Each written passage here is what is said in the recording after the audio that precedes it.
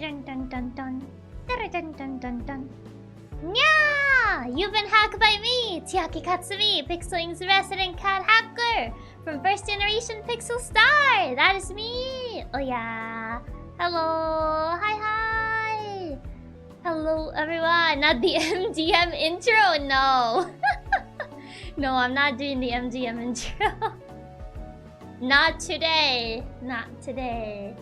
But hello! Happy Friday! Hi hi! Something blue just appeared on my screen. I wonder what that is. That's me. Chiaki, how's your day? It has been pretty chill. Also, I don't know if they're here, but I know there's 2 Katsus whose birthdays are today. I got a secret informant that told me this.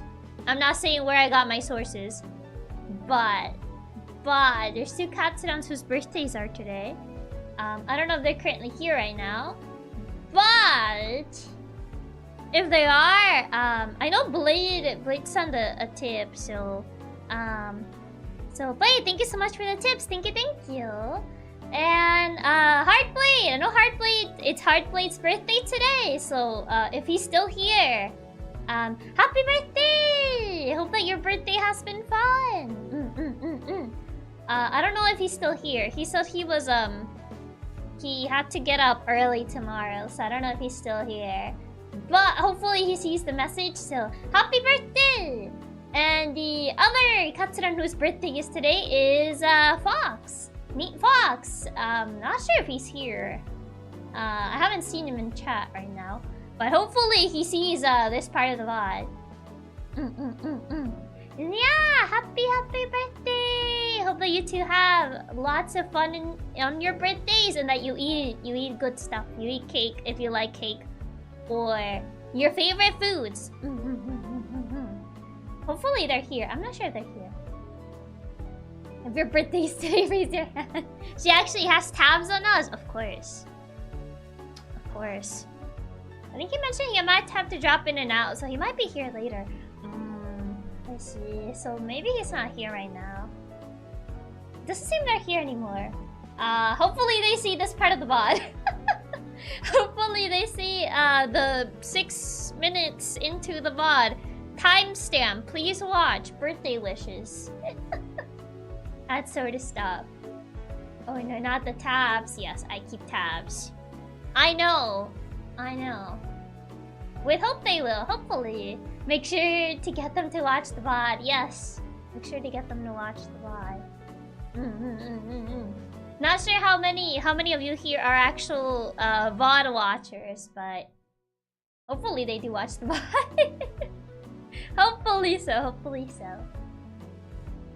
I'm sure they'll be very surprised and happy when they see it. Yeah. Chiaki was on vacation for my birthday, man. That's very unfortunate. Was it during the 2 weeks? Man. Hopefully next time I'm able to be there. Yeah, you keep tabs. Then when is my birthday, huh? I'm not saying. I just know. If Chiaki's keeping tabs on us, then what am I doing right now? You're watching this stream right now. You type that message. That's what you did. Every clipper is a VOD watcher, so touche. That is true. I mean, I don't know if they watch like the entirety of the VOD or if they're watching live, they kind of like timestamp. How does she know? I just know. She obviously knows our birthdays. It's on our pay stub. Oh wait, we never got that. What do you mean? I told the intern to deliver those. Unless the intern did not deliver those, then yeah, I don't know about that. But also, hi Star, welcome. She's in my walls, isn't she? I'm in your PCs. I already told you this. Even when you turn off the PC, I'm always there, listening. I'm like the Alexa and the Google. It's always listening to what you say. That's me. That's how I am. But I'm not on the PC all day. Yeah, but I'm still listening. Even when you turn off the PC, I'm still listening. She's inside the wire, a true hacker. What if I'm not watching from my PC? On your TV or on your phone, I'm still there. Even on your smart fridge, I'm still there.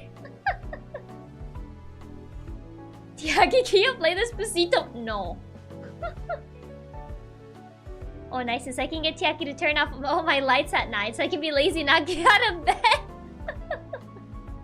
What about when I'm away from the PC? On your phone. You would carry your phone around everywhere. It's like Alexa when she tells you your mic is muted. Pretty much. Not the smart fridge! Even on your smart fridge. Is my whirling PC fan noise the sound of Chiaki? No, that's your PC overheating. Now that I think about it, maybe she saw an X. I just see it all, you know? Even on the smart fridge. Preheat oven. Yeah, you've been hacked! Yes, that's me. It's Chiaki play God knows. But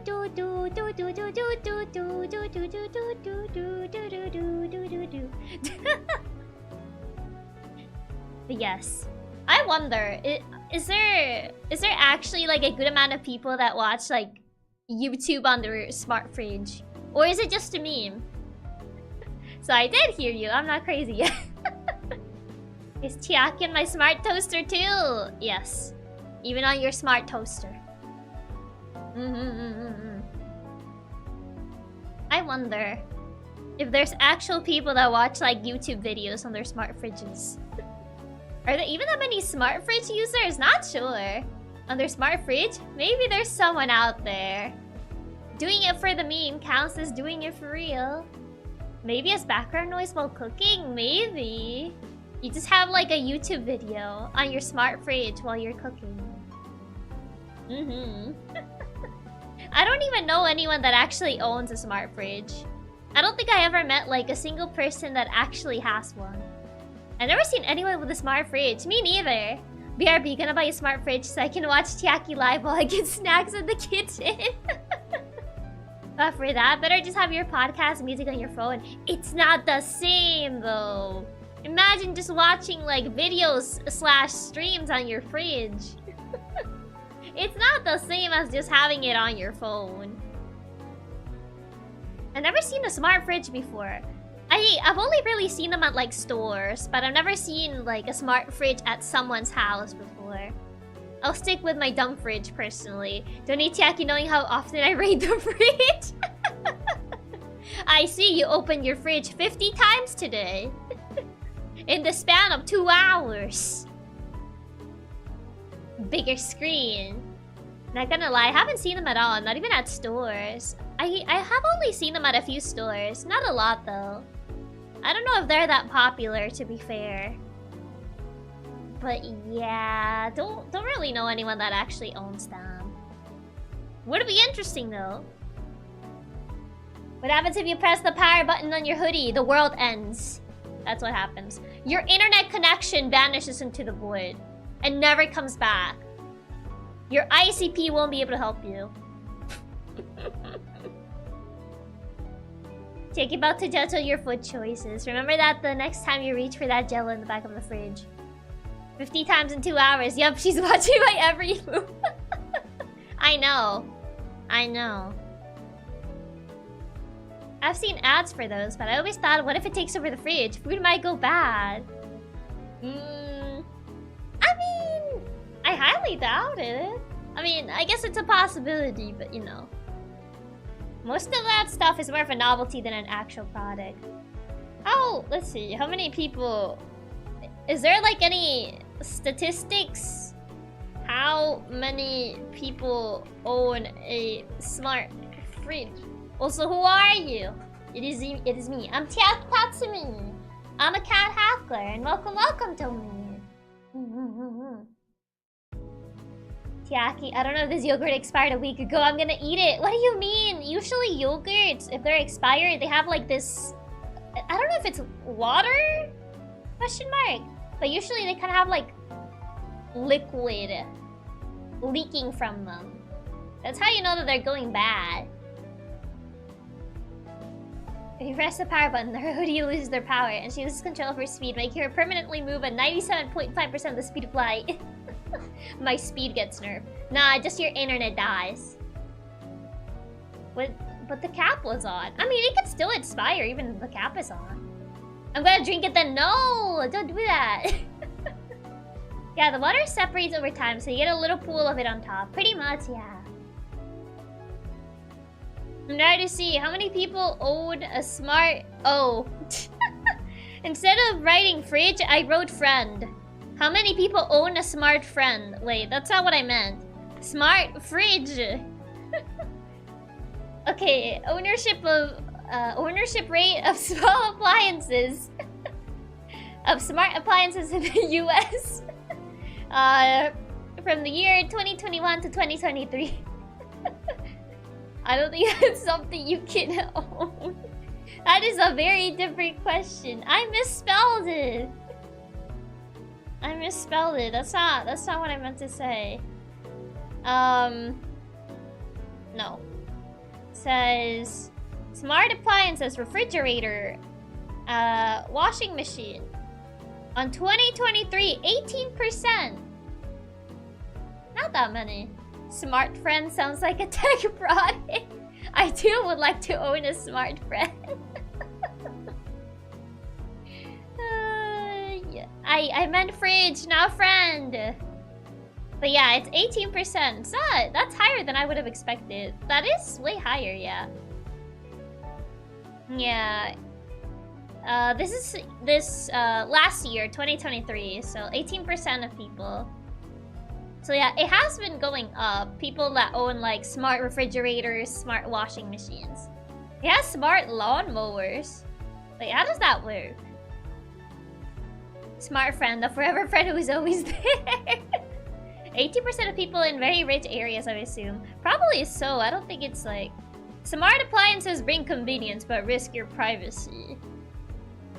I'm pretty sure we talk about this at some point. Like, I don't think it's Alexa, it's something else. It's like, this thing that apparently can control the entire electricity of your house. And like, it can actually like lock you outside. I forgot, it's not Alexa, it's something else. Yeah, the smart lawnmowers, they're basically like big Roombas. I want to have a Roomba. I don't know, I think they're silly.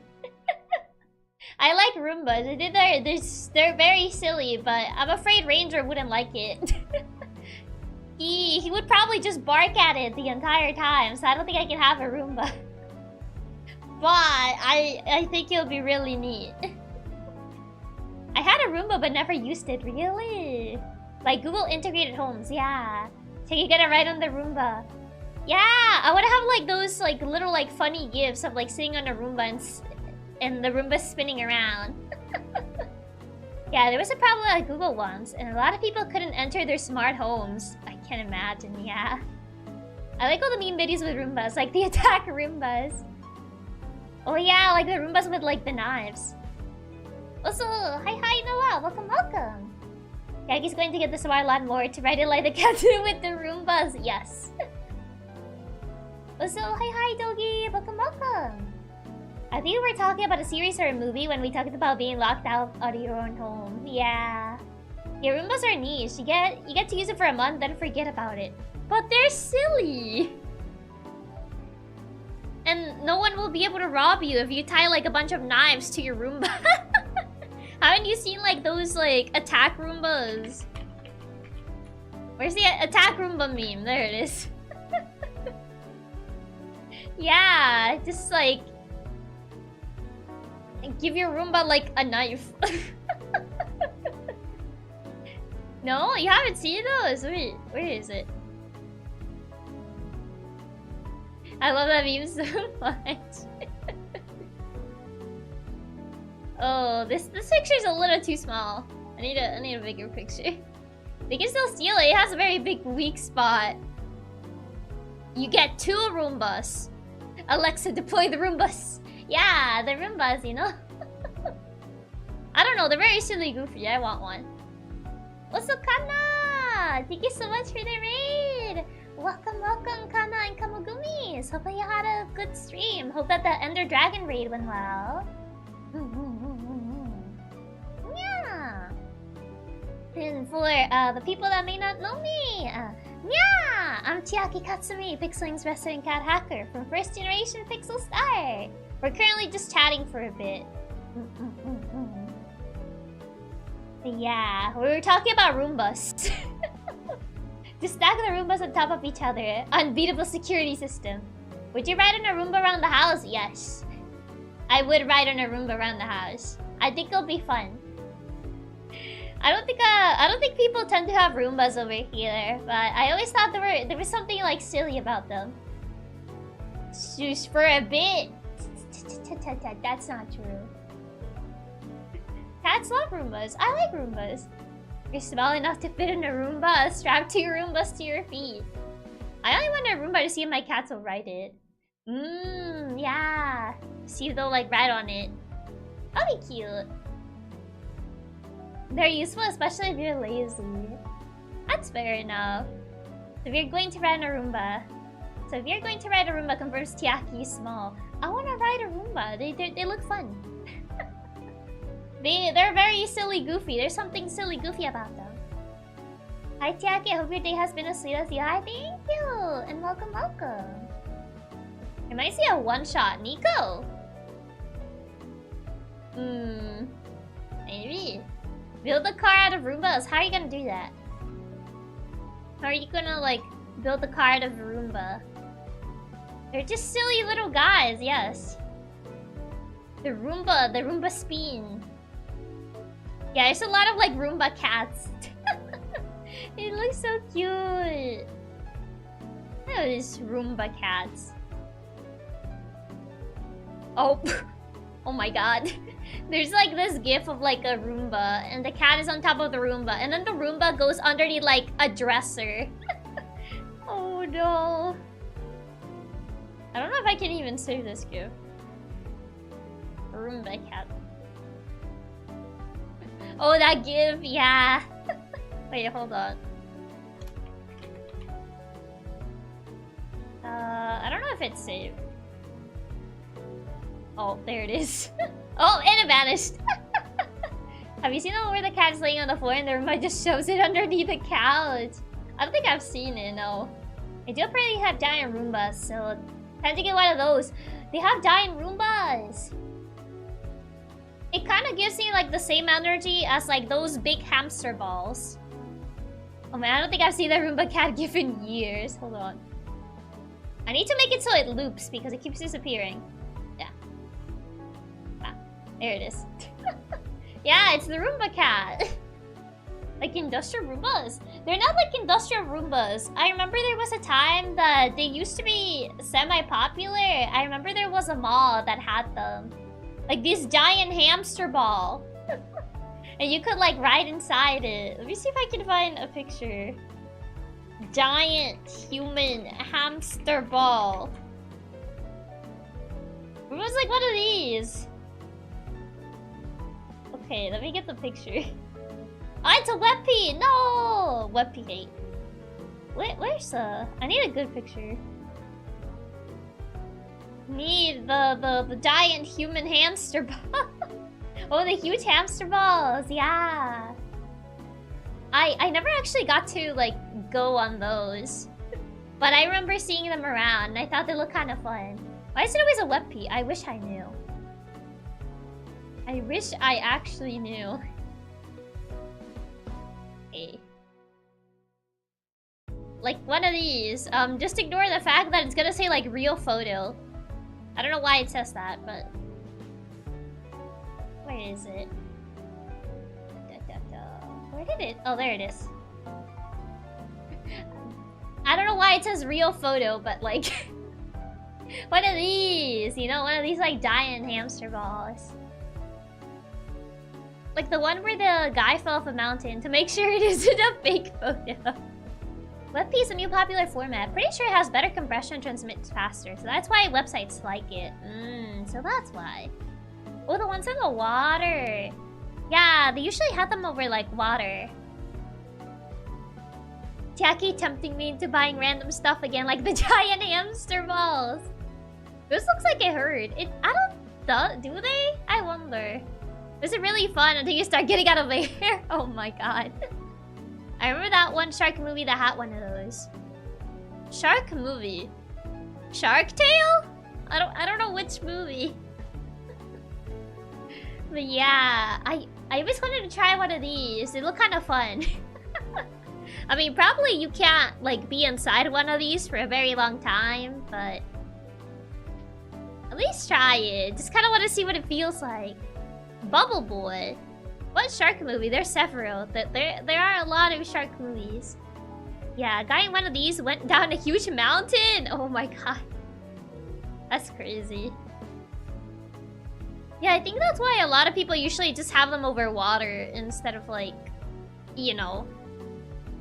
I think it'll be an absolute blast to just run around in for a while. Exactly! They don't hurt, but it's hard to step on them. Really? Interesting. Naruhodo. The more you know. I mean, they kind of look like they're made of plastic if you look at them. The sports game American show, the sports/game show American Gladiators had an event called Atlasphere, where the people were inside those trying to get the giant spheres into goals. Wait, so they would like have to like maneuver the sphere into the goal? They have bowls charge these and they go flying. They kick these around, like they charge into these. Since they're spherical, you trip really easily. I can imagine. Yeah, kind of looks like a giant beach ball. I imagine similar material. There is a couple of minutes of air inside, and for most people, the novelty wears off before the air runs out. But if you're really hardcore, you should have a spotter to make sure you don't pass out. I mean, I would say it's kind of like one of those novelty things for sure. Like, you're probably not gonna be, like, inside for a really long time. Unless, you know, you're really hardcore about it. Real bulls, yeah, it's a cowboy event. But wouldn't, like, their horns actually, like, break these? Because, like, you know, the horns from a bull are very sharp, so I'm pretty sure they could easily pierce through this. It truly makes me wonder how that would work. Like, I feel if you wanted to, like, push these around, they would need to be made of a different material. It's not, you know, plastic. Oh, there's a lot of these. I wonder if they're, like, still sold. Since I don't really see people, like, talk about these anymore, I'm not sure if they're, like, still sold in places. I think it can normally... It can, but normally the power just on them's fine. Yeah, how do they manage to not pop them? That's what I was thinking. How do you not pop these? They're still a thing in parks normally. Really? I don't think I've seen these in years. I have not really seen these like things in like a very long time. I just kind of like re-remember that they existed. I was like, oh yeah, these exist. Most bulls have their horns cut off and bandaged to not be sharp. I see. The more you know. Didn't really know that that was a thing. Oh. Hello everyone, I was out buying cake since my birthday. Happy birthday, Fox! Hopefully you got some good cake. Stick around long enough, you'll probably become a member too. But yeah. Happy birthday! What flavor? What flavor of cake? Yeah, there you are, Fox. Yeah. Happy birthday. What type of cake do you get? I'm curious. I'm very, very curious.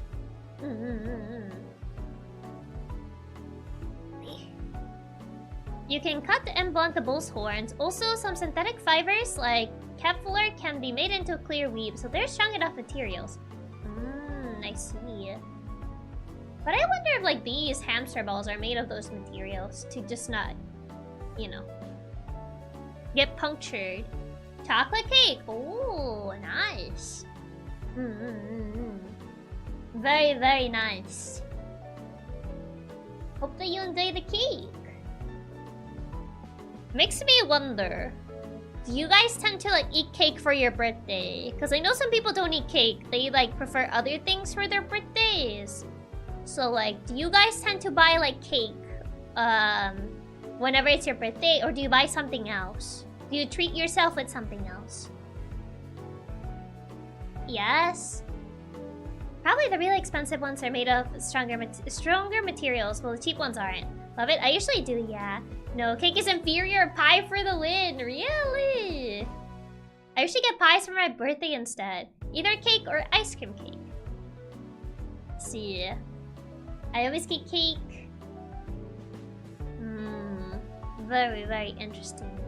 I prefer cheesecake, but regular cake is good too. Oh, cheesecake's good. Cheesecake is very, very good. I had cheesecake like relatively recently, and I kind of want to have more cheesecake. Happy birthday! And yeah, I do, but it's up to family. Like, what do you mean it's up to family? Like, you only really get cake when you get people over, or your family decides the cake? My mom likes baking, so I get a cake from her. Aw, that's really sweet. I just eat whatever you put in front of me on my birthday, unless it's fish. Normally, I don't eat anything special. I see. My family buys the cake they want since I'm not good with cake. More you know. I had some ice cream with Oreo and cheesecake bits a while back. It was so good. Oh, that actually sounds really good. That sounds insanely good. Sometimes it's your family who gets you the cake before you know. Oh yeah, that does tend to happen. Like, they decide the cake for you. They're like, oh yeah, I got you cake. I don't mind cake. I just prefer pie since everyone else in my family gets cake, and my sister's birthday is right after mine, so I get to eat both anyway. Ah, naruhodo. You get both. That's pretty lucky. To be fair, my wife is trained as a gourmet chef. Oh, wait, that is amazing. So whatever she makes is going to be good. That is insanely lucky, yeah. I can't imagine that, yeah. Lots of good food. Also, hi Mint! Welcome! My last birthday, my cousin brought me a cake for us, since we're living alone in uni home. Aw, that's really sweet. That your cousin actually brought cake for you. I see. Very interesting. The more you know. Usually for me, it's cake as well. I tend to get cake. I have had, like, at my... I guess back at the Nylina headquarters with my co-workers, they used to pitch in. Whenever it would be, like, someone's birthday, they would, like, pitch in. And they'll be like, oh, it's, like, this person's birthday, so we're all gonna, like, collectively pitch in to buy a cake for them. And usually they would be the ones that choose the flavor. I think the last cake that they got me, it was good. But yeah, sometimes it kind of depends. Other cakes they have gotten have not been as good, but luckily the one they got for my birthday was good. I put her through school. It was an investment, well worth it. Oh, I see. On top, they choose the flavor. Yeah, they usually choose the flavor. Yeah. That's a cute work tradition. Yeah, it's kind of sweet that they remember everyone's birthdays. Like, they write down like everyone's like birthday, and they're like, okay, it's gonna be this person's birthday. So we're all gonna like pitch in and buy a cake for them. It was really sweet. It's really sweet that they're considerate like that. This is making me hungry. Oh, let's talk about cakes and cheesecake and pastries. You didn't give that information beforehand. They never asked me actually. But they never asked me like what type of cake did I like. And I mean, the only person that would really know like when my birthday was, you know, would be my employer. So yeah. Someone was stalking everyone in your old office. Yeah. I mean, it's not like I really spoke that much with my coworkers, really. It was more like the necessary rather than like a lot of like small talk. It was more like, yeah, I need this thing. Can you like send me this thing? That was kind of like the extent of it. It wasn't really like a lot of small talk. To be fair, most of them are like way older than me. They're like way older than me. So I'm like, it's not like I have a lot to talk with them. So that's kind of like the thing. Imagine socializing with your coworkers can be me. Yeah. I get that. Fair enough, yeah. Oh yeah, that makes it so awkward. There's like nothing common to talk about except like the weather. Oh, how's the weather? Oh, the weather's nice. I don't even know some of my coworkers' names, because I don't really talk with anyone at work. When you work in an office and your friends are the 40-year-old guy in your area, pretty crazy. The old analog hackers, yeah. I brought my laptop because the computers over there, like, they're decent. They're okay when they work. They're okay when they, you know, when they work and when it's a good day. And when it's not a good day, then yikes. So yeah, I always brought my own laptop. That doesn't sound okay at all. I'm pretty sure there's my coworker, she had like a very old computer. Chiaki tried her absolute hardest to not call the work species garbage. They're office computers. You can have a good office computer. I didn't have a gaming PC till like it took quite a bit for me to actually have a gaming PC. Like, I pretty much grew up with like work computers, you know. And they were never as lacking as these. They're office computers. We got a new computer. Works way better than the old ones running Windows 8. Office computers with integrated GPUs. Just say it don't work, it doesn't do any work. I mean, that's why I brought my own laptop. Because, like, the other computer was not very good. But also, my laptop's fan is really loud. So... And the battery is not the best. Many places would never bother updating their hardware and software. At a place I worked, they had a PS version of 2004. Jeez. Chiaki tries not to say the PCs there suck a lot. 2024 color eyes. My friend who works at IT always tells me how he claims the good PCs for himself. Just like yoinks. Just like, this PC is mine. Hi Tao, welcome. But yeah, that's kind of like the thing. I didn't really like talk to them that much. It was more like the necessary. And whenever there were like gift exchange, whenever there would be like a gift exchange or like it was someone's birthday or X or Y, that was pretty much like the extent of it. That never really like out of that. Or whenever they would just like say something to me, they'll be like, "Oh, Chiaki, like this, and that," and I'm like, okay. Not gonna lie, it was like that in the place I was until a guy in the place I was until this guy wrote a whole complaint and they updated our PCs from Vista ones to Windows 8 ones. There was Windows 10 already. Man. From Vista to Windows 8. I mean, at least they upgraded them? Question mark. So pretty much the required social interactions. Pretty much so. Pretty much is the required social interactions. It's just like... we didn't really share anything in common. Everyone there was like way older than me, and yeah, so it was like the generational like humor is, yeah. It was just really awkward. So it's just like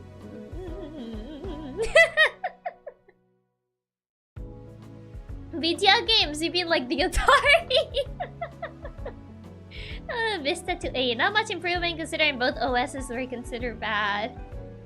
Yeah. The baby of the office. It was what it was. What can I say? There wasn't really much I could do regarding that. I worked in an office like that for a while, but I got along well with my coworkers. I mean, it's not like I did not, like, I wasn't bad terms with them. Like, I could talk with them the necessary amount. Like, it's not like it was to the point where I couldn't talk to them. It was just like the necessary conversations. Oh, Chiaki, we need you to translate this. Or can you be in this meeting so you translate what this guy is saying for us? And I'll be like, okay. Like that sort of stuff, you know? To be fair, when I worked my first job at a library, I didn't really socialize with my coworkers either. And instead, I just read manga whenever I had downtime. Reminds me of my PCs in my uni. They were recently replaced less old ones. Still really old, but now we have 8 gigabytes of RAM. Nope, we use it for Blender, and Blender needs 8 gigabytes of RAM. We had 4G before. Jeez. Oh god, that's not great. That is not great. Oh man, oh man. That reminds me.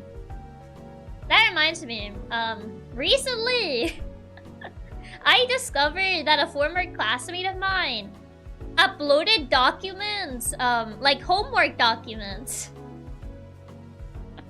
I don't know if you guys know, like, those websites where people, like, upload homework and stuff. I just found out, like, recently that she uploaded documents from, like, team projects that we did together, and I was like, girl. Like, she never said anything. Like, she never told me. And I was like, I never said you could do this. I don't know. Like, if it was just your work, then yeah, do whatever you want with it. My work is also there. What even? She has partial credit. Partial credit. She probably wrote her name on the work. Like, can you file a copyright claim? I don't know. Yeah, I found out she did that with quite a couple of documents. And I was just like, I can't believe this. I can't believe that you did this with my work too. So that's why she always asked us to like send everything to her at the end. She'd be like, oh yeah, I'll like put all the information together. Yeah, she was doing this apparently. Chiaki calling her out for not actually doing the work. She's like, oh yeah, guys, just send me all the info. I'll put it all together. No. You kids in your gigabytes. When I got my first computer, I had a whopping 12K of RAM, a hardwire OS, and tape drivers to save her work. Yeah, I walked uphill both ways to school too. Wow, I see. Very interesting. If you can prove you wrote them, in many countries you can file a copyright complaint. I mean, it has my name on it. I mean, it has my name. Like, it's not like she tried to like remove my name. My name is in there. So I can very much prove that is me. I grew up with a Commodore 64 with only 64K of RAM. It was old at the time, however. A Commodore 64, huh? Yeah, I don't think I ever seen one of those in person, I'm afraid. But yeah, it was unbelievable. The absolute disbelief. I can't believe she did this. All this time, whenever she said she was gonna like gather all the information together, she just uploaded it on these websites and sold it to people, I assume. Cause like, I think these websites you have to pay to get the full document. Man, I was so close to them. Too bad they were too expensive for a kid to use them. But yeah, it was just... wow. And to be fair, like, my high school was very strict on, like... do not, like, copy things from the internet and stuff. Like, I was in a very strict school where they kind of, like, enforce that sort of thing. Like, do not copy things from the internet. So I was very surprised that she kind of just like uploaded those documents. Cause like, we could get in trouble for that, but she could have gotten expelled for that if like people found out. So I think the writer gets any cut, learn the bad way. At least they get in trouble for having your name on there. Yeah. Luckily so, I don't think like the school ever found out, but she could have gotten us expelled, even though like she was the one that uploaded it, but like all her documents were like in there. She did it while in school. She did. She did. I was just like, girl, what's wrong with you? You could have gotten us expelled. Like, what? Oh my god. Was she really like that desperate to get like money from like those websites? Was the pay really that good? My god. Oh jeez. I can't believe this. She really risked not only me, but like a bunch of like other classmates. At least wait a couple of years to help the younger students but in the same grade. You wouldn't download a Chiaki. You would not. Not even change the names on it while still in school. She wasn't the bride, was she? She really, not really. Not really. She was not the brightest. I was usually the one to like proofread all the work. And I would always have to like double check that she wouldn't like just copy and paste things from the internet. Cause like, that could get us in quite a bit of trouble. So I would always ask like, hey, if we're doing like an essay or something, send me your part so I can like proofread and check that you didn't just like copy and paste from the first site that you just, you know, that you saw.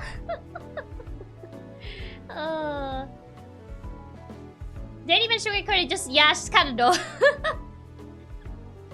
Well, if she would have been smarter, she would have sold the test answer that homework's online. Actually, That reminds me. In high school, I remember there was like this one group where they were leaking like the final test answers. I remember. And like the teachers found out that there was someone on the inside that was leaking the answers for the exams. For the final exams. Like, I was like, my god. Like, I remember we got the scolding of a lifetime for that. It was so bad. It was so bad. We got a rat. It was actually a teacher. It wasn't a teacher, so there was this system on the school where people that had scholarships, they kind of had to do like work. They would either have to like print exams or like have to double check like the amount of like, because I think the final exams would come from like a different campus and stuff. And they had to like, yeah, they had to do like school service. People that had a scholarship had to do like school service and stuff. Back in high school. And so these people that had to do this school service, they would take pictures of the exams and basically leak them on these like groups. And apparently it became so big that even the teachers found out. And I remember there was a bit of a witch hunt to find out who this who this person was that was leaking the final exams to people. It was pretty crazy. There was a mole. There was a mole. Yeah. There was a mole actually leaking the exams. The final exams, mind you. It was pretty crazy. You guys just unearthed that memory. Because I had completely forgotten until you guys mentioned the whole, like, sharing the answers for the exams. And I was like, yeah. I haven't been in school since the 2000s. Cheating has advanced so much since then. Man, you know you must have to bribe a smart kid to help you cover it. Did they at least got money? I'm not sure if they got money. I know there was, like, that entire, like, scheme going on, but I don't know if, like, they got money for it. Not fully sure, but I know she kind of, like, she was in that scheme, too, and I was like, girl, what are you doing? Because I remember she told us, like, she was part of our, I guess, group. And she kind of, like, told us, like, hey, guys, if you guys want, like, the answers of the final exam, I got you. And I was like, girl, what are you doing? What did you get yourself into? Like, don't get yourself expelled. Like, come on. I was never caught cheating in school. The fact that she just openly told us, like, hey guys, if you need the final answers of the exam, I got you. I got the tests. Like, there would be people that would get the exam. And then there would be people that somehow had contact with students from other campus that had already done those exams. And they would send pictures of, like, those exams already answered. And with, like, you know, the score and everything. Like, to prove that, yeah, all these answers are correct. Like, they had this entire business going on. This entire, like, underground business. Did she actually manage to graduate after that? She somehow did it. She somehow actually graduated. Which, honestly, it was very shocking to me. But yeah, they had, like, this entire underground business. If you wanted the test with, like, the answers, or just wanted the empty test, like the blank test. To be fair, sharing exams like that was a dumb idea on the school's part. I guess they did not think that, you know. Oh yeah, I heard about something like that happening in my college. They had to change the way they did exams because of the rampant cheating. Yeah. It was the start of Nightly. She's still out there wreaking havoc. She's still out there. Just wreaking havoc. Yeah, it was pretty crazy. I mean, I think after that incident happened, they kind of like stopped having students on a scholarship actually help out with printing exams and stuff. To be fair, if you have a scholarship students, you don't expect them to risk the scholarship. That's the thing. It wasn't really like random students. It was like students on the scholarship. So you would think like, yeah, they wouldn't want to risk the scholarship by leaking exams. Yet they still did it anyway. Oh my god. They still did it. And even like people that had contact with like students that were in like, you know, different campuses, they were like, okay, guys, they already did the exam in this campus, so like, I got the answers. It's like, man, it was crazy. Risking your entire scholarship for $50. Wow, those $50 better be worth it. Yeah, it was so crazy that there was just this entire underground system going on. Like, I knew before the teachers just kind of like scolded everyone and tried to like find out who was like the ringleader in this entire like thing. Because, you know, my friend had already told me that she was involved. Like, yeah, guys, if you want to test answers, I got you. And I'm just like, no, I'm good. I'm not gonna like risk getting in trouble. Yeah, I'm good. Cause I also was part of the people that had a scholarship, but surprisingly, I never had to do that service that other scholarship students had to do. Luckily, I didn't have to do that, cause thank God, cause I didn't want to stay after school to do it. I didn't want to like stay after school hours just to have to do like print exams, organize books in the library, like nah. Luckily I never had to do it, but I also was a scholarship student in high school. Chiaki doing her best to just stay in the corner and out of trouble, pretty much, yeah. Did the teachers figure out who the moles were? I think they kind of like, I think they did actually. Cause I remember like a couple people were just gone after that. So I think they did figure out who the moles were, like the ringleaders on the main thing. But I don't think they ever figured out everyone involved, but I think they did figure out like the main people. Cause there were too many people involved. Like too many people were just like the people that pretty much got with the ringleaders, and then they shared those exams around, and then it was like shared between all the different like classes, and yeah, it was too many people involved. So they did get the ringleaders though, and they did get expelled. But they never really like got everyone. Oh my, so on top of risking everything, a big lacking is commitment. Yep. Pretty much. It was crazy. It was so crazy. I don't know why like a lot of like crazy things just happened around me. Meanwhile, I was just like chilling in my corner and things were just happening around me. Imagine they just cut the fall, guys. Yeah. It was so crazy.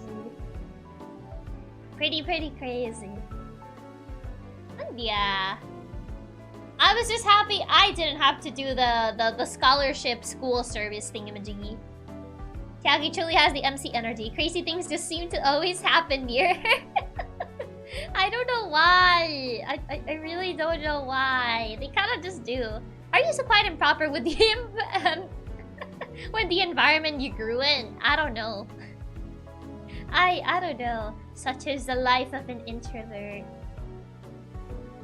It's kind of, I guess it's kind of surprising considering like all the stories that of things that just happen around me, and I'm just like, yeah. Honestly, same for me. I was the quiet, shy kid that never did anything, and all my friends were the class clowns, troublemakers. Somehow, like, despite being kind of like the quiet and like proper like kid, I somehow like people that were not so much like me kind of like gravitated towards me. So I did have like some troublemaker-ish friends. Meanwhile, I was just like, nah, I'm not gonna do that. You gotta do it yourself. No. No. As someone who is always in the worst class in school, I too am mostly quiet and shy. Yeah, that's kind of like the same thing for me. For example, in elementary school, I was always like put in the worst classrooms with like the worst students. So I did got to see quite a bit of things because of that. You're thoughtful, and those thoughts take up energy that would be used to be loud. Maybe. Somehow they gravitated, but Chiaki was the actual mastermind. I think it's more because, like, I was the voice of reason, and they needed someone to be the voice of reason. Even though they don't listen that much. Nothing wrong with being the quiet one. Not really. I think it's fine. Same. Some of my friends in high school got into a lot of dumb shenanigans. And the principal said it was to help you out of your shell, right? Yup. She confessed that. She confessed that to me. Like, cause on my last year of like no, it was on my last year of middle school. I asked her like, hey, why do you always put me on like these classrooms full of like rambunctious people? Cause you allowed my friend to switch classes, but not me. And then she was like, oh, it's because like, I think like putting you into these classrooms, it would allow you to socialize more. And I'm just like, no. No, it would not. No, it never did. It didn't help. I don't think it did. I think it might actually have made it worse. That's not how it works. That's not how that works. It was so bad. The life of an introvert. Most of my friends were also troublemakers, and I was mostly there to make sure they didn't cause too much chaos. Yeah. But I don't want to socialize with these people. Exactly. It made it worse. Class first semester teacher excuse. She was the principal for quite a bit, and even then. What does rambunctious mean? Kind of like loud, rowdy sort of people. It's kind of like what rambunctious means. Kind of like loud, rowdy, hard to control sort of people. Yeah, teachers try to create friendships that obviously don't work. Like, come on, you can be friends. I'm like, no, we cannot. That happened to me in my last year of middle school. It didn't end well for me. Yeah, I got into I got quite a lot of like teachers that just didn't like our class because, you know, I was in a class full of like very loud troublemaker kids. Then why don't you put me in a class with people I want to socialize? Exactly. Exactly. That's what I always said. And whenever like I would have conversations with her, because I know like before she would give me like this entire speech of like, Chiaki, you and I are not so different. I was also a perfectionist, and like she kind of gave me like the whole you and I are not so different, and I'm like, no, I think we are. Like whenever I would like try to like tell her like, yeah, I don't think this is a good like decision or something, she would just give me like the you and I are not so different, Chiaki. I was once like you. I was also once like a shy kid that didn't know how to social. And I'm like, no, I don't think that's how it works. Yeah, the you and I are not so different.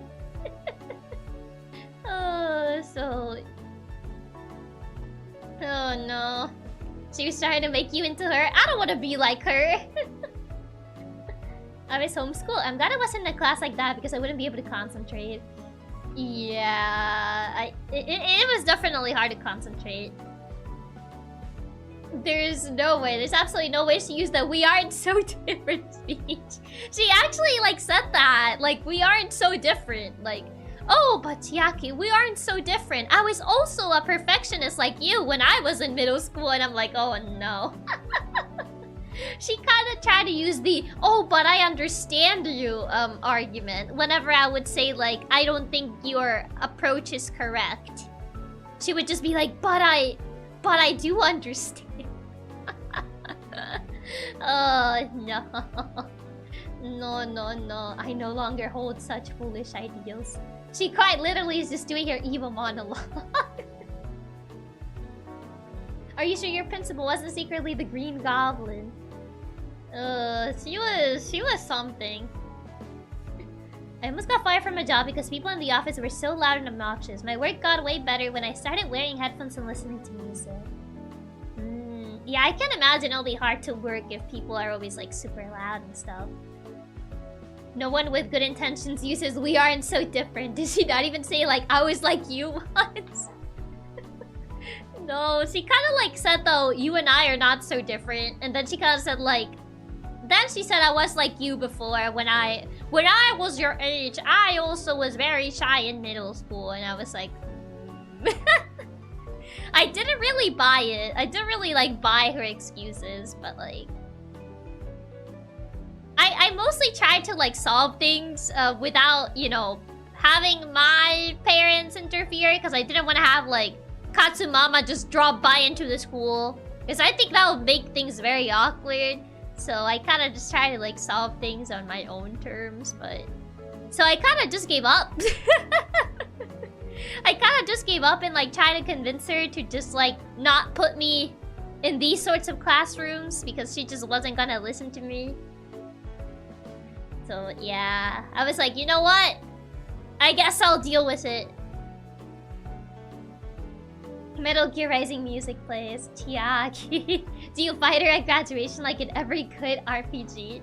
I think she actually stepped down as the principal on my last year. I think around the end of my last year, she kind of just like stepped down as a principal.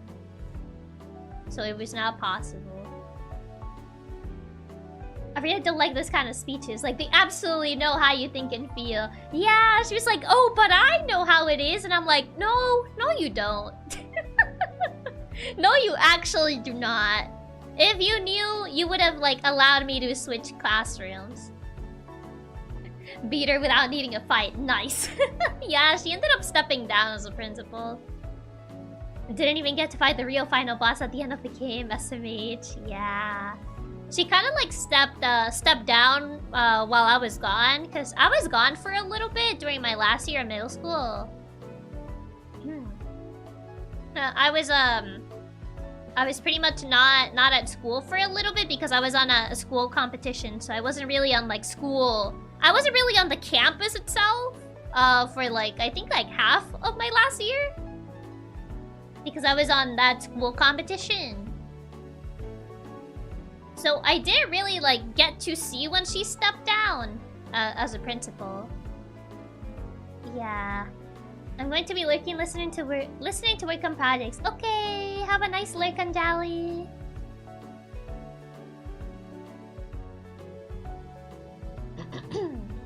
But yeah, that kind of was like the thing.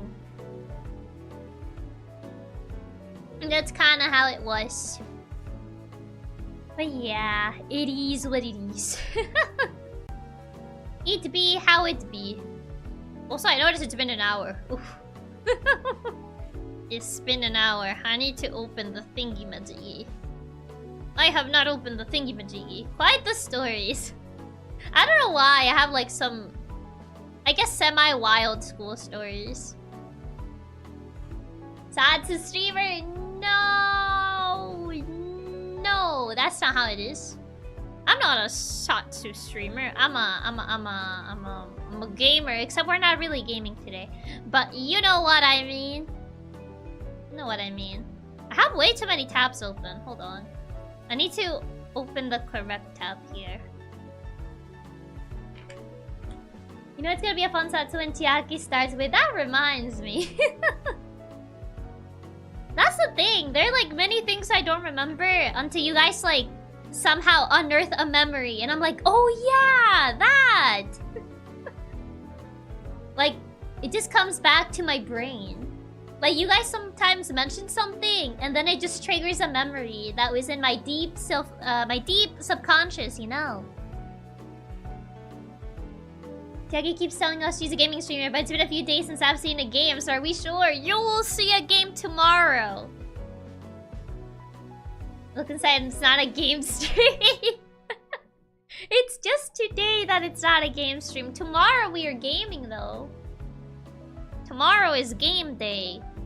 It's gaming day. I'm trying to find the document. Oh, there it is. Okay. I think, yeah, everything did say it. Chiaki not putting her lawyer license to good use. Why do you want my lawyer license right now, though? I don't think the lawyer license makes a lot of sense right now. Okay, let me put this. You know, make sure that it is capturing it. Close all this stuff. Next week, y'all be gaming on Mario Kart. Yeah!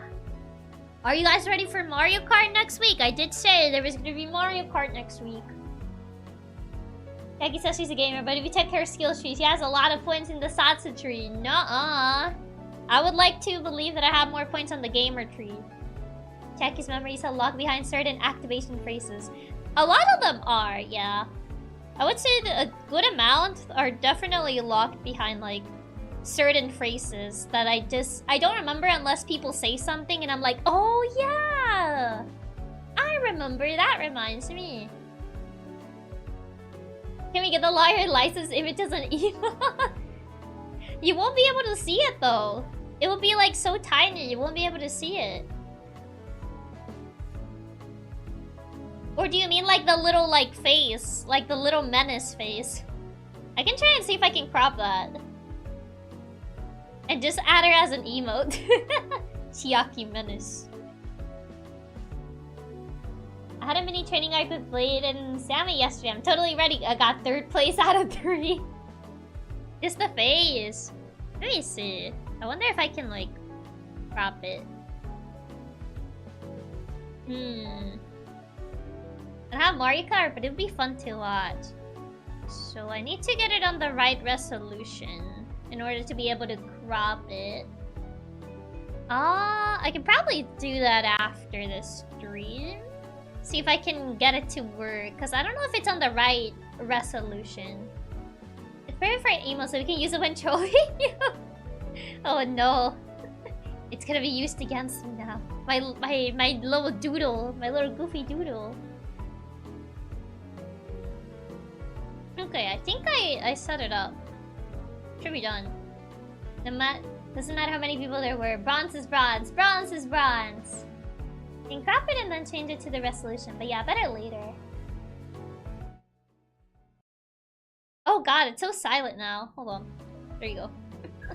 It's so quiet. Suddenly white. Yeah, I don't think there's dark mode for Google Docs. So it's just... It's also very quiet on my side because I forgot I don't have the music set up properly. Hold on. What is this? This is not me.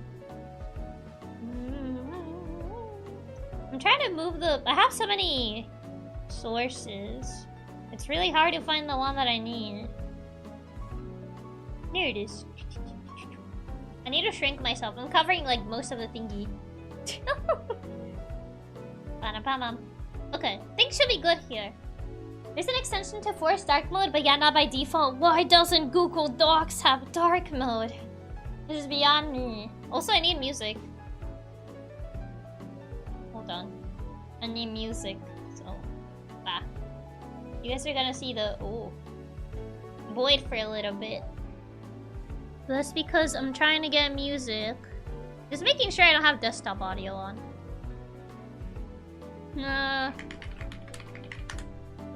Back to Pokemon lo-fi it is. Because I need things without lyrics. What am I listening today? More Heathers? No, because they have lyrics. It's gonna distract me. Was this open a year ago? Yes, this was open a year ago. You can open a terminal window, set the opacity to low, and it acts as a screen dimmer. Oh, the more you know. Your cat's background, not the void. No, it's not the void anymore. Here you go. So, as a little heads up, this was a document we all wrote together, like, what, a year ago already? Chiaki just revised the entire Heather's musical in therapy. She listens to Heather's and halfway through the song, the script just becomes the lyrics. Yeah, this was the... We wrote this, BN script, like, a year ago already, I believe. So it's been a year since this. So, what we're gonna do today is basically kind of like write the... You could say, I guess, the decision points, the story branching points. I think we wrote like a little bit about them. Yeah, I think we wrote like maybe 2 of them. Yeah, because we definitely like elaborated a little bit on them. Yeah, I've never seen this since I wasn't around, so it's good to be neat seeing it. It's been a year already? Yeah, it's been a year since this is around. I'm guessing you can also go to terminal in the browser and change every FFF to 000. I only remember a raccoon bit the MC. Yeah, it's been a while for this, honestly. I was not around for this one, so this will be a new experience for me. I thought I deleted this document for a bit until I ended up finding it the other day, and I was like, wow. That's crazy. It's still alive. So, I guess like the general point. Yeah, the general story should be.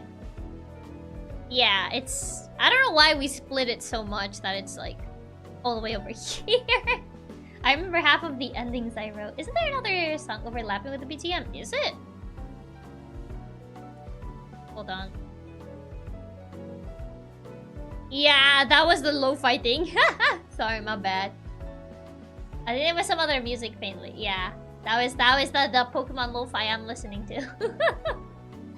I thought I had turned off all the sources that would play it, but I guess not. There you go. So pretty much what we did on the stream where we wrote the anime. We kind of like used like random words. 2 nouns, 1 place, 1 verb, 2 adjectives. And we kind of just wrote a story by using those. So we kind of got this story. Which, you know, it was definitely something. It was like, it all started in a peaceful day in Florida because you guys chose Florida as a place. Alice was working from home when suddenly her kitchen faucet broke.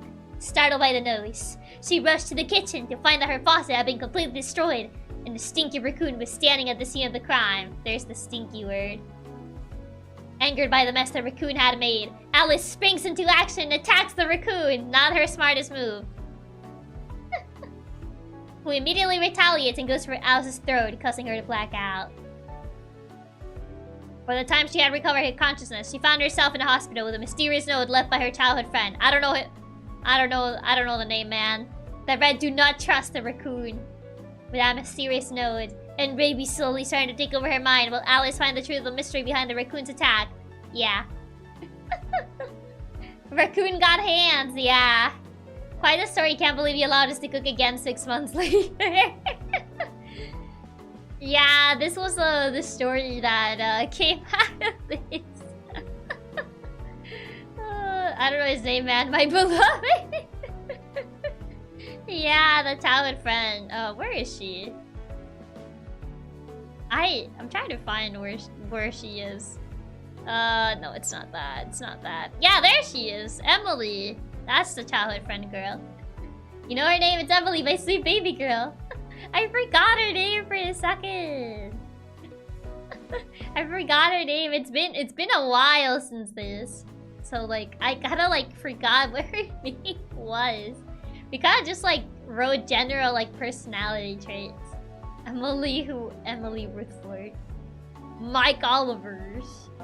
Yeah, these names. I claim ownership over Emily's character. Wait, this is the story where you gave the main character rabies? Yeah, it's this one. That's where rabbit love comes from. Yeah, because this was supposed to be like a romance visual novel. They pretty much wrote like a romance visual novel out of this. This was supposed to be an otome, right? Yeah. To be fair, there's weirder romance visual novels out there. This ain't the weirdest thing.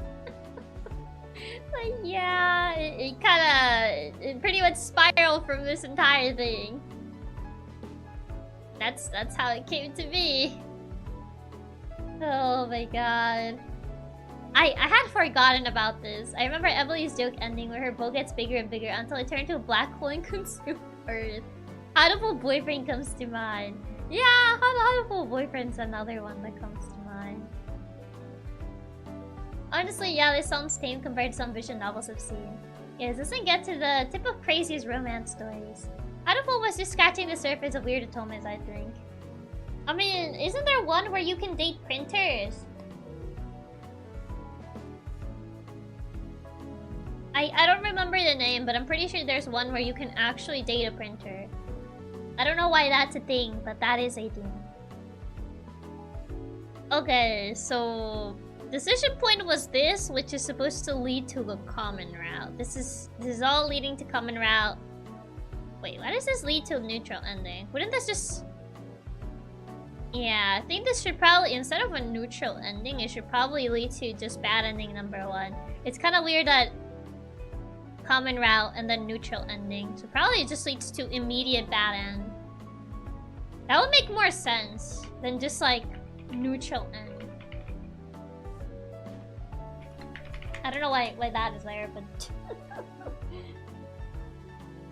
I remember the one where you can date horses, but they have anime guy faces of. Isn't that a mobile game? There's the KFC dating game. Oh yeah, that thing.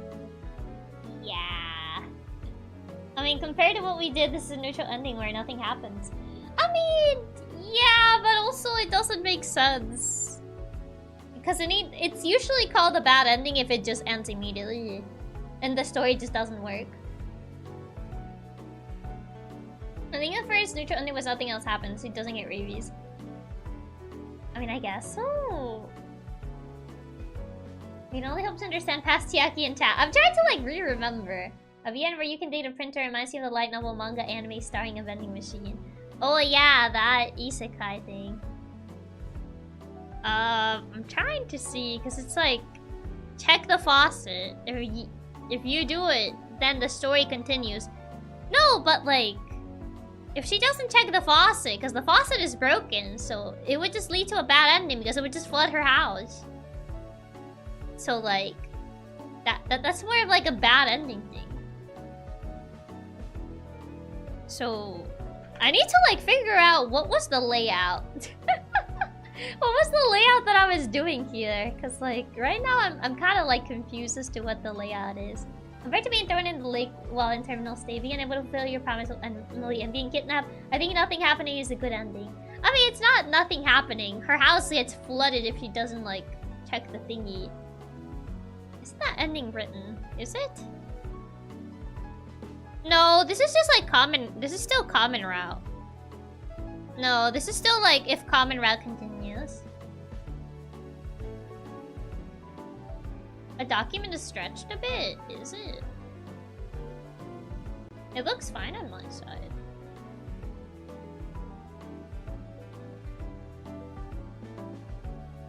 Yeah, I think that's just normal size. You can tell by the circle icon on top.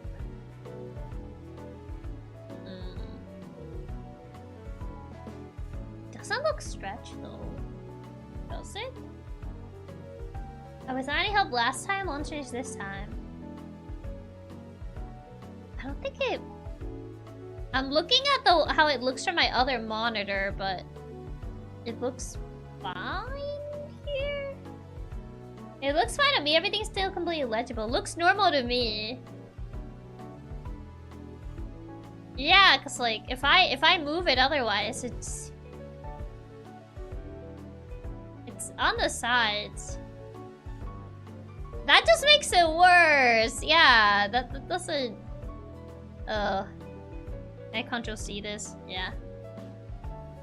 Yeah, I think it just looks worse if I just put it to fit to screen. It's the browser would stretch, not the document. Yeah, trying to fix it just makes it worse.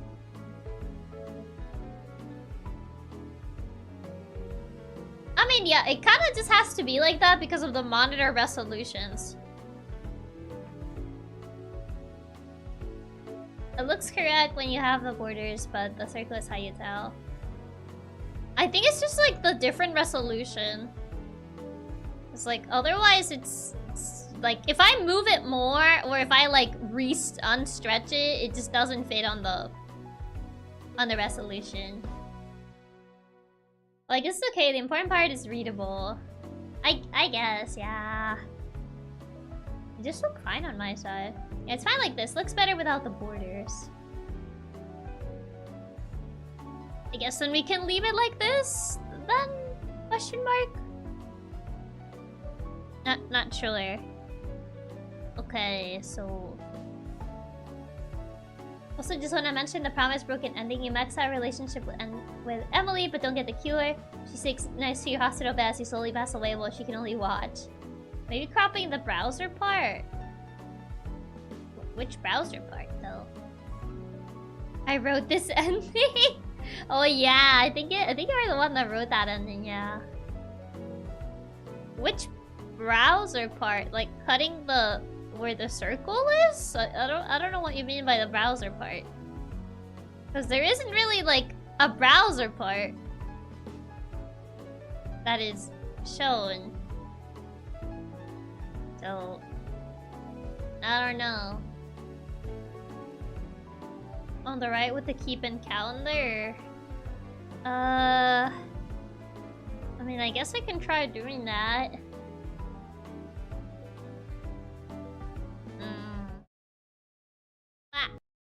Something, my bad. I wouldn't worry about it too much. It looks fine as it is. It made me self-conscious, so I'm trying to fix it. Hold on.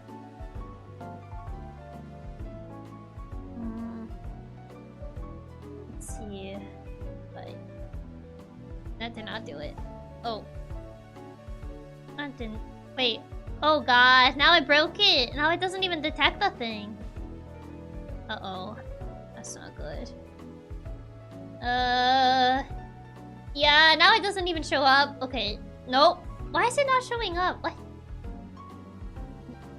This is not good. Yeah, now it won't show up the document for some reason. Oh no. Everything's breaking. For some reason now it won't show up the document. It was fine before, but now it won't allow me to see it for some reason. Oh god, when the cure is worse than the disease. Yeah. Yeah, this is I'm sorry about that. I tried to fix it, but I somehow made it worse. As the old saying goes, if it ain't broken, don't fix it, or it might actually break. I mean, you guys were the one that said that it looks stretched, so I was trying to fix it, but now it won't even show the thing anymore. I don't know why, though. It was showing it just fine. Like, whenever I go on properties, it shows it, but whenever I close properties, it doesn't show it.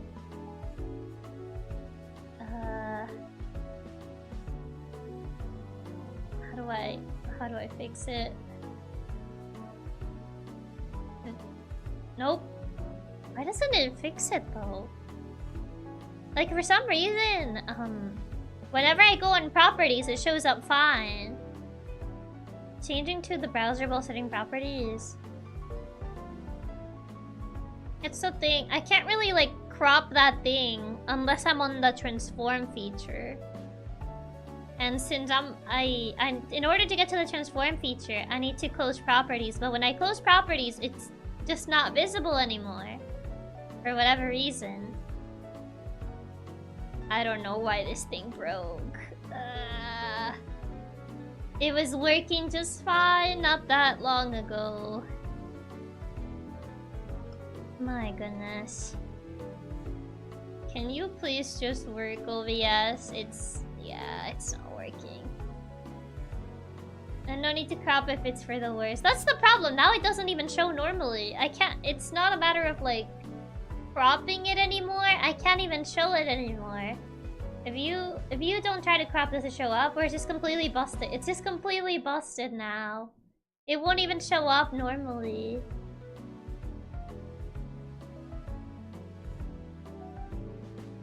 Okay, now it works. What? But I can't fix a thing whenever I try to fix it here.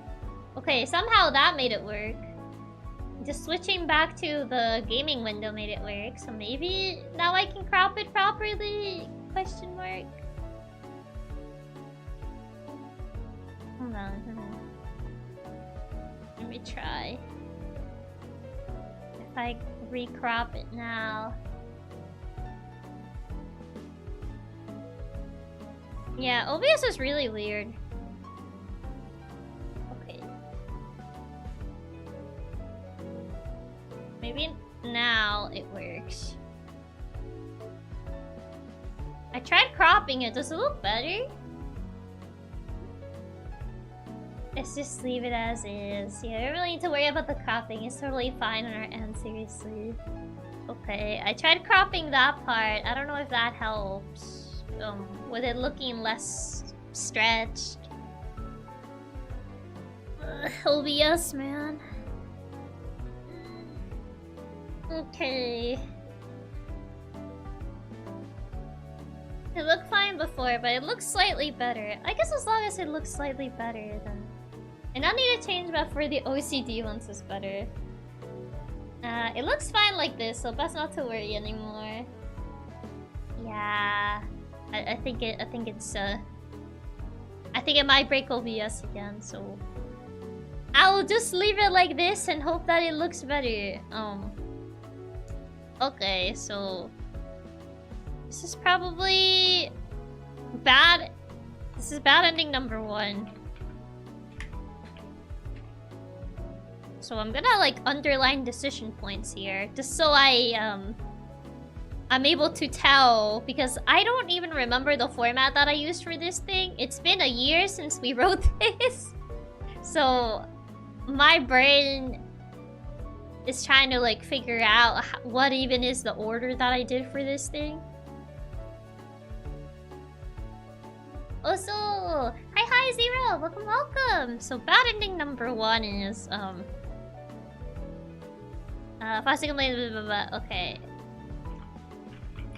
Alice decides to not approach the faucet, resulting in her house getting flooded and her losing all her belongings.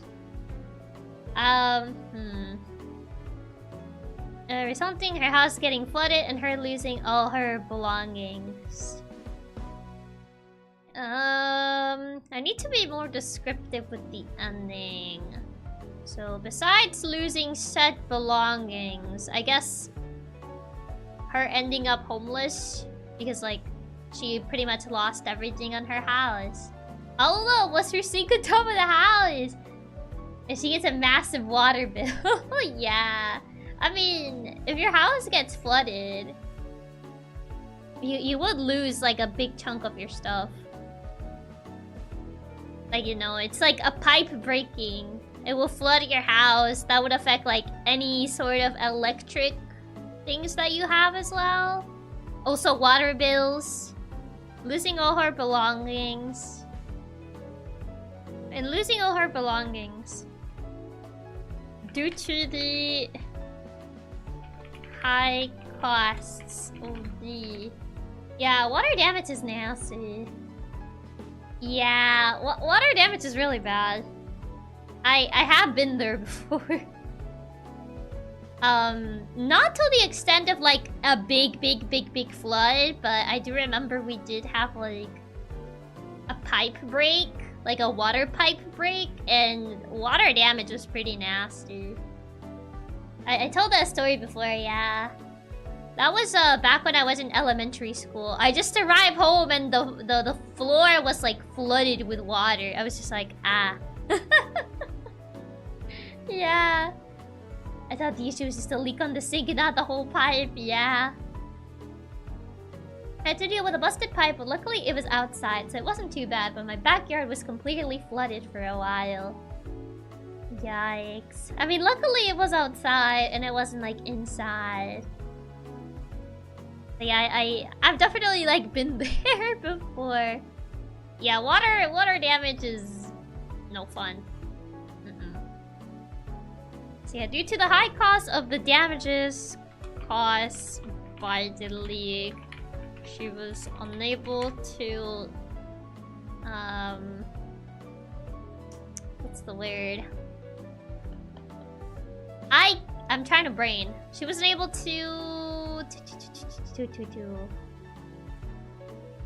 she was unable to secure a place to live, resulting in her being homeless. And it's just like bad ending #1. Chill, we'll never forget when the strainer out of the roof garden clogged and we had a waterfall all over the house. Oh my god, that sounds insane. Rest of tier bad. The rest of tier bad, and it's just like house gets flooded and you're unable to pay the cost. And it was something her being homeless. The mysterious mysterious raccoon was never heard of ever again. So yeah, it is mandatory that we had at least one depth ending. Yeah, bad ending is gonna be depth.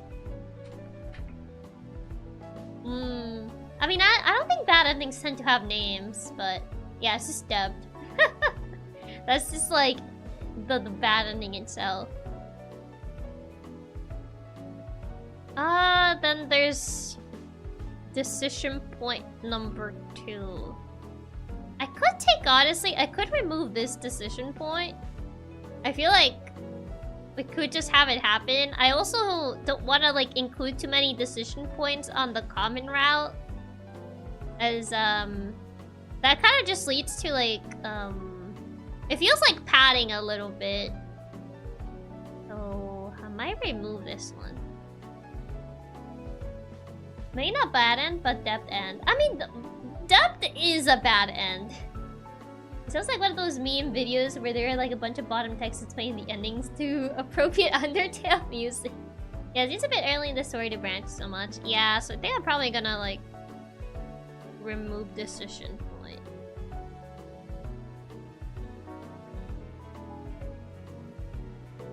Okay, yeah, I remember I wrote like neutral endings leading to that. But like, it would depend on how many ends we want, isn't it? It would, but I also feel like adding a bunch of endings, it feels a little bit like padding too much. I feel like you should only add decision points if it's going to either lead you to an ending or if it's actually important to continue on that same route. Alice does not hesitate. She throws hands. Yeah, she just throws hands. I don't know. I feel like it's not a good idea to add a bunch of decision points, especially on the common route, that early. Good night, Chiaki Katsumi. Good night, Anjali. Thank you for stopping by. So I think that decision point is good. And then there's pretty much... I need to separate this. This is still... common route. Just to kind of like separate between things. Springs into action. She throws hands. And she blacks out. Blah. Do not trust the raccoon. Usually VNs get like 2 or 3 endings, but depends sometimes. It depends. Usually, common routes may have like maybe one bad ending, which is like you don't get into like any of the paths in the game, or they may have they may have like one or two. It's probably fine to have that ending anyway because you can always repurpose the idea for something else later. I guess. There are also the not endings but straight to game over. I mean, this is a straight to game over ending. It's not like a route bad ending, but this is a straight to game over ending. Usually bad endings are game overs though.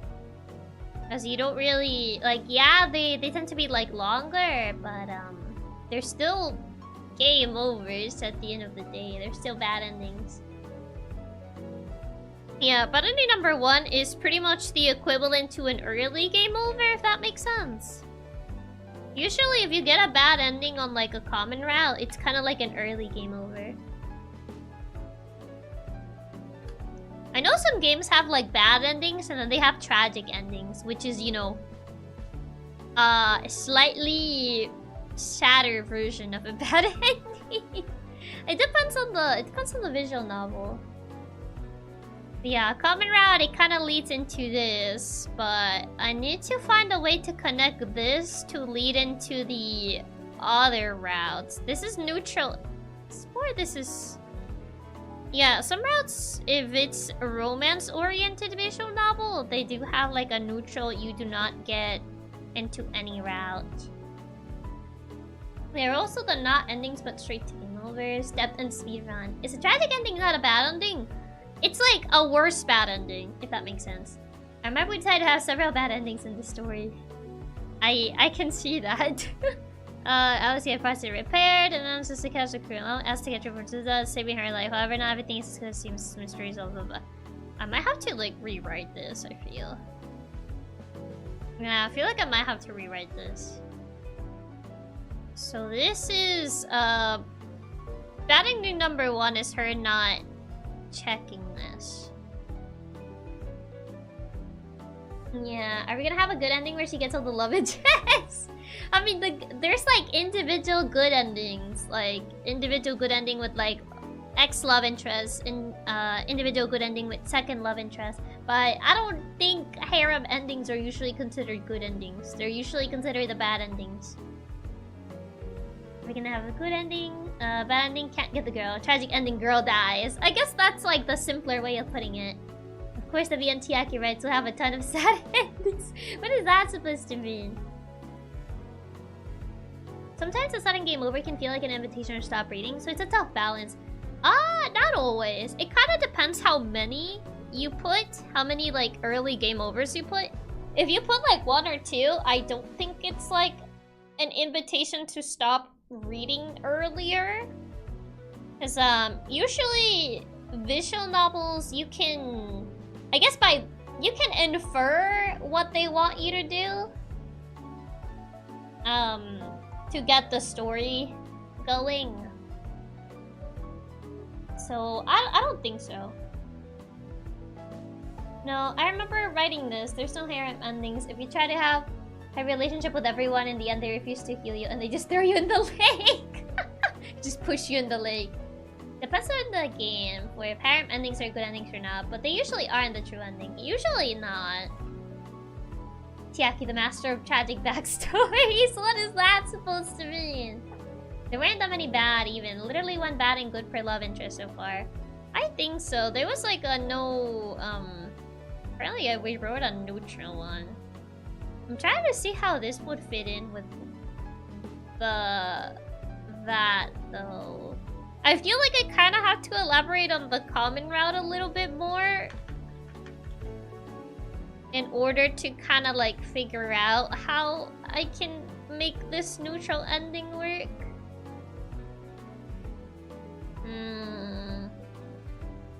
So I kind of have to like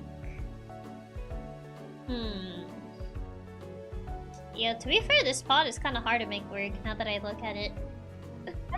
I only remember pitching a war between raccoons and aliens at some point. To be fair, like, since I don't remember a lot of the specifics, it's kind of hard to, like, make this common route work to lead to this. Hold on, I might have to make like a drawing for this. Just to kind of like illustrate things. I remember some early idea where the raccoon was a prince. What was this? Hold on, raccoon boy. Did I even write what his aggressive tendencies? Oh, he's a tsundere. Yeah. Smug, arrogant, protective, insightful, loyal. You call pest control and taken away and killed. You lose your sanity, you isolate yourself. My god.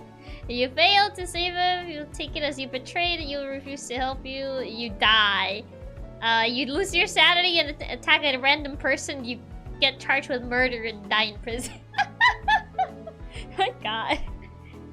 Why did I write so many bad endings for this? Oh, it's just like, yeah, you either like die alone or you die in prison. I remember we had one good and one bad ending per character. One bad ending for each combination of characters, like having right relationships with the medic and the pest control, and terrible ending here. These endings are brutal. It's either you either die alone or you die in prison. Choose your poison, bro. Okay, let me see, what was it? Oh, right. I forgot we made this guy a yandere. He's reliable, charismatic, and sociable, but it's also impulsive and manipulative. I don't think we wrote any endings for this dude, though. Yeah, I think somehow we only wrote endings for the raccoon guy. And then there's the doctor. And the doctor and pest control guy are twins. I forgot. I forgot we made them twins. Yeah, the doctor guy and the pest control dude, they're twins. Right, I forgot about that. And those aren't even the tragic endings. Those are not the tragic endings. Yeah, I don't think where the rabies actually gets cured. I don't think we wrote it, no. I don't think we did. Yeah, I don't think we did. I remember on one of the days the pest control tries to kill a raccoon boy. You fail to save it, you just cannot get the cure for your rabies. Yeah. It's on one of these, I think. Why is this happy-go-lucky visual novel suddenly becoming Higurashi to your psychological horror? Just comes to Higurashi. Doesn't seem like there's any good endings at all. I think we didn't write them. We didn't write the good ending. We didn't write like the good ending with the we kind of just wrote two bad endings, because mostly we were kind of like focusing on the general plot and like, I guess like a general information on the characters. I guess that was the focus from what I'm seeing here.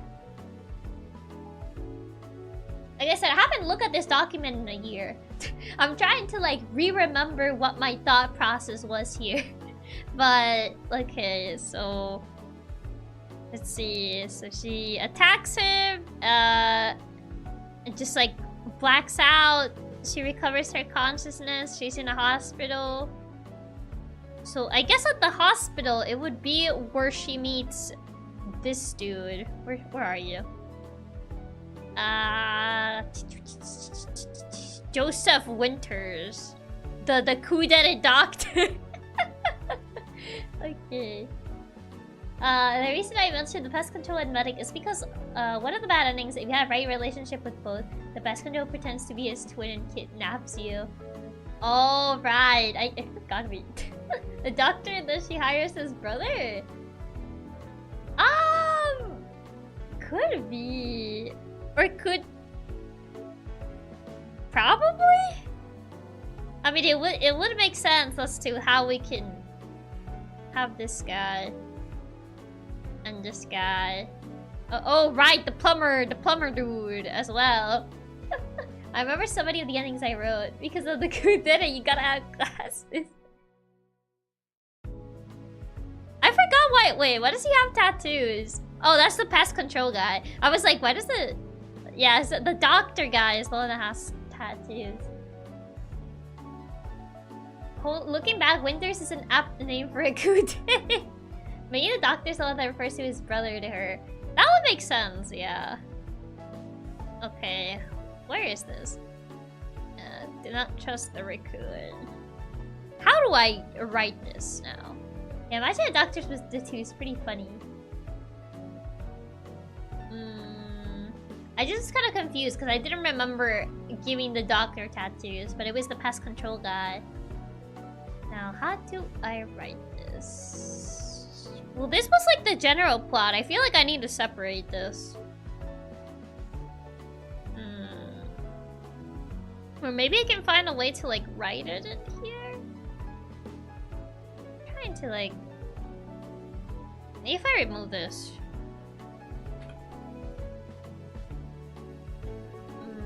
I'm trying to like figure out how do I type this. Like I know what I want to type. It's just like putting it into words is hard. So basically she wakes up and she finds the note and she meets Mr. Winter's Doctor Man. How do I write that? How do we word that into reality?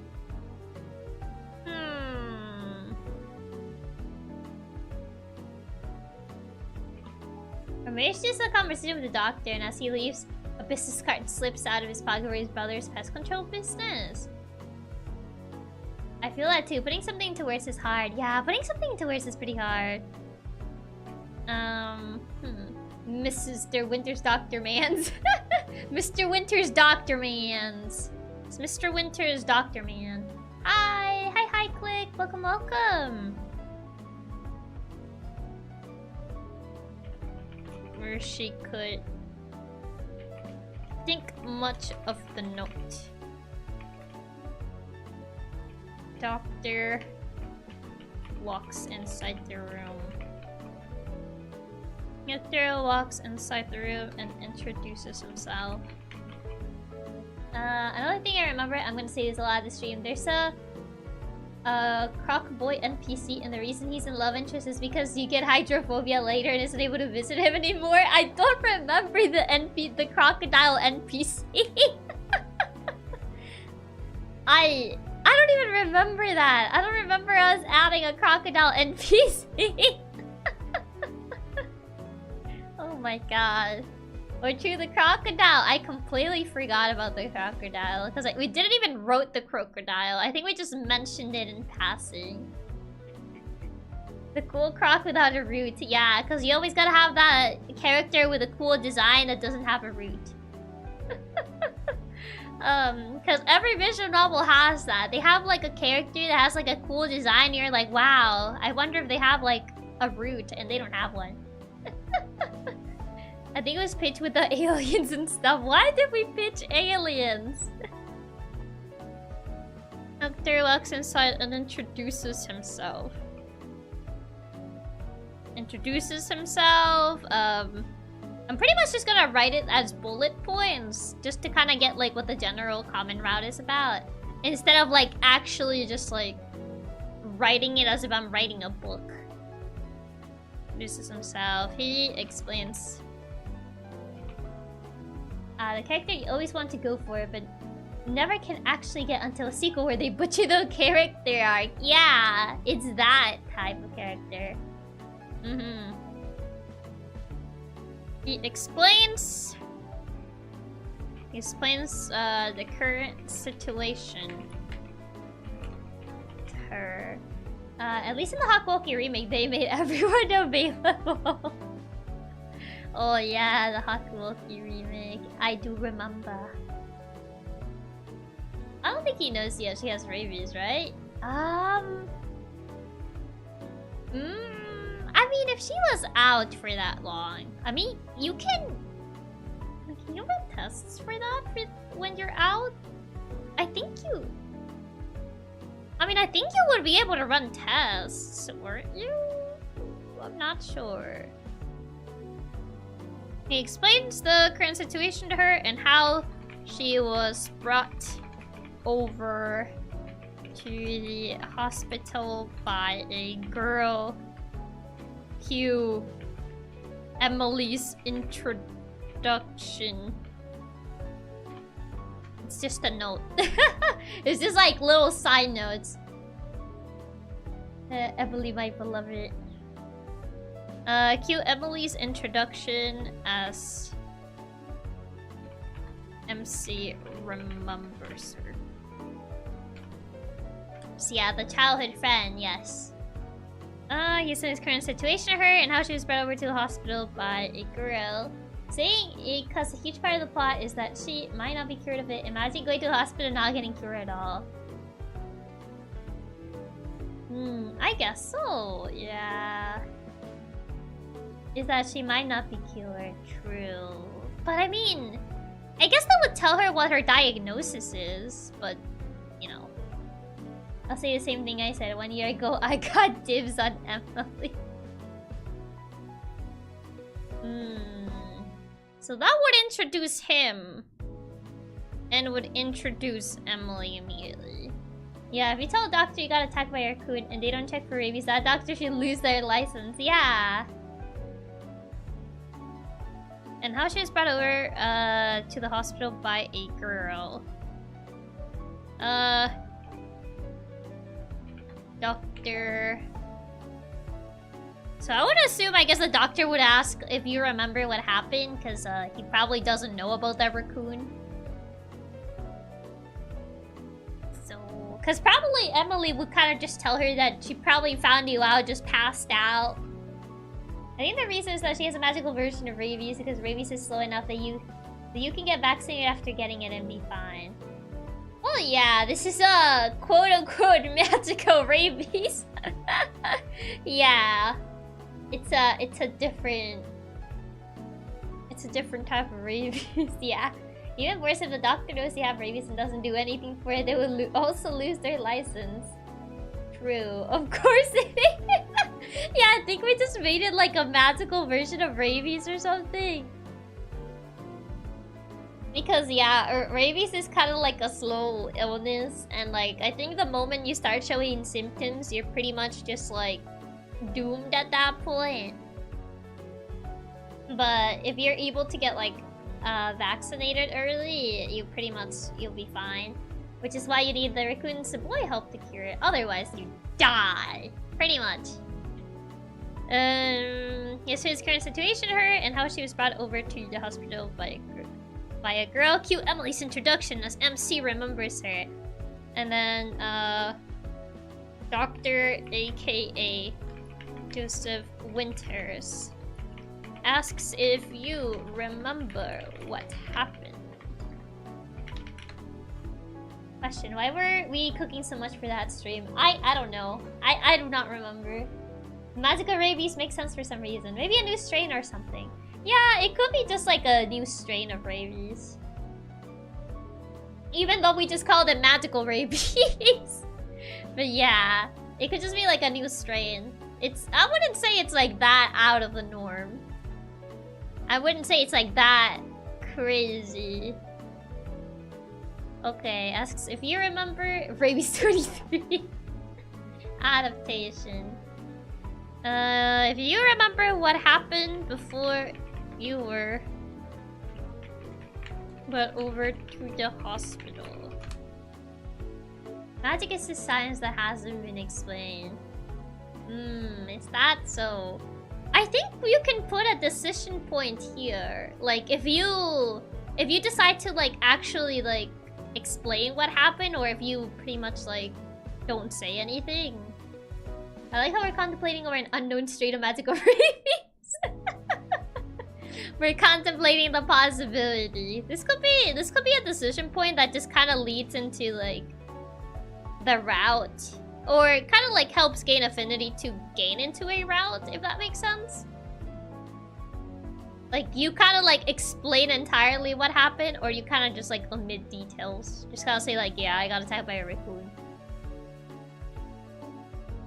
But then how the other twin will be introduced? I mean, she can still call pest control though. Or she could still find the card. Like the doctor drops the card, like the business card from the brother. It could still be like that, I would say. Because I'm trying to like... we kind of have to like find the point where you would get affinity with the doctor. Maybe you hesitate until like fully explaining it. And then like if you decide to trust him, you get an affinity point. If you don't, then you don't. Yeah, maybe she talks about the raccoon doctor can mention his brother. Otherwise, maybe he drops his brother's business card as he leaves. Yeah.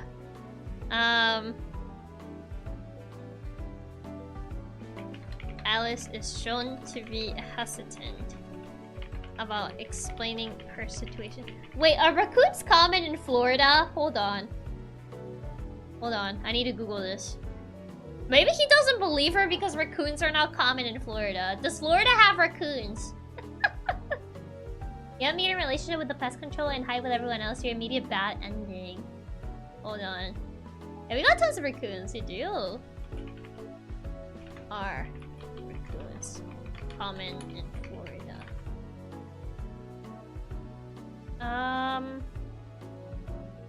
Yes, you can find raccoons in Florida during the day. Yeah, they're common all along the southeast east coast. Okay, it says what they are, yeah. The more you know, okay. I was gonna like say, they get to adapt to life with humans, I guess. I mean, yeah, but like they don't live everywhere. They kind of like live in certain areas. So, why Google immediately completed my search with in Florida when I type is raccoons common? They're listening to you. Okay. As proof, I have one that has been visiting my porch for the past week or so. He's just hanging out there. Also, hi, Mayo, welcome. Maybe! Okay, hear me out. What if we make raccoons an endemic species in this particular world? In this Florida, raccoons are not common. Like, because that would make her hesitant in like mentioning the raccoon, because he would be like, crazy girl, there's no raccoons in Florida. I feel like that could make sense, because I was thinking like maybe if they're not common, then you mean an endangered species? Yes, endangered species. That's what I mean. If they're an endangered species, endemic or endangered? Endangered. You make them an endangered species. That's what I mean. So if you make them like an endangered species, wouldn't it make sense?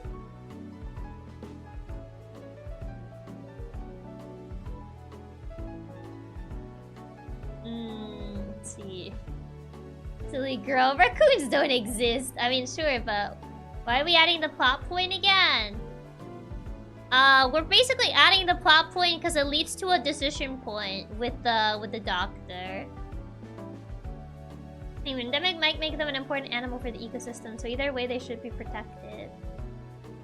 Imagine just play it straight and gaslight the audience into thinking people from Florida don't know raccoons exist. This is a different version of Florida, okay? In this Florida, there's no raccoons.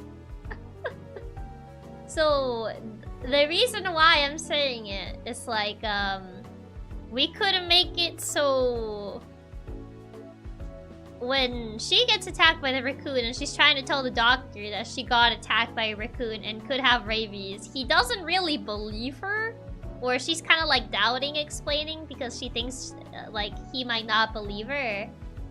Yeah, it would give a reason to hesitate to tell the doctor about it. Exactly. So like if she decides to trust the doctor and tell him, you get like an affinity point. And like if she doesn't tell him, then you know, you don't get any points. That's weird to think about. Maybe a different Florida from the one in the US. This is a different Florida. It's a Florida in a different universe. It's kind of like Japan, California, and Ace Attorney. I don't know if you ever seen like that joke. You can make it so she saw the raccoon enter boy from before she goes unconscious, and she hesitates about telling that part to the doctor. Seeing our cast, no, they aren't normal either. Silly girl. The last raccoon died 2 decades ago. Fictional Florida. Florida if Spain had hesitated and given the land. Eat your hamburgers, Apollo. Exactly, you know. This is a different version of Florida. This is a no raccoon Florida. There's no raccoons in this Florida. But like, I don't know if like the boy form, because she passed out when she got attacked, so she probably like didn't see the boy, like him transforming. So I think just like being hesitant about like explaining how she got attacked by a raccoon because there's no raccoons in Florida. It shouldn't be hesitant about explaining her situation, as no one has seen raccoons in the past 30 years. This is like futuristic Florida that has no raccoons or something. I don't know. It's Florida in a different universe. It doesn't want them to think she's crazy. Exactly. As 30 years. There hasn't been raccoons the last 30 years. As there hasn't been any. Now it's a sci-fi. What would Chiaki from a year ago would have done? I don't know. I don't think Chiaki thought this through. Raccoon? You mean tanuki? No. Tanukis and raccoons are not the same. We already went through this. Not the same. Not the same animal. They're different animals. We had this discussion before. Yeah, we had this discussion before. They're not the same. Not the same animal. Don't make us bring out the chart. I'm gonna bring out the chart about the differences between tanukis and raccoons. They're not the same. Forgot the quotes. Alice is trying to be hesitant about explaining her situation, as there hasn't been any raccoon sightings for the past. I'm just imagining this scene in the vision novel playing out, and Ace Attorney music starts playing when he drops that fact. Like, objection! There hasn't been any raccoon sightings in the past 30 years. You get the Ace Attorney music. It's just like the doctor just gets into the objection pose. Yes. Top tier. So to be hesitant while explaining her situation, as there has been a raccoon sighting for the past 30 years! Because why not? I'm just picking a random number for this. And then I'm gonna get this decision point thingy. Doctor slams his desk, slammed the desk, yells objection. It's decision point. Tell the doctor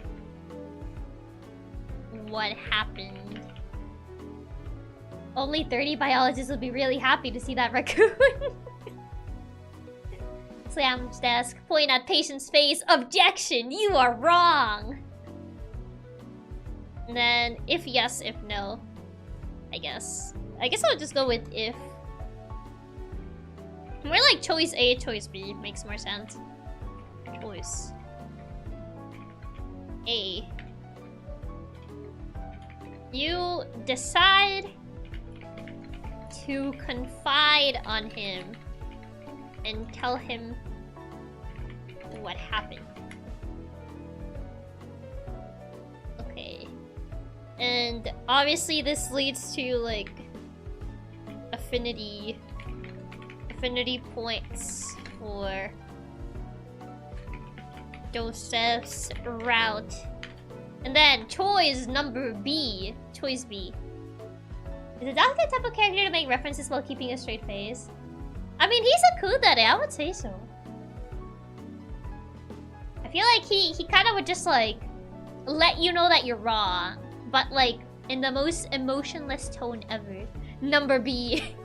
It's number B. Choice number B. Choice B. you decide to withhold the truth and come up with a different excuse. It's cool that is so, but does he make references? I don't know if he would make references. Kinda hard to tell. You decide to withhold the truth and come up with a different excuse. You pretty much continue common route, I guess, because he wouldn't really like get points for him. I would say it would be the opposite. -1. I'm just putting -1, but it's just like minus points in general.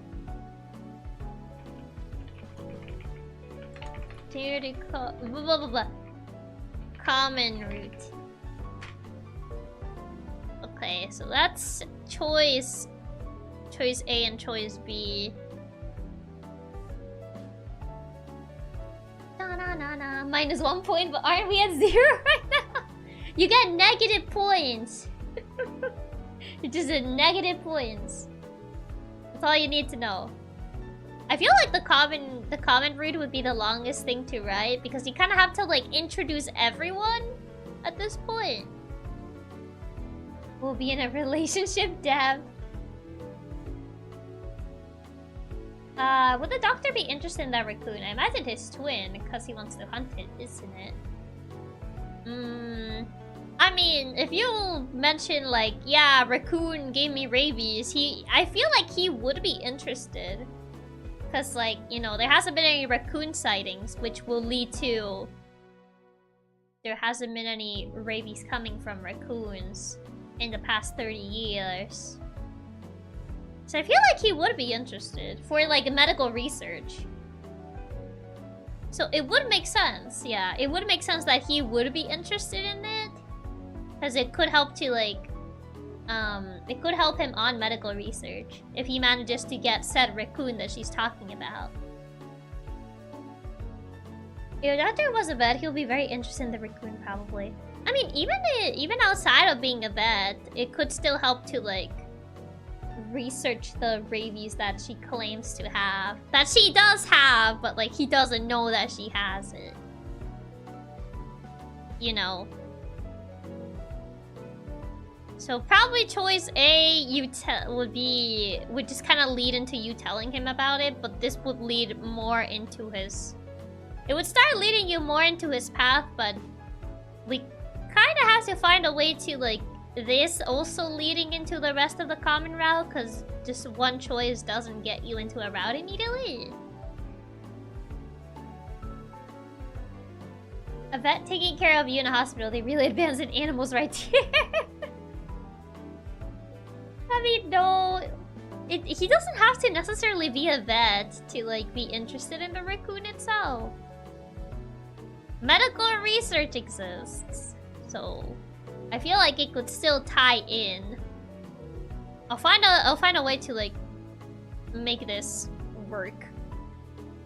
Right now, I feel like introducing everyone else is the bigger thing. It's the bigger elephant in the room. Making everyone be introduced. So pretty much we have him already introduced. This could lead to either... I mean, I feel like we can put the business card in here, and then she kind of just calls her friend to like probably pick her up.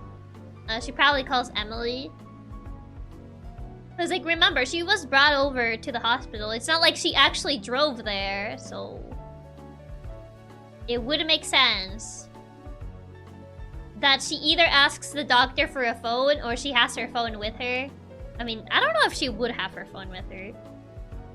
Would she? I don't know. I feel like you wouldn't, so you would kind of just ask if, like, you can borrow a phone. Wasn't Emily already there? No, she was not there. She kind of just like brought her over to the hospital and left. So she's not there right now. Or she could just be waiting outside. VN stands for visual novel. That's what VN stands for. But yeah, we could have something like that.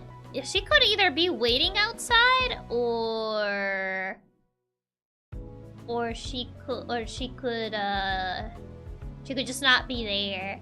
Actually, we're in the twins opposite. Wouldn't it be funny if one hunts animals and the other takes care of them? I think it'll be interesting. Yeah, would be interesting to kind of like make her have like make the doctor have like a soft side for animals, maybe. Wait. Oh wait, this is the other dude. Whoops. No, it's the other man. No, this guy. Okay, soft side for animals. There you go. I almost wrote it on the pest control guy. Whoops. Emily was probably too shy to talk to the doctor too much. We could have her just wait outside. Doctor just has a bunch of stray cats at home. His house filled with cats, pretty much. So probably here, you come up with an excuse.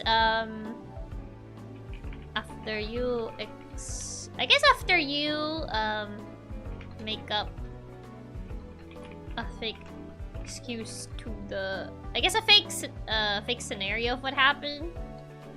Pest control guy secretly being the one to actually care about animals and the doctor hating them could be funny. I feel it wouldn't make a lot of sense though. So I think like having them be like opposites works out better. Like the doctor just has like a bunch of animals while the pest control guy just doesn't like them. After you make up a fake scenario of what happened, the doctor leaves and he drops a business card. A business card, so it would be like a business card that has like the pest control guy's like information. So basically his twin brother. I mean, are they identical twins? I don't remember if we made them identical twins or just like twins. I don't think we made them like... No, they're not identical twins.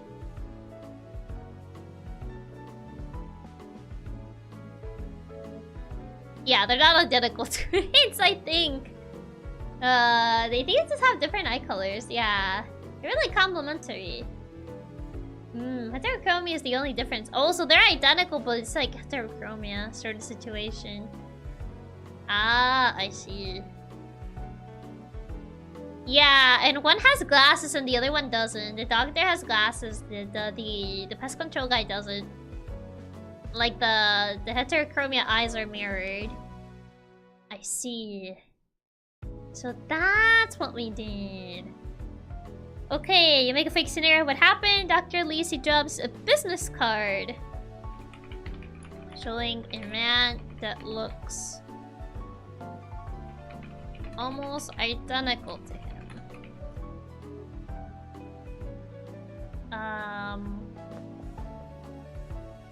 Business card. Oh, I messed this up. No. Control Z, Control Z. A business card from a pest control business. The picture showing a man similar to the doctor.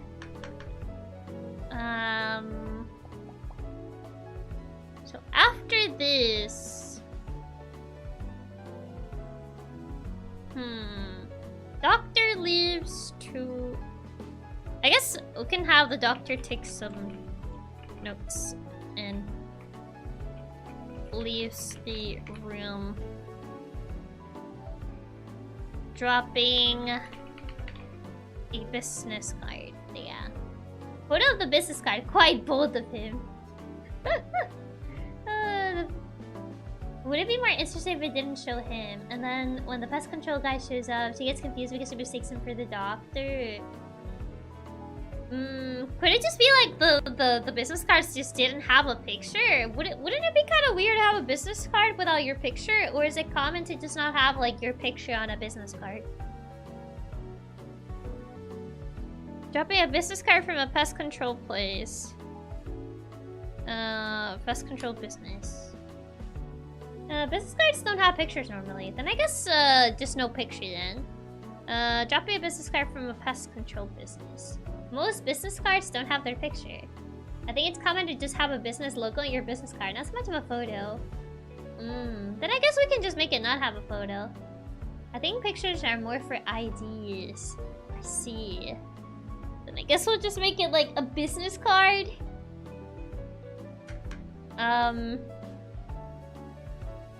So basically, MC, I guess he will pick up the business card, and then like Emily barges into the room because the doctor kind of like lets her know that you can have visitors already. So I think that would make sense to just have her in.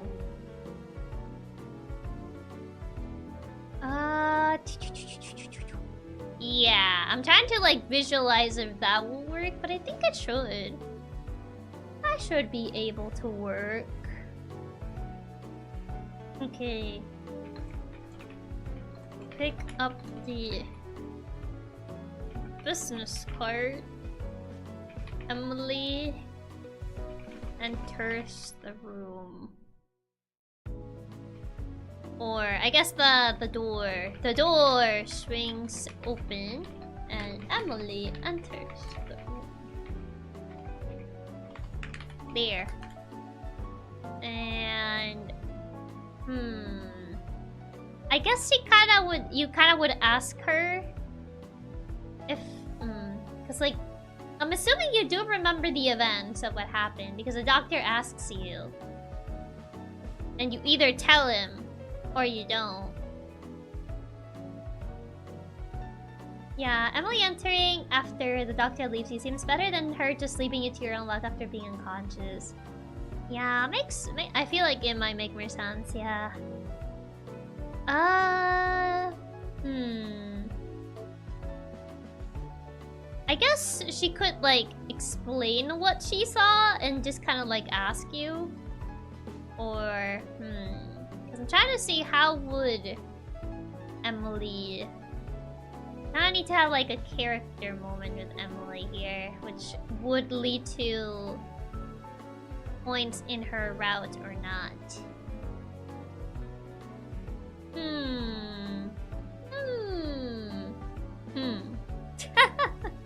What other personality does Emily have again? She's kind of like the shy girl. Let me go down here. Yeah, she's kind of like the polite, like shy girl. She's very like gullible. She's a bit of a coward. But she's very like selfless. Humming intensifies. She's kind of like the cinnamon roll character. That's kind of like I guess the easiest way to describe her.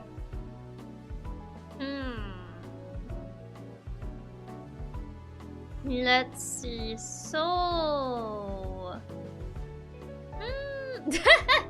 I'm trying to like see how would she react, or like where we could lead it, where we could lead the story through here. I mean, she kind of would like obviously be like, "Oh my god, you're okay." She was the easy to trick character. Yeah, she's the easy to trick character. Oh yeah, she has a crush on the plumber dude. Yeah, I forgot about that. we wrote that she has a crush on the plumber dude. What if she gets enough points? She stays because she's more worried for the MC's health and her shyness. I mean, she's like your childhood friend, so I feel like she's shy around everyone except you. Like that, I feel like that's the sort of thing, you know? Like she would be shy around everyone else except you because she's like, she's known you for that long. Pretty much grew up together, that sort of stuff. So... Suddenly like a Minecraft villager with all the I'm thinking. I'm trying to like put 2 and 2 together. The besties, yeah, you're like the besties. So putting these 2 and 2 together. Door swings open, Emily enters the room.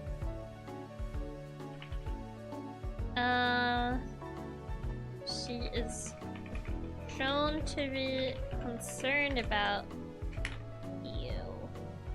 Also, hi Sammy! Welcome! Just got back from my evening out. Ooh, hope that it was fun. Yeah, hi Sammy! Welcome. She's shown to be concerned about you and... Shown to be concerned about you. And oh yeah, because she's the one that you pretty much find the note when you get here, but you don't really like you don't really get to read it much. You pretty much just find the note that she left.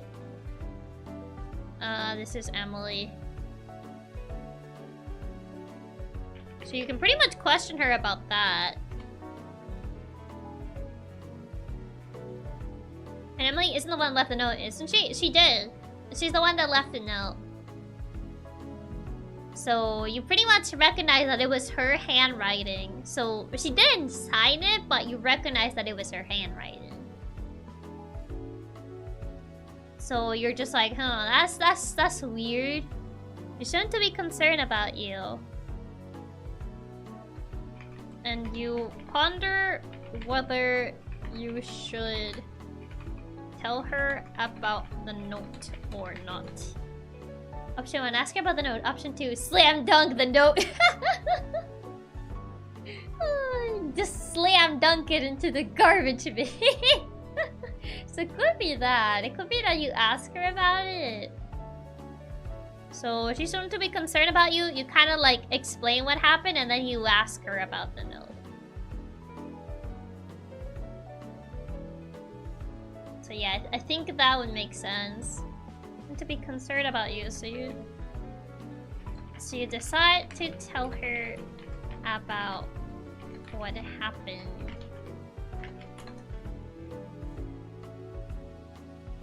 About what happened before you woke up at the hospital. And then that's when the topic of the note comes up. And then that's when you decide to like ask her about it, or you don't. So assume the raccoon or someone related to him is listening to them here. Could be, yeah. Could be having him listen. Could have like the raccoon guy listen, or just have like someone related to him listen.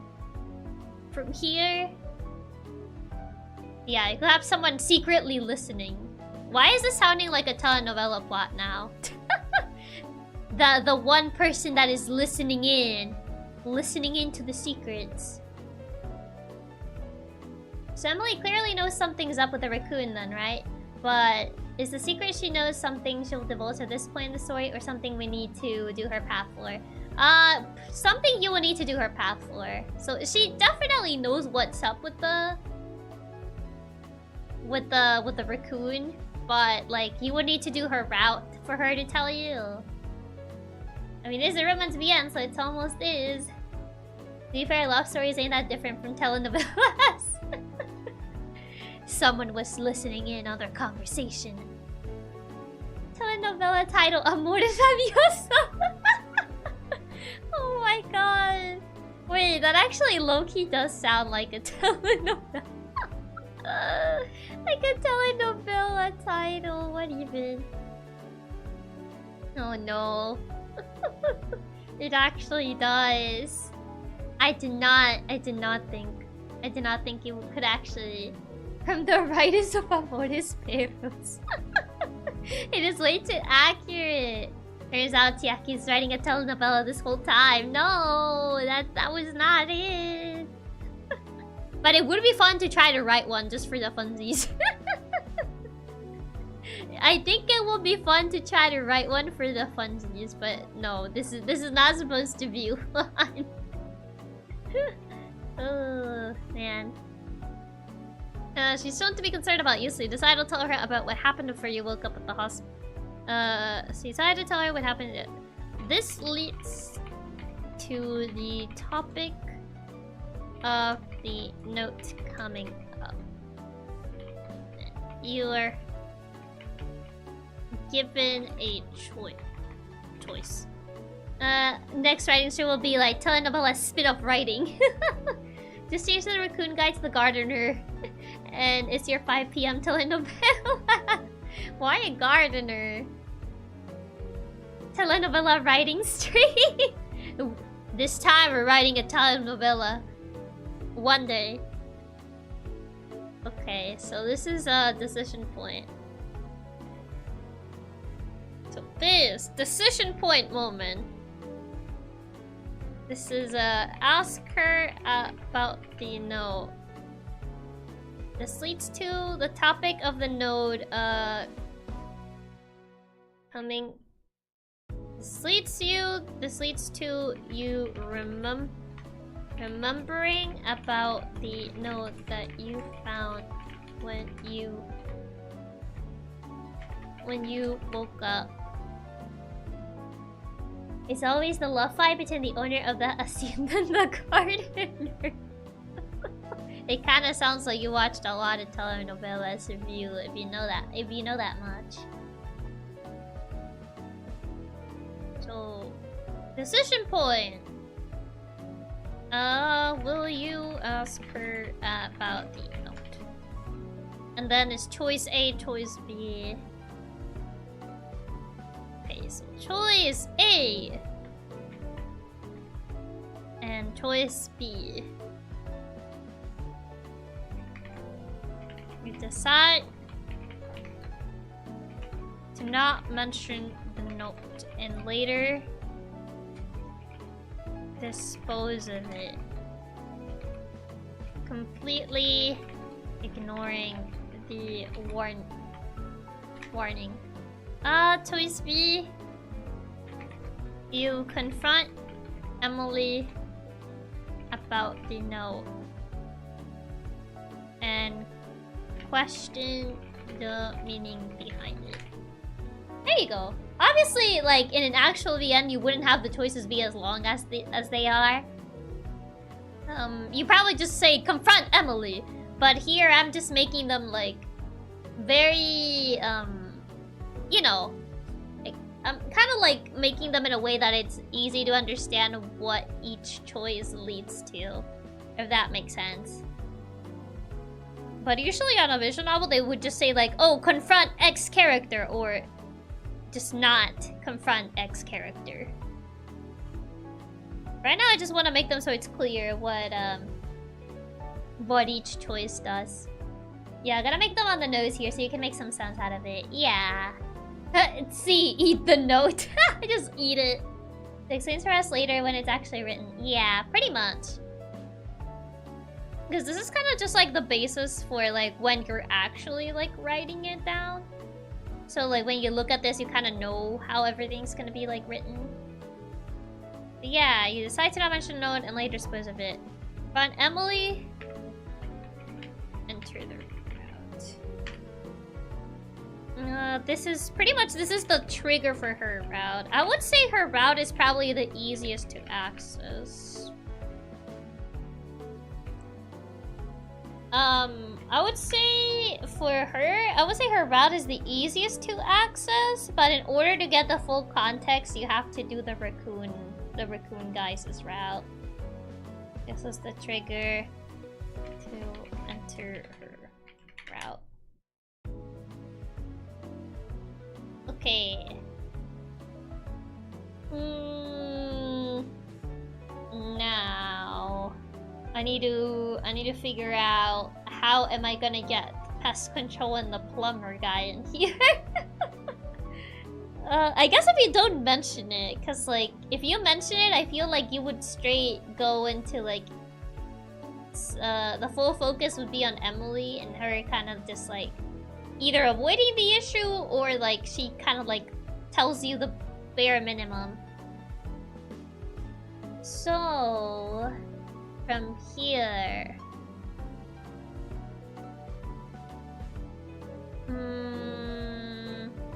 I mean, this is the trigger that would lead to her route. This is one one thing I don't remember. What was the note again? The note is just like a very ominous note. It just says something like, where did I wrote it? I think it's like around here. Oh yeah, it just kind of says like, do not trust the raccoon or something. It's just like a very vague, ominous note, which is kind of like, what do you mean by that? Or how do you know that? You know, that sort of stuff. It just says like, don't trust the raccoon. It's just like very vague. Emily's romanceable? Yeah! She's been romanceable this entire time! You forgot! Emily, it's a raccoon. What does that mean? What does that mean? I've been saying I have dibs on Emily's entire stream. What do you mean? She's been romanceable this entire time. Yes, she's a romanceable option. Always has been. Since the first stream. Since the first stream where we wrote this, she was made as a romanceable character. It's the childhood friend path thing. But soon about to hack into the Google Doc to delete Emily's route. I mean, if he were to delete Emily's route, then Emily would cease to exist. She would just vanish into the void. I mean, the childhood friend always gets friendzoned, so I thought she was going to be a rival with the fluffer only. No, I mean, you can still romance like childhood friends in like visual novels. It's mostly just in anime that they don't tend to like win. Or like in visual novels you can romance them, but they're usually not the canonical choice. Suna about to insert Suna into the VN to get Emily. Not even a side character, she just poofs from existence. Yes, she just poofs from existence. If you hack the Google Docs, she's just gone. Just like that. Without a trace. Yes. The childhood friend gets friendzoned because the canon story never chooses them. Pretty much. That's pretty much how it is.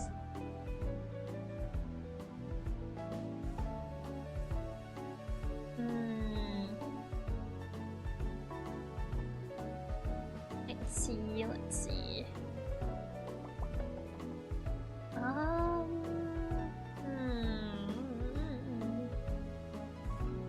Trigger. So from here. Kinda hard to like figure out where to take it from here. So if you dispose of the note, you kinda just like, where would it go from here? Because like if you ask her about it, then yeah, I can see where it would lead from there. I guess you not mentioning the note would just lead to a different conversation. I guess you would just talk about like you would kind of like ask about what happened to your house since you kind of just like blacked out. Probably move this. In the story though, Emily is the canon ending, but she's not. She's not really the canon ending though, I'm afraid to tell you. I don't want to break it to you, but we don't mention the note. Maybe she just returns home as if nothing happened. Could be that she either just returns home or oh, maybe some extra intrigue. If we dispose of the note, maybe the doctor finds it, which would gets him interested in the meat and see to begin with. Oh, could be. True. Could be. What was the true ending then? The true ending is pretty much you getting rid of the rabies, the strain of rabies, which can only be done if you know, you do the raccoon guy route. So yeah, that would be the true ending, yeah. Maybe some no love in the true ending, yeah. I mean, yeah, it is like the happy ending with the raccoon guy. You get rid of rabies, and yeah, it's pretty much his happy ending. Wait, so you do die at every other route? I mean, not die, but you kind of like live, but not. Yeah, getting rid of the rabies and choosing Emily. We talked about this. There's a different ending for getting and not getting the cure for each character. I feel like it'll be too many endings to keep track of, though. Because I feel the only way you would get the cure is if you actually help the raccoon guy, which you only do in his route. Like, you don't really help him in the other routes. That's the thing. So it's not that you die, but it's just like a different ending per se. You only die in the bad ones. It's kind of hard to like... Wouldn't helping the doctor be another way to get the cure? I guess helping the doctor would also be another way of getting the cure. Yeah, I mean, you can help save him from the pest control without choosing his route. I guess so, that is true. A lot of hmms.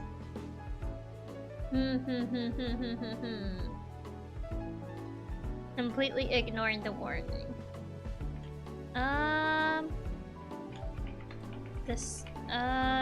Really ignoring the warning. Nope. The node gets later found by the doctor. It's later found by the doctor. So your realm. Society MC's room. Gonna write this as a side note for now. More hmms than the clue stream. It's a lot of like thinking. It's a lot of like thinking and how we're gonna make all this like connect, you know? How are we gonna make everything just lead to the... Make all of this kind of like still connect with each other.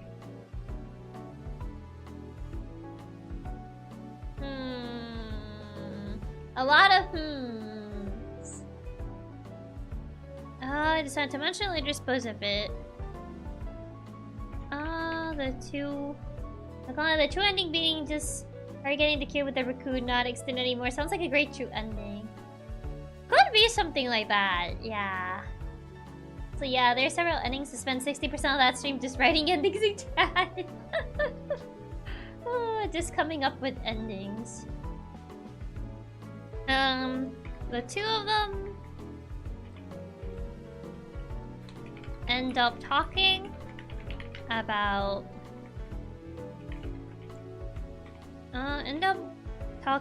what happened in her place.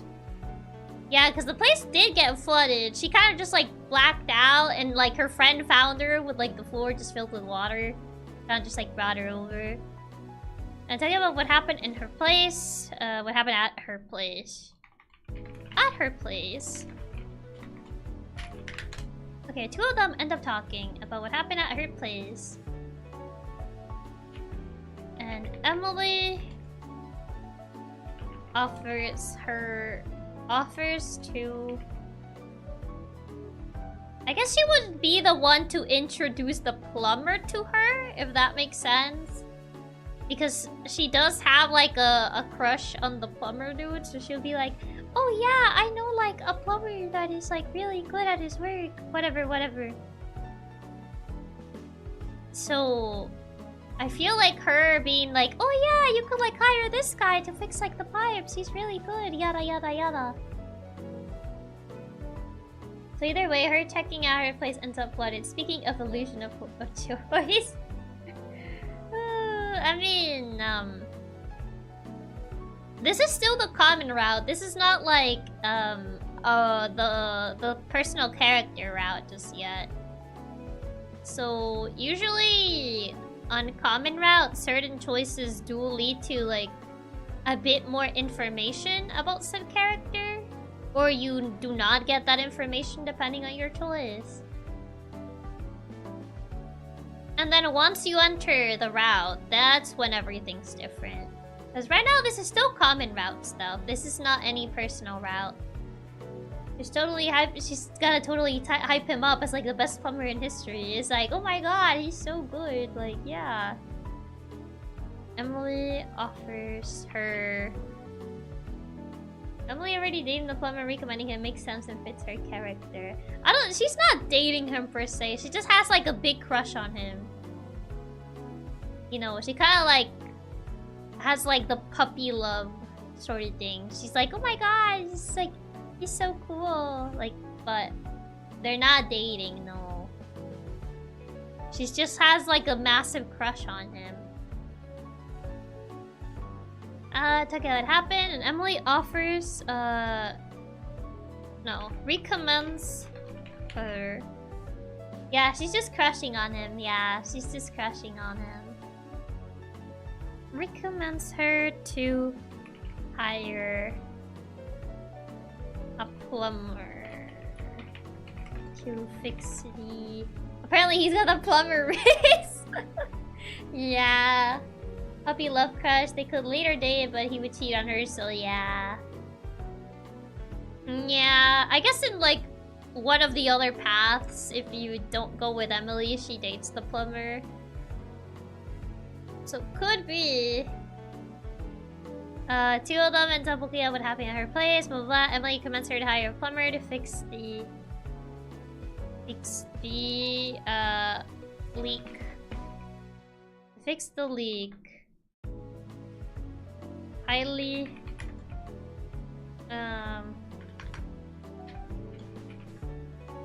this is the introduction of... What's his name? Mike what?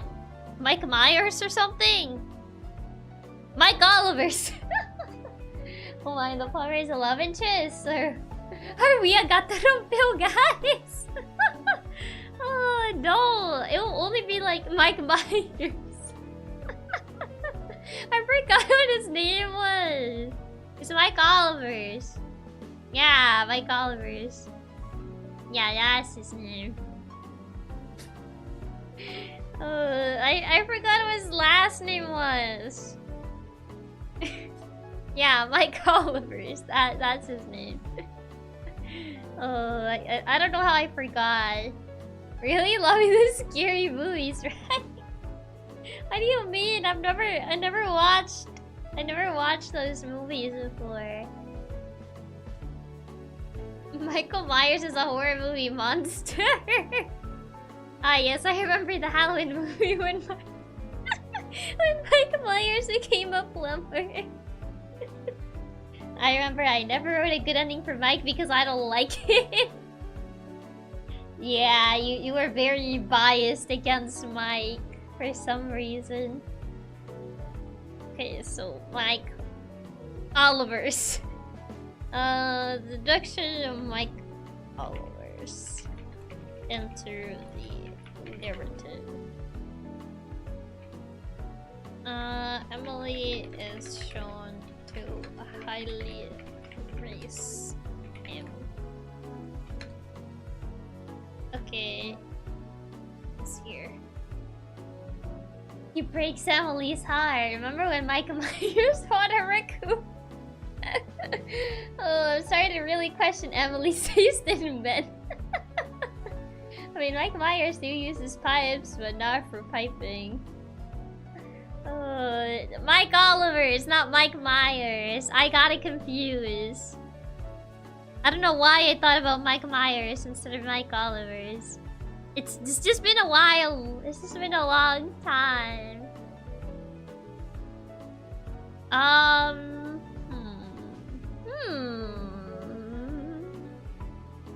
Okay. So I need to find a way to get her out of the hospital. So we can meet Mike Oliver's. Okay, how do I get her out of here?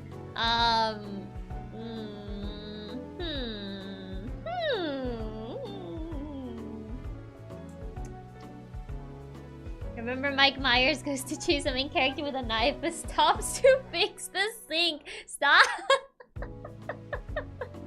To be fair, I only remember... no. We're not doing that joke, no. When they're already in the house looking at the broken pipes. No, because he's still in the hospital. She hasn't left the hospital yet. She's not left the hospital. She's still there. I mean, if the doctor gave her the okay, she would be free to go, right? I mean, assuming so, but they also... I guess she kind of like made an excuse of like, oh, I was just feeling weak and I passed out. So I guess she would be like free to go. So yeah, I guess it could be easy to just like make it so it's free to go. And this conversation could be in the car. Yeah, but we already made her like walk into the hospital. You know? Like, we kind of already made her just like walk into the hospital room. Like, yeah, Emily's just trying to meet the plumber, so she comes up with an excuse and leaves before the plumber arrives. Okay, Tara's mission to hide person, yada yada yada. Maybe Emily offers to drive her home so she can inspect the damage. I guess so. To the narrative and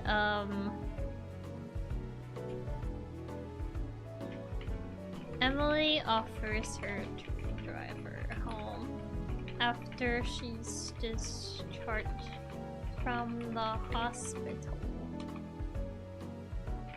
to help her inspect the damage of what happened.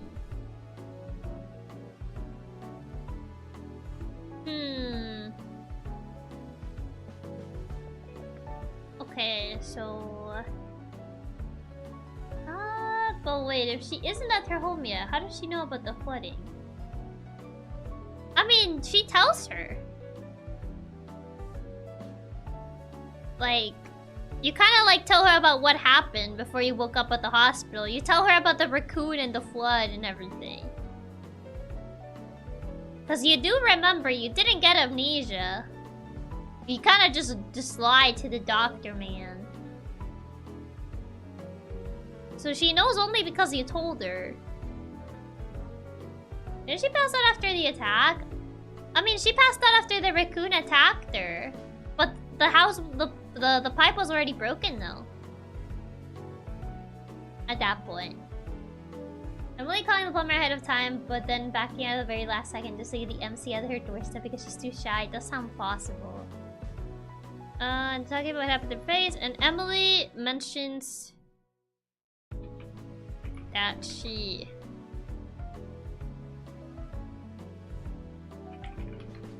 and also, she would know that your place got flooded because she did pick you up. Like, she did take you to the hospital and she did find, like, the pipe broken, you know? So she would already know about the flood because she was the one that actually got you into the hospital. She had to get into your house to get you to the hospital. You know? And I feel like a flood is not that hard to see. You can definitely see that. Yeah, pipe being broken is what got the MC to attack the raccoon at the beginning, right? Yeah, pretty much. Oh yeah, Emily has spare keys for your place. I mean, it's your childhood friend, so... I wouldn't... She's kind of like, you know, that close that you would give her, like, spare keys to your place. You know, just in case something happened to you, you have someone that can be there for you.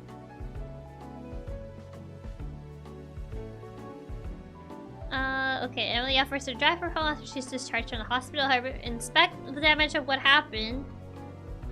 And something did happen. Exactly. So it would make sense, yeah. That she knows about the flood because she did, like, take you to the hospital at the end of the day.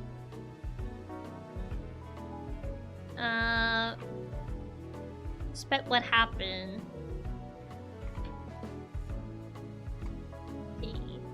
Is the keys thing a player decision?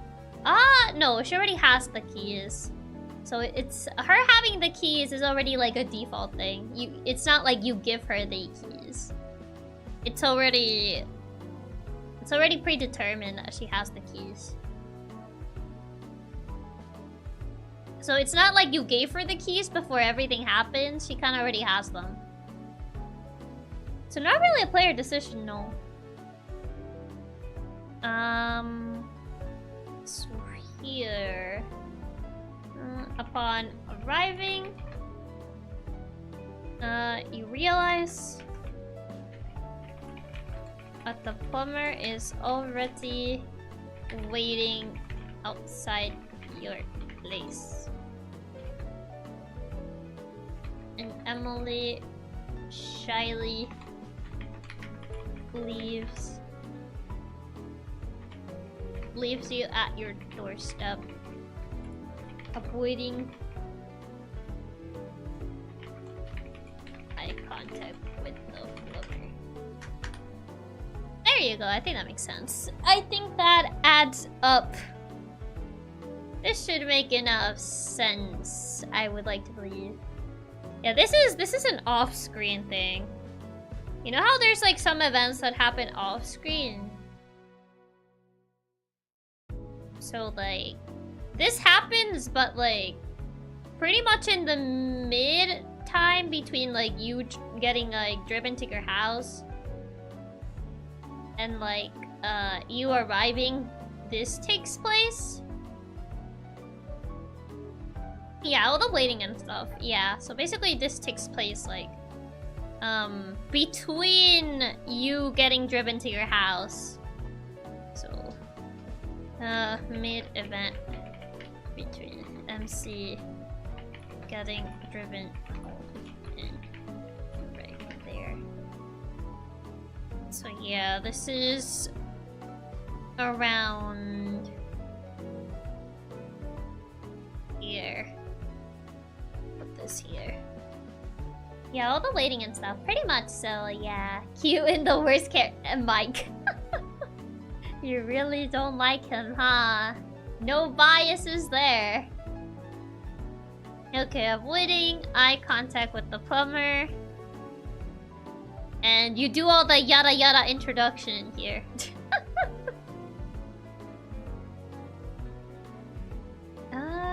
This is... well, probably this is more... yeah, all the waiting and stuff, yeah. Personally, I'm a big fan of Mike Myers. He's not Mike Myers, though. He's Mike Oliver's. My bias has been obvious for about a year now. That still doesn't stop it from being a bias. Also, hi Claire. Welcome, welcome. That's still a bias, you know? Upon realizing, you realize the plumber's already waiting outside your... avoiding eye contact with the plumber. But Mike Myers appears, right? No, Mike Myers does not appear. He's not a character. I don't know why you guys keep thinking Mike Myers is here. I just made a small little mistake when I was saying his last name. He's not here. He was never here. He won't be here. Okay, but when do we get to the mech battle? There is no mech battle. That's also not a thing. That never happened. I don't know where you guys are getting that from. Wrong story. Oh my god. Oh, when do we get to fight God? This is not an RPG. Adding Mike Myers as a joke, Andy. Mike Myers is copyrighted. You can't add Mike Myers. We don't have his copyright. Okay. Rip a best boy. SMH. Okay, you introduce yourself to the plumber. Oh right, I did say he... what was his personality again? Legally distinct by Myers. I don't know who that is.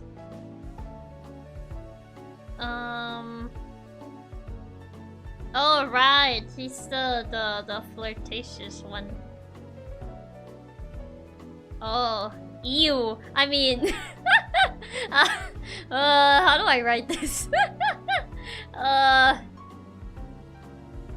Okay, how do I write this with like zero bias to like me not wanting to write him? Okay. Now you get it. Yeah, now I get it.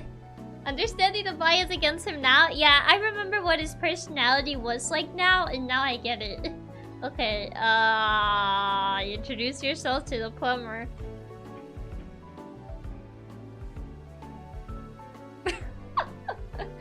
Oh my god. So now you... You weird, man, I don't know.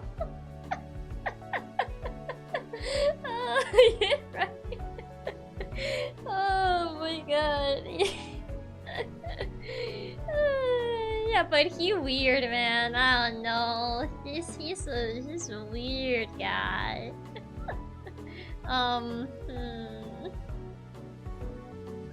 He's probably just he weird, man. It's just weird. Like I looked at like the character description we gave him, and I'm like, ugh. He just like I just imagine it, and then I just feel like, ew. It's just like, ew. The fact he's the more real out of all the characters. What do you mean he's the more real? You can actually meet like emotionless doctors. Let's start with the boy cutie. You okay? He gives the most cringe. Well, hello there. Tips Fedora. Oh my god. He gives you like a visceral reaction. Just imagining it, it just gives me like a visceral eel reaction. Okay, how do I be unbiased? Hey cutie, so must. Ew. Guacala.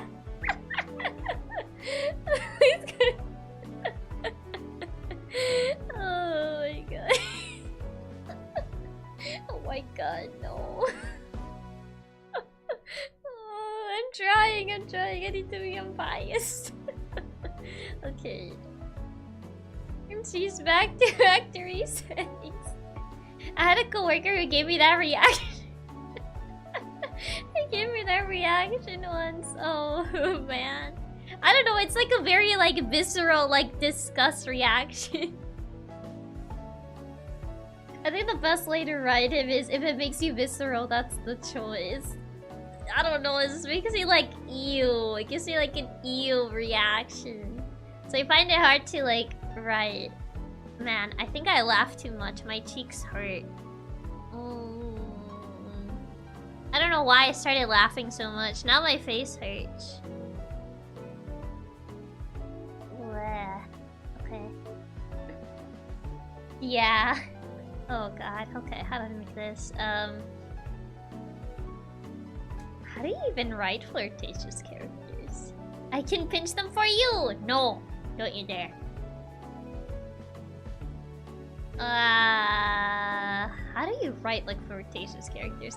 I don't know. I feel like when I try to like think into like what he would be like, I just get like a visceral reaction and I can't do it. But you're actually liking this mic guy? No, it's making me think he's gross and nasty.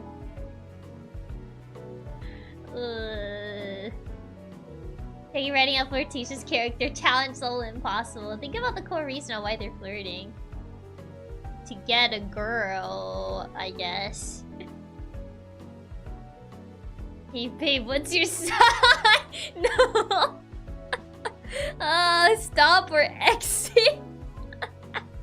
Oh god. That's why I say different pickup lines and say the worst possible. Oh my god. But he... Oh, I deleted it. He's...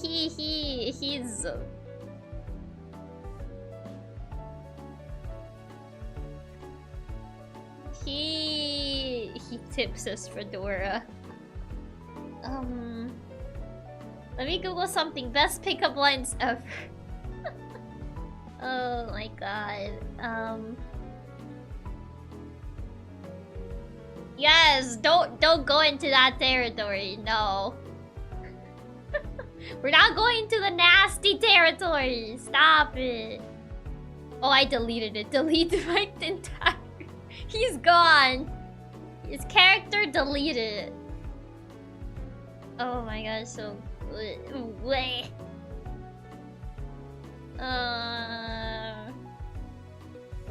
Well, here I am. What's your other 2 wishes? Oh my god, that's like eye rolling.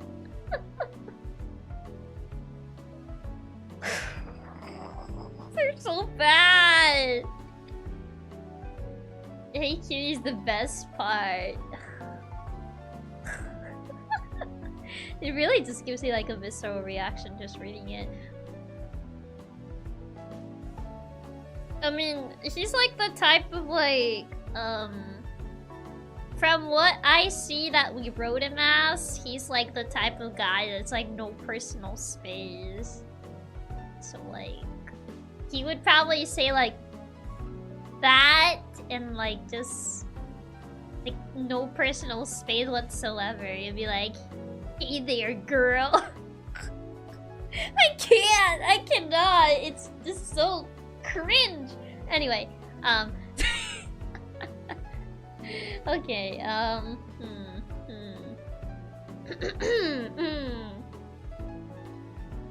Okay. I'm struggling so much. When we get to his route, I think I might cry if we even get there. The first plumber pickup line I saw was a dirty one. Oh god. It went cringe or like almost smooth? That's the thing. I just overall think it's cringe. Oh god. Mike was the final boss all along. We're barely getting to Mike's introduction, and I already want him gone. You need plenty of help for his route. Yeah, I can't do this. There's so many awful pickup lines I'm reading.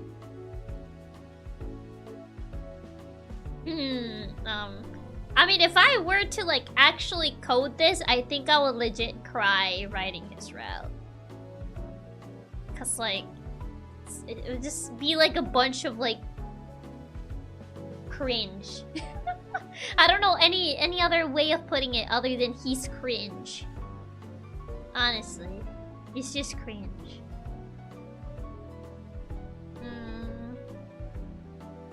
Imagine having to draw his portraits. Ew.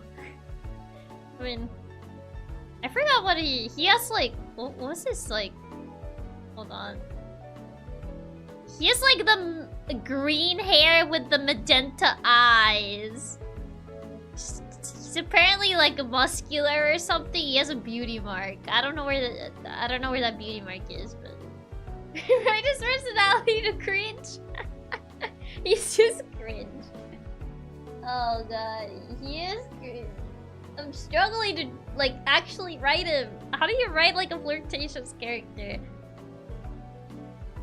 What's up, Fiona? Thank you so much for the raid. Welcome, readers. Hold on, let me. Hope that you had a good stream. What were you guys up to? Let's see. What? There you go.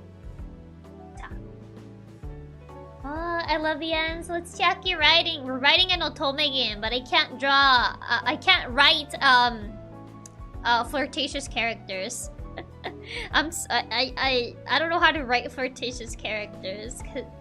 We made him flirtatious. I can't write flirtatious characters. Yeah, hi. Welcome everyone. For the people that don't know me, I'm Chiaki Katsumi, PixelLink's resident cat hacker from first generation PixelStart. That is me. We're currently writing paths for this visual novel that we started like a year ago. Right now we're still in the common route, And we're trying to draw the introduction to the flirtatious character. Feel my shirt, it's boyfriend material. Oh no. Does he also start flexing when he sees you? Yeah, he's the type that also starts flexing when he sees you. Not the boyfriend material shirt. I'm gonna die. Not in the good way. Introduce yourself to the plumber, but he... Would it be like the type of like situation where he just like grabs your hands and be like, hey girl? Like, that sort of situation? I feel like he would do that. I feel he would definitely do that. Anyway. Leans over and tries to kiss her? Oh my god. I don't think... I feel like he'd just like grab her hand like, hey girl.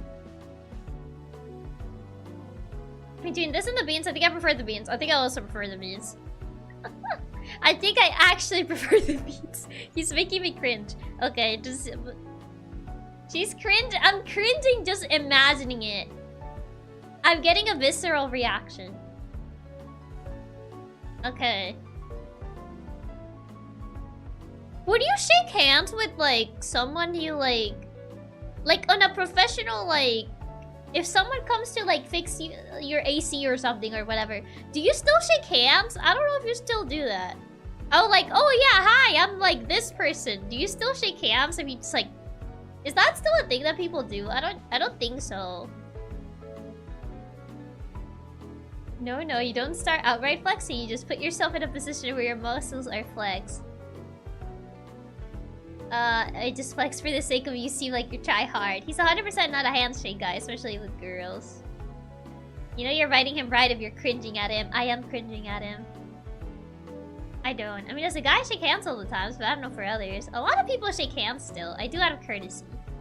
Okay, just Ctrl-C, Ctrl-V. Hey, cutie. He says as he grabs your hand. Ah! Okay, gross! Anyway. Oh, he grabs your hand and pulls it to his I'm gonna die. It's so bad. Sometimes, mostly awkward. I was thinking like shake hand, but he takes like her hand and kisses her hand or something. He's like, hey cutie. Or something like that. I don't know. I'm cringing so hard. And attempt. She thinks a handshake, but he goes to kiss her on her hand. He gave her a French because he thinks you're romantic. Pulling her and kissing her cheek feels more in character. I feel like if you just say hi to someone and then they just do that, I feel it just feels out of nowhere. Jay, do you want us to start preparing your grave? He comes in with low voice. Hey, baby girl. Not the baby girl. Introduce yourself to the plumber and... Like, if you, like, okay. If you, like... You like, you call someone so they fix, like, your plumbing or whatever. You approach them, you're like, hey, I am, like, X person. He comes in with a low voice, that's why he's always flirting out of nowhere. Please no more, hey baby girl, I heard that too many times. Do you give this guy the Kabadon scene? He would probably have the Kabadon scene, but I feel like that would be later. Look at the bright side, at least you had to write someone flirty in Spanish. Ugh. He would definitely have the Kabadon scene, but definitely not at the beginning.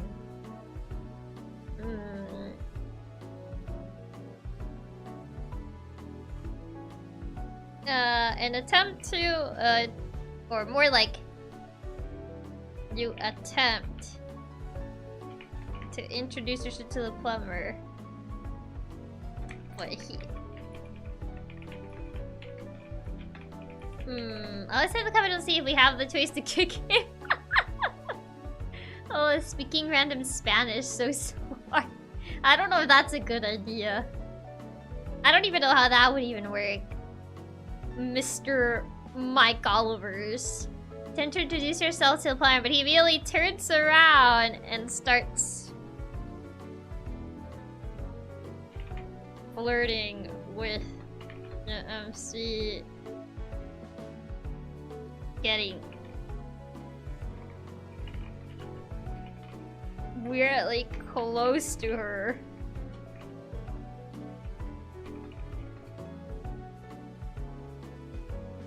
Anyway, I mean, Don Juan is a trope. Who's that? Okay, where do you go from here? Option! You can kick him where the light don't shine, or elbow him on the stomach. Don Juan.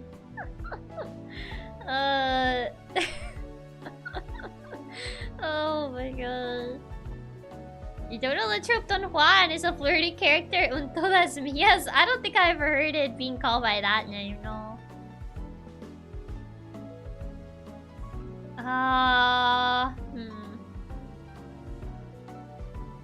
Let's see. So from here.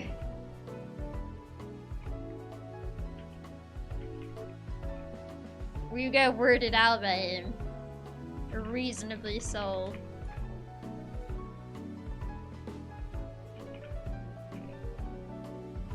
Dissuade the conversation. Okay.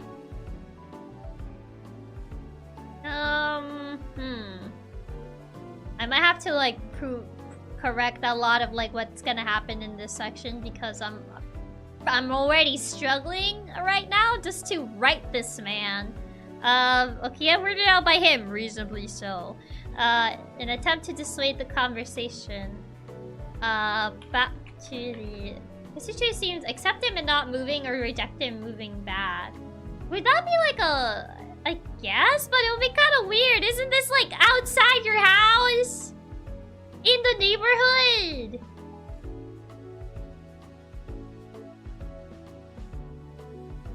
Like... It's just literally like outside your house. Like, come on. I guess you can add a choice here. You have to accept the greeting if you don't want to. I mean, I guess so, but I guess you can put a conversation. You can put a decision in here. Being taken by surprise.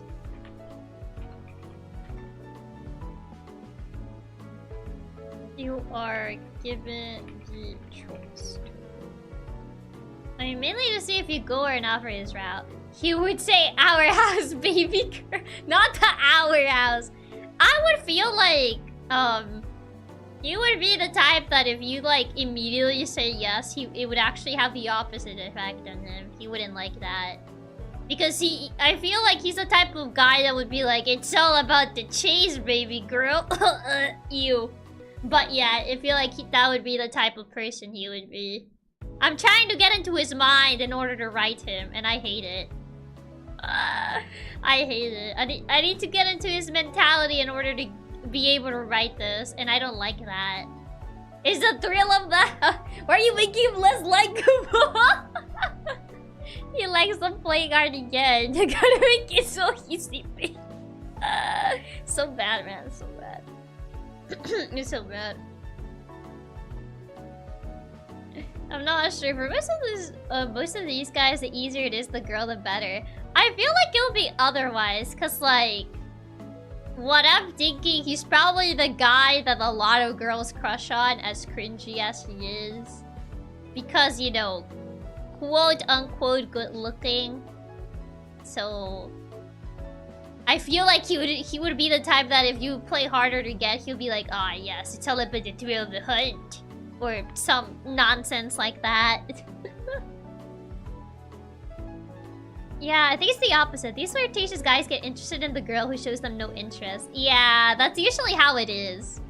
So I feel like it makes more sense.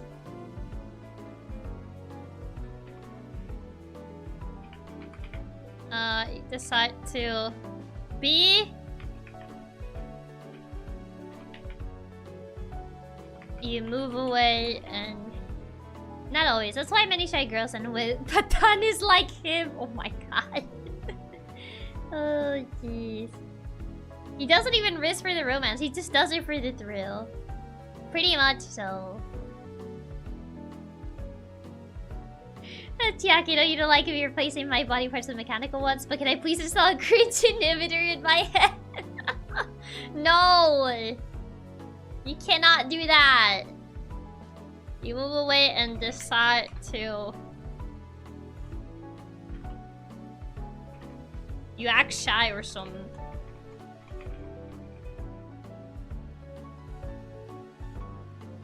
It is and it sucks. Liking people only when they don't like you makes it life so hard, but it's not on purpose, I think.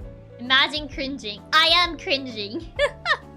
I am cringing. His entire character makes me cringe or something. You act shy or something. We'll come back to this. You move away and just wait and switch the conversation back to... Oh, you flip the bird and go inside! Oh my god. Chiaki wants to get done with this guy's part as soon as possible. Chiaki has gone past cringing at this point. It's advanced cringing. I'm cringing at his entire character. I hate it. I hate it so bad. It just makes me wanna... kick something. And that something is him. Even if we and a lot of it, me, created this character, it makes me want to kick him.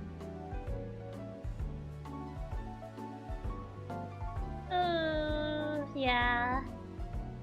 Kick Pablo? I'm not kicking Pablo. Pablo does not deserve that. I cannot do that to Pablo, no. Boy, Atoro kicking our boy. What do you want me to kick? What if Mike was never a plumber to begin with? He was an imposter. He's a piñata. He exists for that. No, he's just a little guy. You think God stays in heaven because he fears what he created? Chiaki after writing Mike Oliver's? Yes. The answer is yes. Just sway the conversation back to the broken.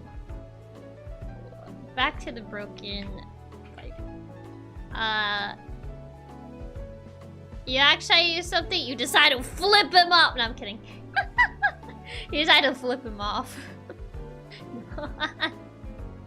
Actually.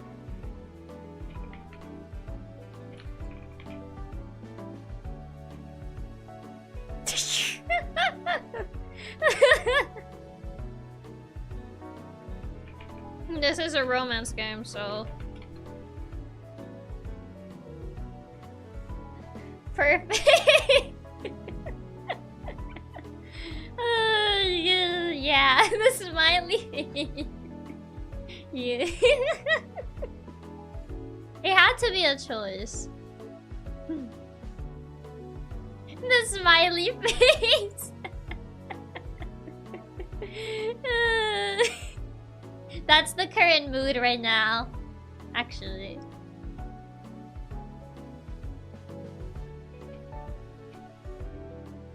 There you go. That's more like it. Okay. That is more like it.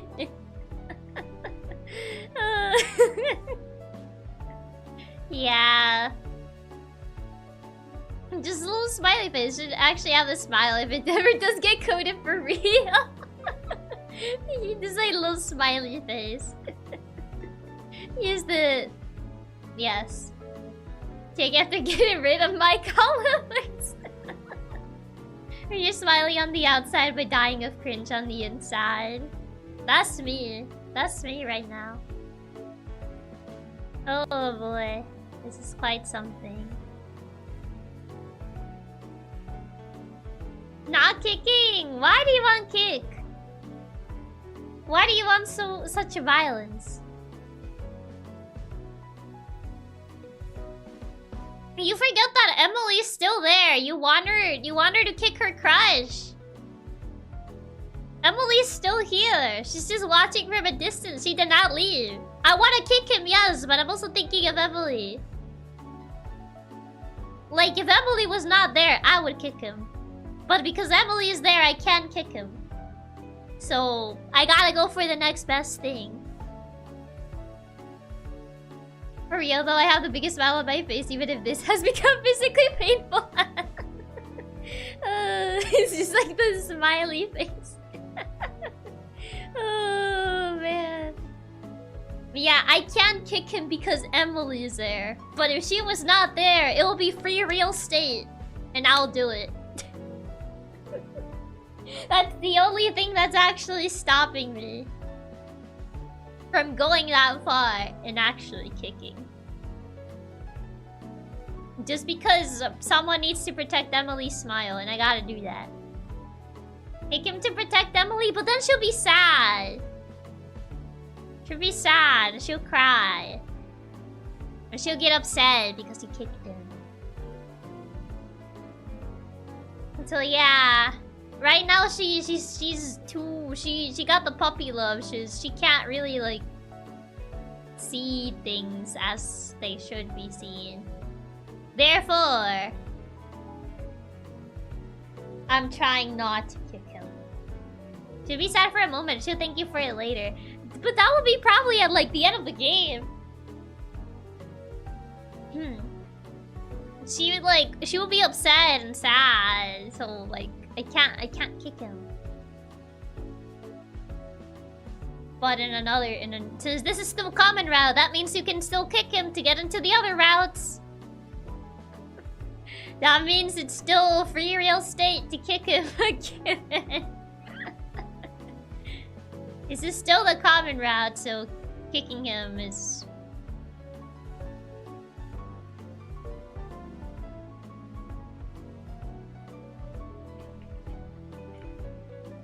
Gonna make her realize what a piece of trash he is first, and we kick him.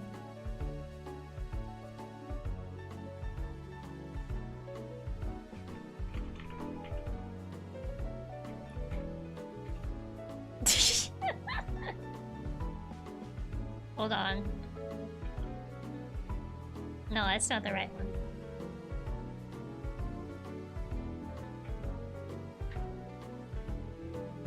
There.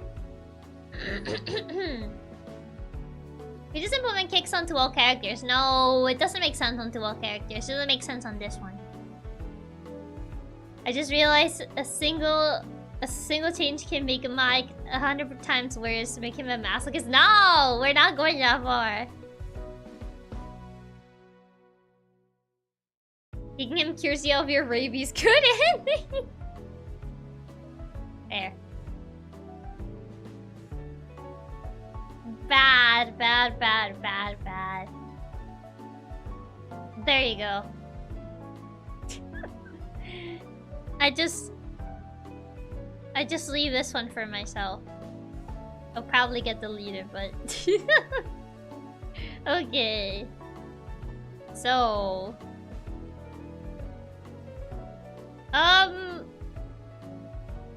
It's either the... Shy girl one.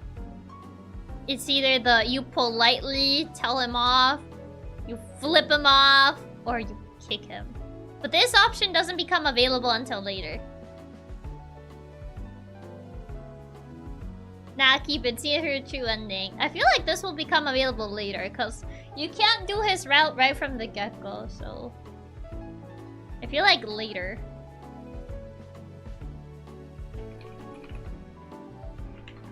After... maybe like...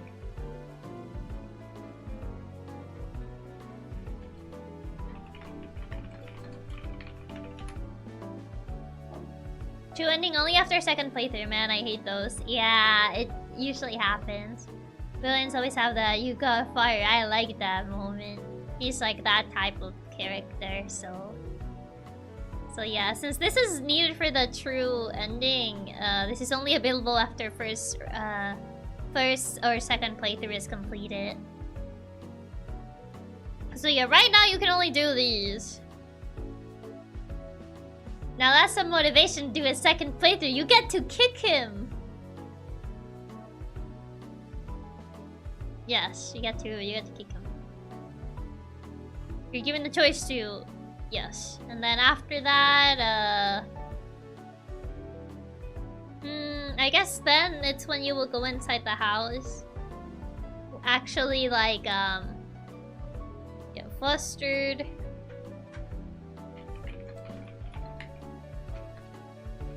Use an interest in you and going back on topic. Can I kick him more than once? The double kick. And show you the broken pie. I guess he can actually make his job. Second playthrough, but we gotta wait exactly 10 minutes before making the first choice together. True, NT. Oh my god, that sounds really tedious. You get an additional kick for each route you finish. What is this, Clanad? I think that actually happens in Clanad, if I remember correctly. This leads to him losing interest in you and going back on topic.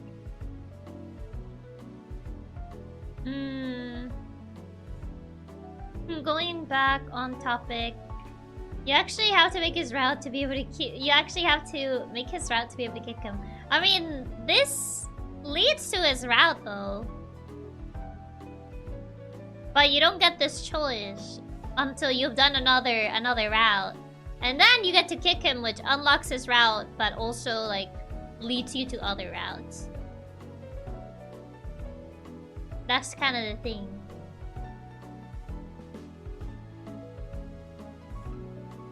Okay. Let's see. This leads to him losing interest in you and going back to the topic. Topic to be broken. But going back on topic to why he was called. Going back on topic, with MC explaining what happened. I'm so happy you'll now remember why I hate Mike. Yeah, I realized it when I had to like write how his first introduction.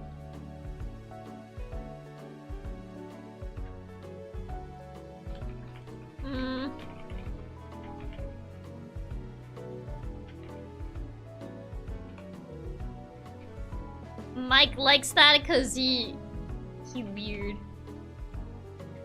I don't know, he sounds like a fun guy. How is he a fun guy?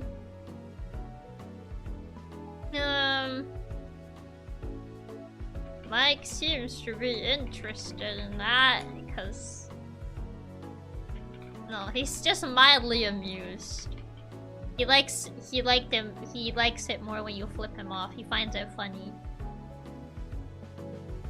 Seems mildly... I'm making fun of all his failures and stuff. Oh, maybe you mean fun guy as in the parasite kind. A fun guy? He's just like a total creep. Yeah. He's a weird man. Okay, seems mildly amused at your reaction. Now your reaction towards his advances. So yeah, all of these like just have like a slightly different reaction that he has, but it all still leads back to, you know, him going back to like the topic at hand. Because, you know, this is still common route. This isn't his route just yet. So yeah, this all still has to lead back to the main topic at hand. Like seeing slightly, it means that your reaction towards his advances. And, conversation returns back. Yeah, we still need him to do his actual job, pretty much, yeah. And the conversation returns back on topic. See, explaining what happened. Okay. So then there's like, you flip him off! Smiley face. Then, Mike finds this funny and ends up... I remember that despite all this, he's canonically the best plumber in the world.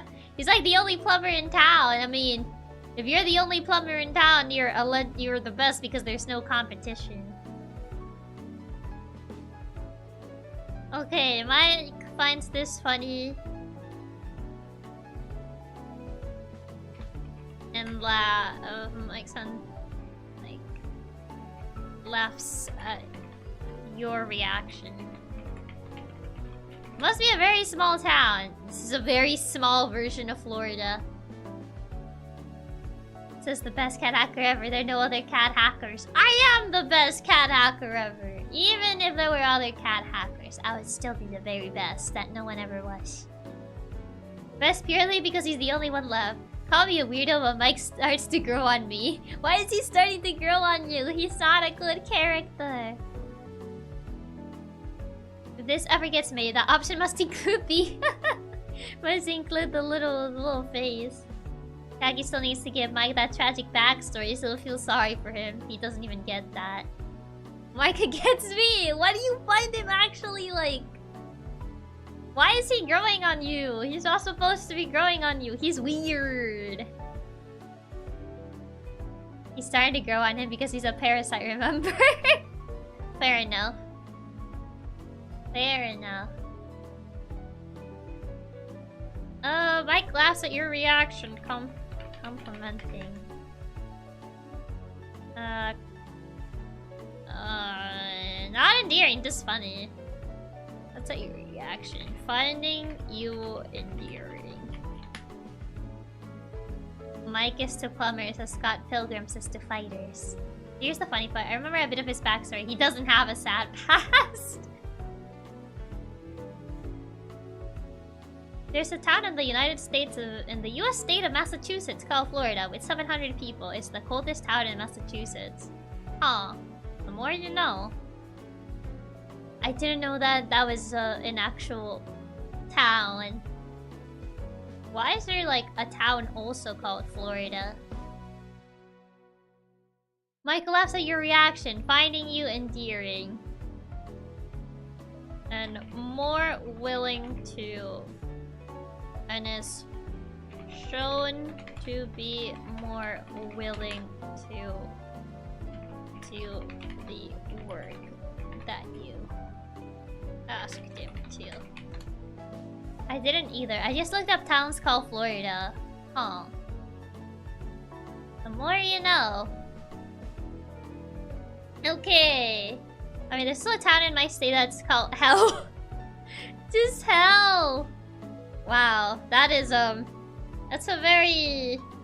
Imagine that they just ask you like, oh, where do you live? I live in Hell.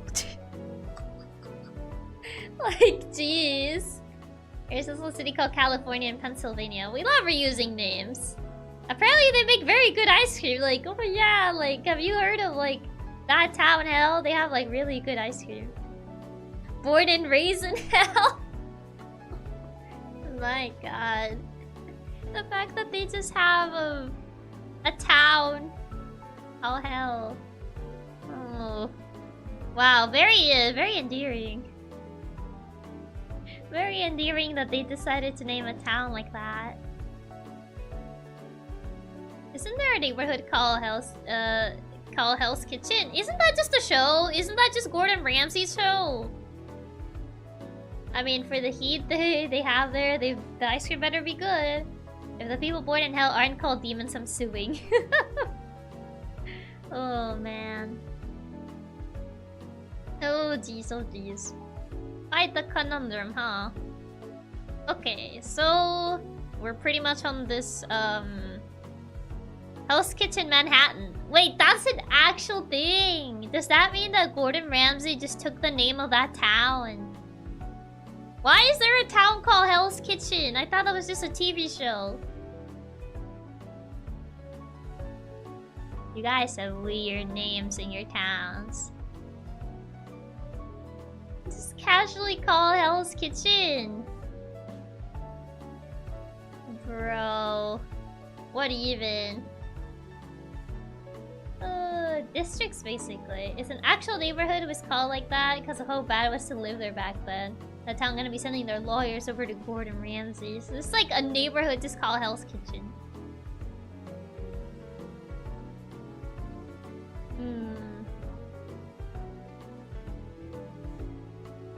Wow. Oh, I remember Hell's Kitchen from Deus Ex. The fact that there's just a neighborhood called Hell's Kitchen is just like, what? How is that a thing? How? Actually, I don't know if I should be questioning it. Like the city named Batman tried to sue DC for the name. There's a city named Batman. Batman City. It's a city in Turkey. It's the Batman City. Oh, interesting. The more you know, I guess. I didn't know there was a city actually called Batman.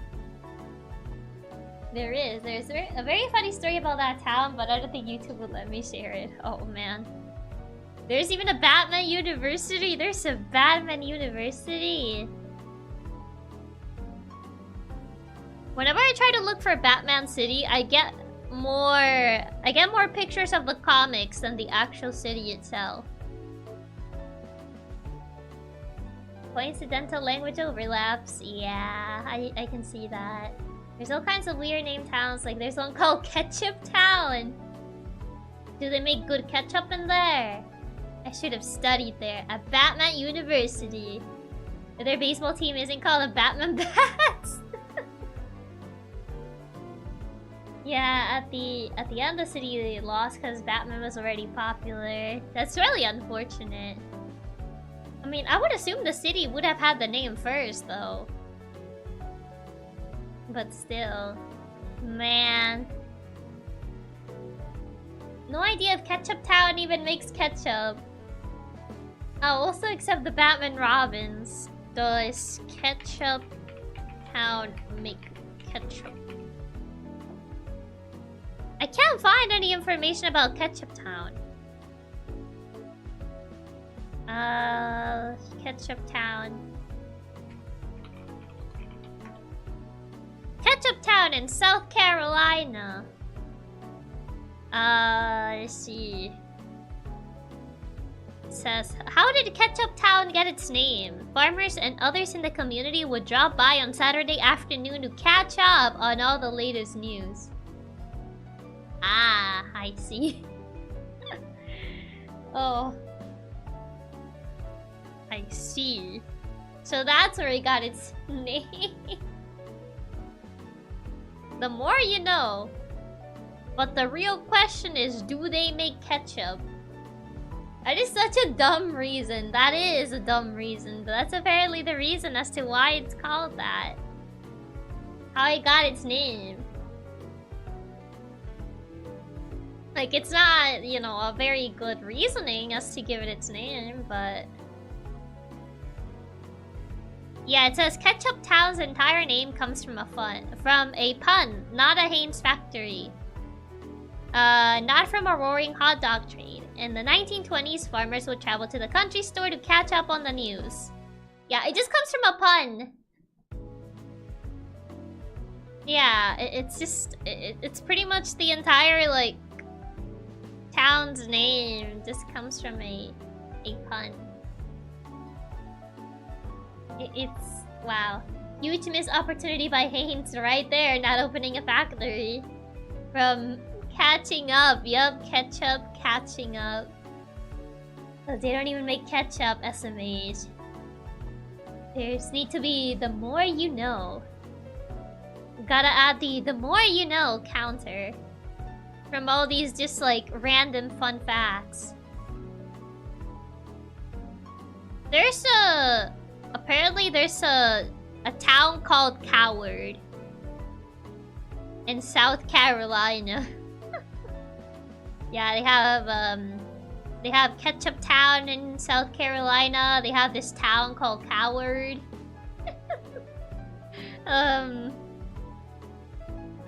And they have Townville. I swear, I always learn the most odd facts on Chiaki streams. Yep, we really learned just a lot of fun facts here.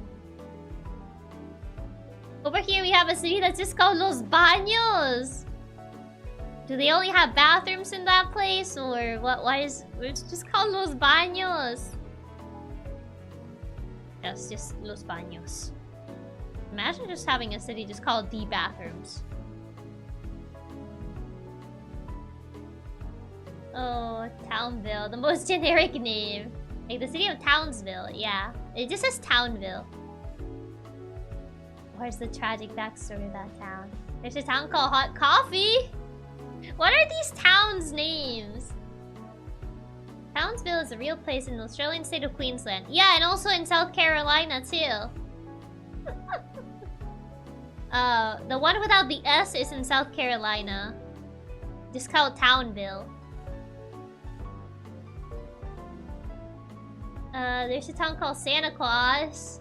Chiaki Streams is the we share the most odd facts. Yup, it's where we share the most odd facts that we all just happen to know.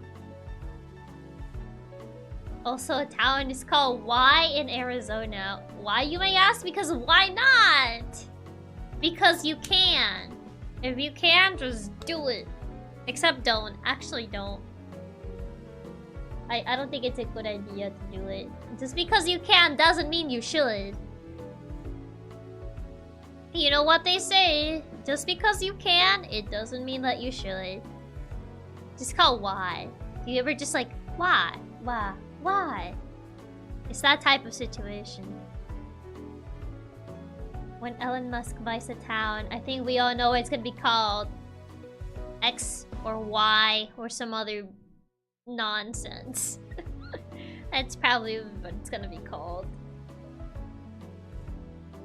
I mean, can you even like buy towns nowadays? I don't know if there's still like any undiscovered lands where you can just make a town. Wasn't there like a project to make like a Disney town? I remember hearing something about like Disney Town. Or Disney District or something.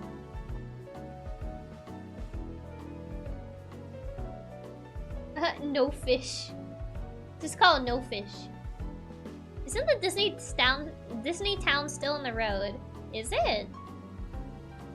There's one in Delaware called Slaughter Beach. I will be concerned. Yeah, I remember watching a video. Yeah, there's kind of like a... I remember hearing about there being like a Disney town. It says, after founding Celebration, Disney followed its plans to divest most of its control of the town. Several Disney business units continue to occupy the town's office buildings. Walt Disney World operates two utility companies, Smart City Telecom and Reedy Creek Energy. I think they shut down the Disney Town project. Did they? I don't know if it's still... It was called Celebration Florida. It says, Celebration Florida is the Disney town. Where their churros will cost $30 in that town. The town Disney built. Let me look up Celebration Florida. Celebration. I think it's just called Celebration and it's in Florida. Census designated place in Florida. I thought it wasn't bad, but it was taking longer than expected. When I looked up Disney Town, it said Celebration and that it was in Florida. Celebration is a master planned community in a census designated place. It's located near Walt Disney Resort. Florida, like our VM setting, we have come full circle. It's all part of the grand design. What a coincidence. It's in Florida too. It's where the Disney town is. Celebration. It's all adding up. It's all coming together, you know? Also, hi, Magma. Welcome. In RVN, the celebration exists? I mean, probably not. The tangent Chiaki will go on to avoid writing about Mike. It wasn't even to avoid writing about him. We kind of just like jumped on a tangent and it just kept going and going until it spiraled out of control.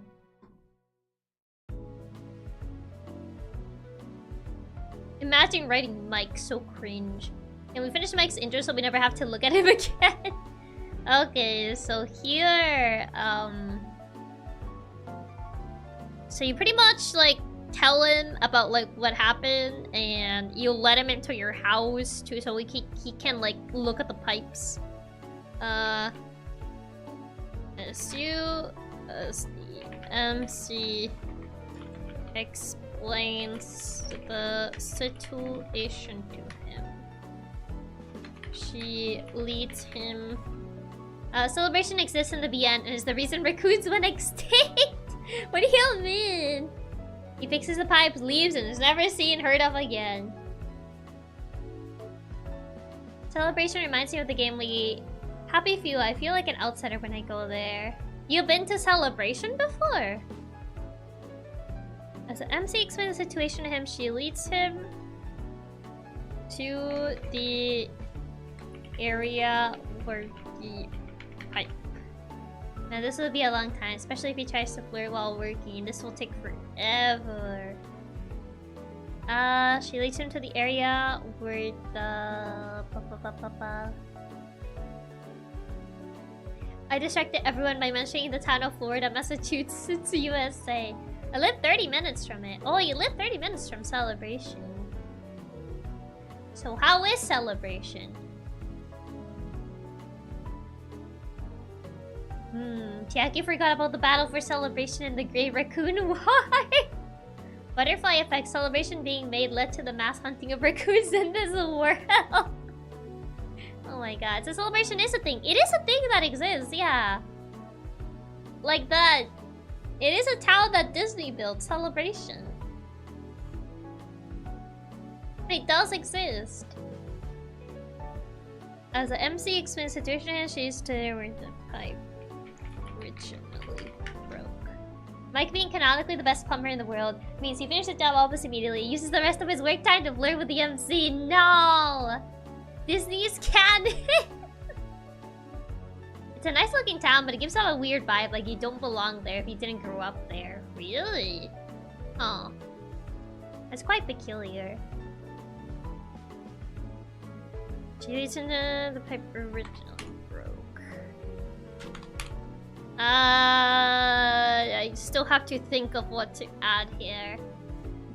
But right now I have to go BRB, so you guys can also brainstorm how we can go from here while I go BRB. So I shall be right back. So BRB.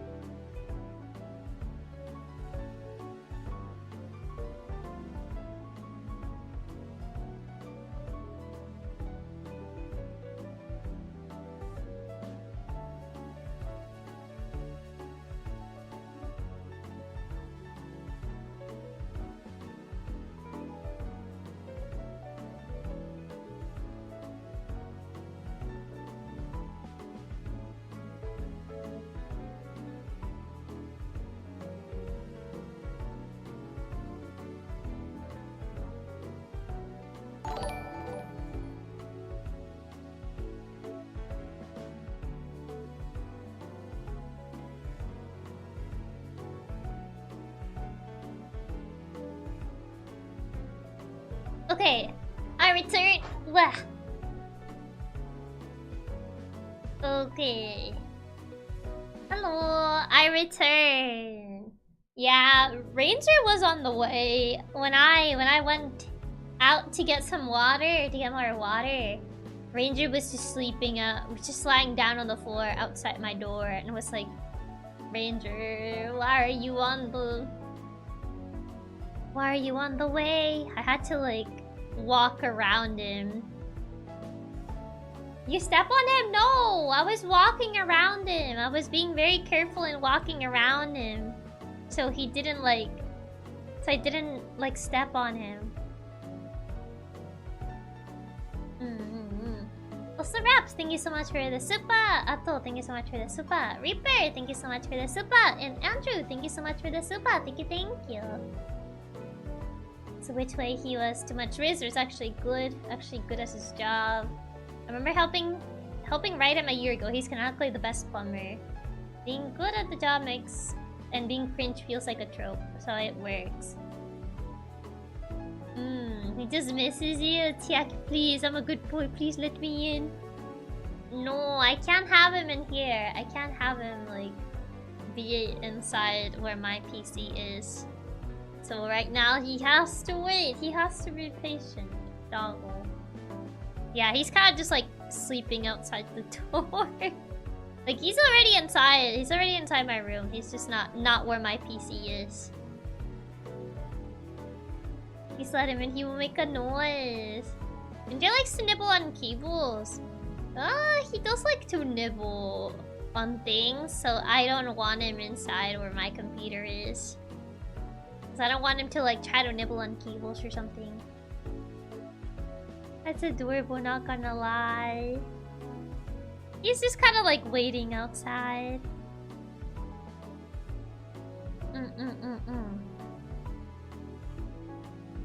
Yeah, makes sense, just in case. Let him eat the cable spaghetti. No, I'm not gonna let him eat the cable spaghetti. Oh yeah, I've lost many USB cables to my cats. Yeah, I can't let him in.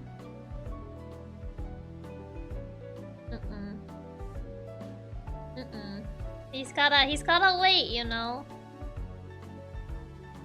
He's gotta wait for a little bit. Give him your old cables. No, I'm not giving him cables. I'm not giving him cables so he can bite them. I don't think that's a good idea, you know. I think it's better if we just don't give him any cables at all. Nope. I think it's better not. Okay. So MC explains she leads him to the area where the pipe originally broke. So from here... Where could it go from here? Delicious microplastics and copper wiring. Oh no. Gotta keep that as far away from him as possible. So, do you guys decide where do you want to like take the story from here? Any ideas? Any ideas on where do we go from here? I guess just to jump to him solving the problem. Maybe. Like, you think like he's just he's a prodigy. He's like, yeah, I know what needs to be done. And just like immediately solves the problem. Leave Mike on the sink and go call the pest control. I guess he couldn't like yeah, maybe you tell him like, yeah, there was a raccoon as well in here. And then he's just like, you know. I don't know. Actually, I already fixed the issue before you even got here. I just stayed around to meet you. Oh my god, no. He's not... Wait, how did he get inside the house then? That's kind of weird. I like the idea that he's in good and just rizzes his clients, but the canon is he sells everything, he flirts later. Yeah, pretty much. It's just like... the reason he's like that popular is because he is very good at his job, but the problem is he stays for a very long time to try and rizz his clients. Emily must have let him in since she's crushing so hard on him. I mean, it's not her house. I don't feel she would do that. Hey, this is not her house, so I don't feel like she would let, like, this guy inside her best friend's house, though.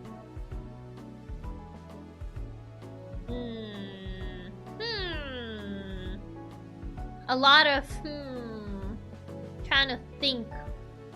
Maybe the door was left open and when she took you to the hospital. She's also super gullible, so I think she would since she thinks he's just helping. She still has the keys and is head over heels for him.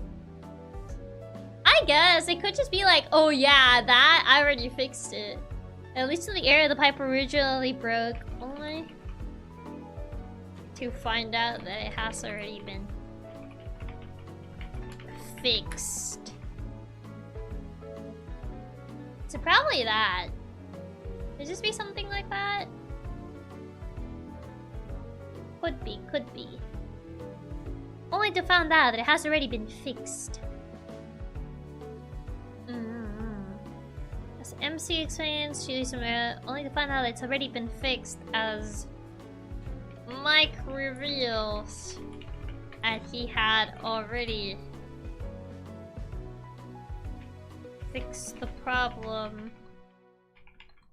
Yeah, so you don't feel stressed after coming from the hospital. Yeah, true. Now, how do we get the guy out of the house as fast as possible? How do we kick him out?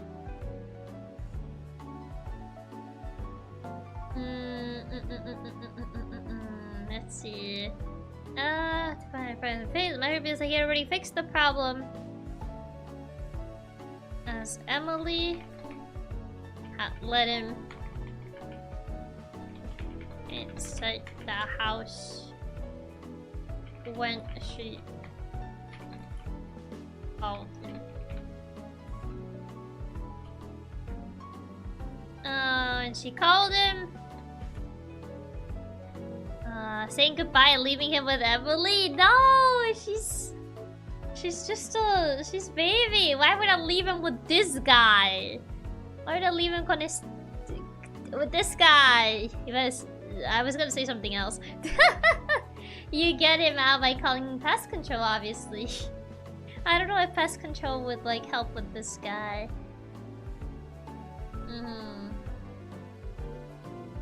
Yeah, do not let him anywhere near Emily. Yeah, I don't think it's a good idea. Back to Spanish. Oh, the short circuiting.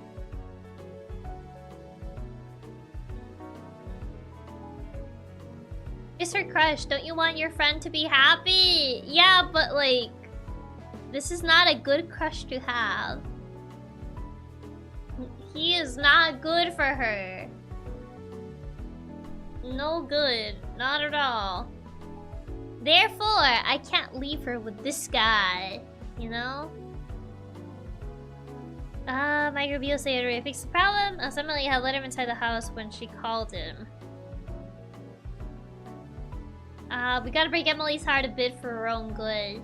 This is for her own good, you know? I'm doing this for her own sake.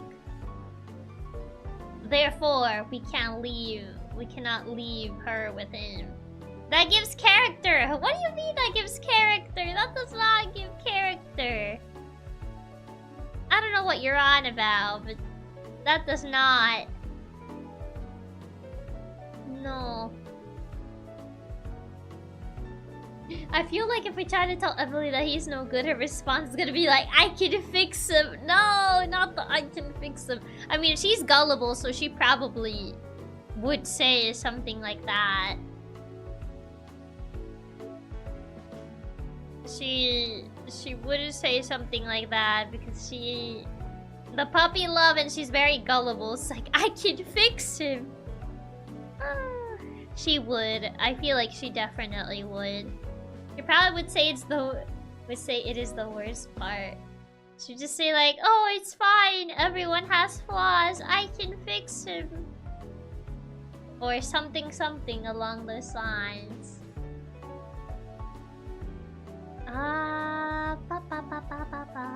Let's see. What can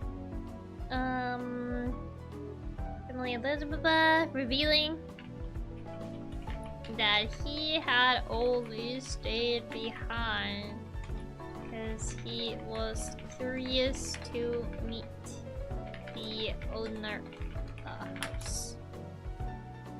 Choice. Okay. You kick him out. Well, he has to learn out. How do we respond? We kick him.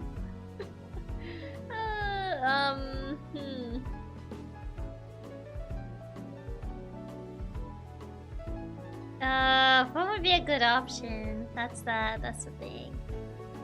Choice, kick him out or kick him out? Leave with Emily, why? They're in your house. You can't just leave your house.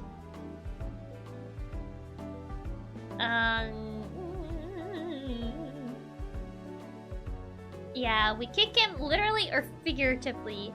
Both. No, I'm kidding.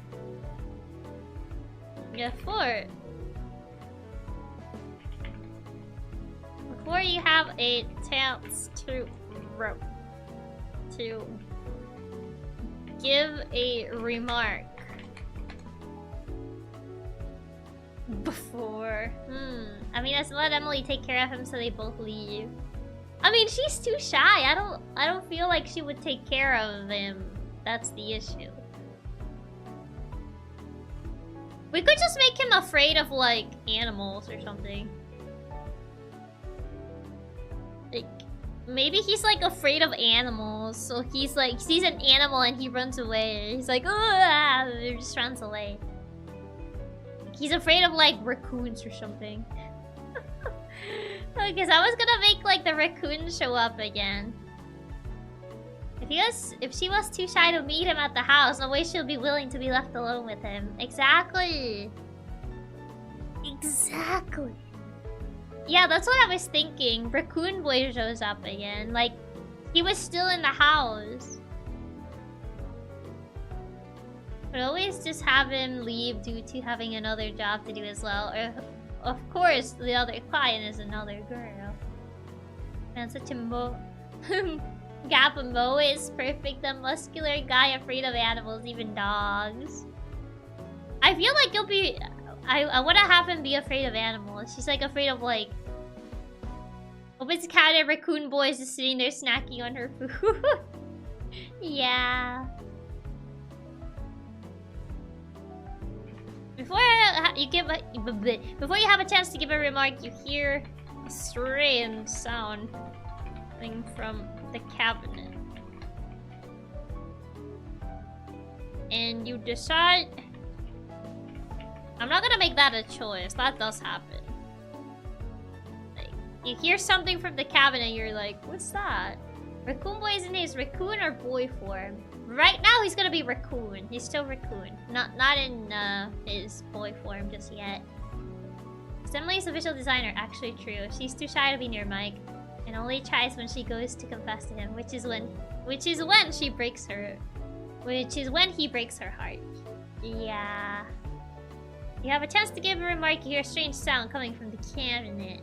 May you let him look or you look, just to see him scream even more. I guess you could have him look, he's like, huh, what's that? And to hear a strange sound coming from the cabinet. Wouldn't make much sense of him to be afraid of the Raccoon Boy if he's in his boy form.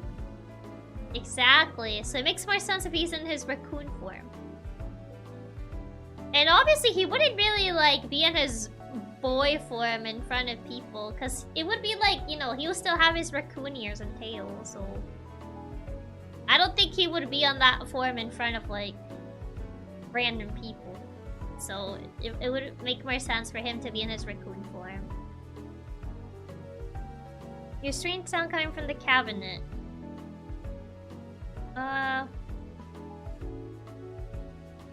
Which distracts Mike and decides to go investigate in an act of...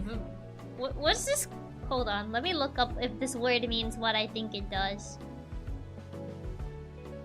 Hold on, I am checking if this word actually means what I think it does. Okay, it does. In an act of bravado. There. So he's in a bold, kind of like... to impress her. Dictionary momento, yes. It's courage that you show, especially by doing something unnecessary and dangerous to make people admire you. Yeah. Tough guy moment, yeah. He's trying to like impress her. He's like, hey, I'll protect you. And then he sees like the raccoon, he runs away. It's like, I got you. That sounds exactly like him. See, I'm getting into his mindset. As much as I don't want to. But I need to in order to be able to kick him out already. And don't have to ride him anymore. The fact that he runs away right afterwards, yeah, decides to investigate in an act of bravado. That's not a good thing to get into his mindset. I don't like it. I really don't. But in order to write him, in order to be able to write him, I need to get into his mindset. As much as I hate it and think that it's cringe and guacala y asco and everything and all that. No, Chiaki, don't turn into a todas mías. Oh no, Chiaki gonna open up next stream with no. I would legit just, I would cringe. Okay. Okay. If he has a route, at what point do we become endeared to him? You have to do another route before you can become endeared to him. But this is still common route, so you haven't gotten to any of the routes right now.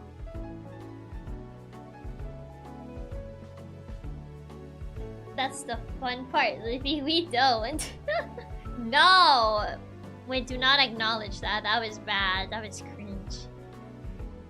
Chiaki would be too embarrassed to ever actually do it. I would cringe at myself. Straight up, I would just cringe at myself. Also, it's just not like me. Yep, was totally cringe. It's not like me.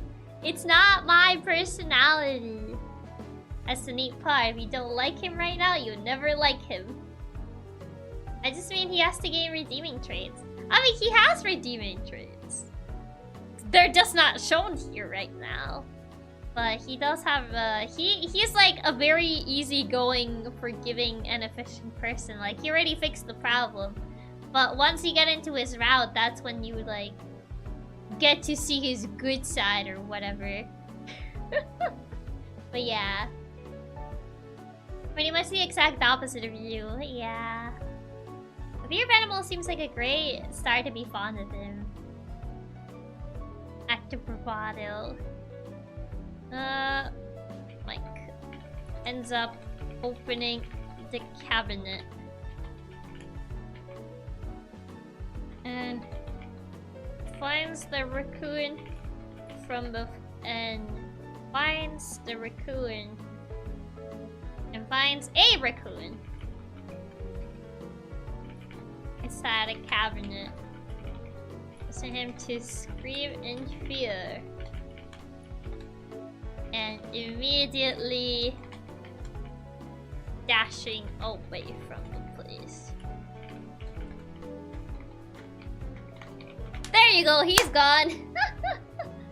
I don't know, if I met someone who's scared of animals, I'll feel less attracted to them since I love animals a lot. I mean, I guess some people would find it, like, endearing, question mark in some way. Like, they would, like, try to help him, like, oh, like, I'll try to, like, help you get over your fear of animals or something. I don't know. Yeah, it's like the whole overcoming, like, the fear. You know? That sort of thing. Fixing him. I guess. Fixing him. But yeah. It is what it is. Chiaki leaning too far into this I can fix him idea at this point. I mean, if you do his route, you can try, I guess. If you actually go through his route, you can actually try. If you really wanna put yourself through that. You can't fix him, Chiaki, and I don't think I want to. No, I don't even want to be in his vicinity nearby.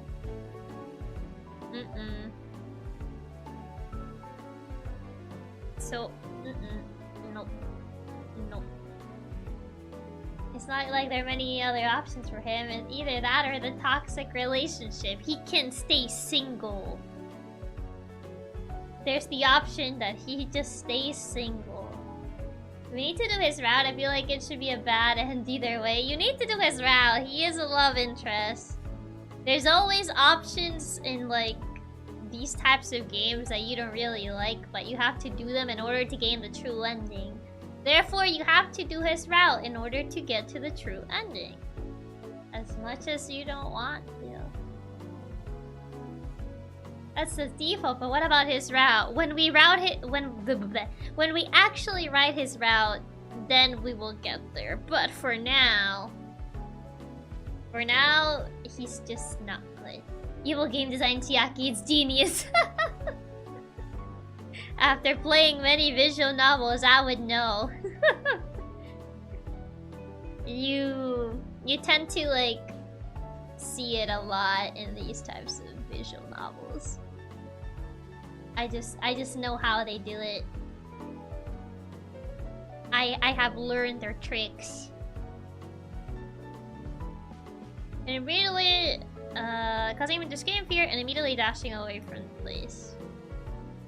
Okay, so far, trust me, I'm used to it and I hate it every time.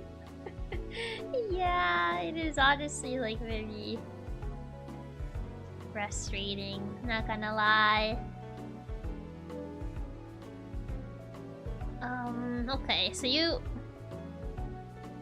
MC. Oh, I said I'm bold.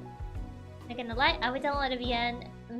My favorite cat hacker made. Hi Yui, welcome. Okay, MC and sub MC not immediately. And dashes away from MC immediately. Recognizes. Can we skip to the part where we're cured and kiss Emily? No! We're not skipping to that part.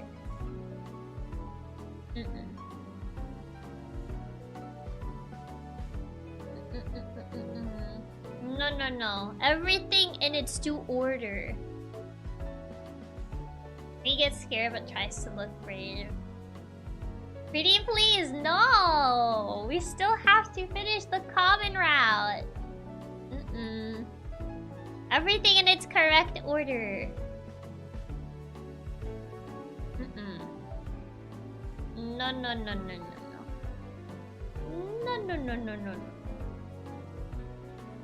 You need to do things in correct orders. You can't just like jump over everything like that. That's not how it works. Can we skip to the part where we fix him? No! Why do you wanna go to that part?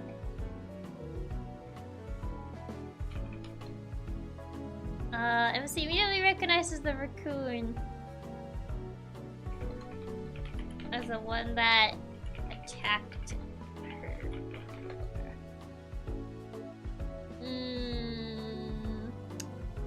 How would it go from here? So like she recognizes him and it's like, ah, it's you! Would she like immediately... Would she immediately call pest control on him? Or just like... What would it be? Ato has really fallen for Mike's Riz for some reason. Why him? Why him? Couldn't you have picked like someone better from like all the other options we have written? Why did you literally pick the worst one? feel MC would try to catch the raccoon first. I feel she would probably do that as well. That's the one that attacked her. I feel it could be a choice for if she calls and this leads to the pest control guy's route. I mean, so far we haven't introduced the pest control guy. Mike is so funny. His route being a total mess sounds so funny. Oh my god. No. Why Mike? Just picked Mike out of all the other options we have here. Just Mike. I really MC would have learned from trying to attack the raccoon previously, so I don't think she would unless she lacks critical thinking. Yeah, I feel like I don't think she would like immediately just go and try to attack him after what happened last time.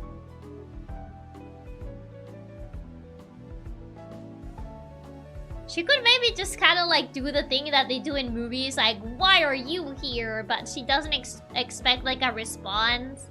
And then like he actually gives a response. You know, that sort of thing. Be like, oh, why are you still here? I thought you would finally be gone. It's like, actually replies. You know what I'm trying to say, right? That sounds funny, I like it. Yeah, that's kind of like what I'm thinking, where it could go from here. What do you guys think? Although, who I felt bonded to was a doctor, his interest in the medicine and not the girl. Yeah, the kudere doctor.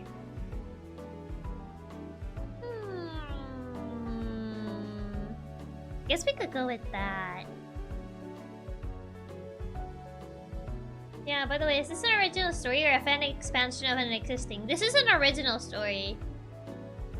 It's not a fan expansion of anything. We all collectively wrote this like a year ago. There's the stream where we originally wrote the characters and a little bit of like some of the other endings over on that stream. But yeah, this is pretty much an expansion of this. I do feel she'll try to catch it, but since he also takes some missing choices, might feel odd. The stream is called Let's Create Our Own Otome Game. Yeah, that's the name of the stream where we pretty much started writing this. That's where like I guess the characters come from and some of the endings, which I might have to rewrite some of the endings just to make sense. Just to make sense with what we have so far. But yeah, so from here. Oh cool, not gonna lie, I would download it if it becomes an official game. I think it'll be interesting to try and like make it an official thing. But I don't know, I'm still thinking about it. I could go back and learn Rempi again because I used to know how to code on Rempi, but it's been quite a while, so it's been quite a while since I last actually used Rempi, so I don't know. And also there's the whole UI, the art of the characters and all that stuff. I don't know. I feel like it'll be interesting to make it a reality, and I would like to make it like free so everyone could play it. If they were interested. But yeah, it's still like a lot with the getting the art for everything.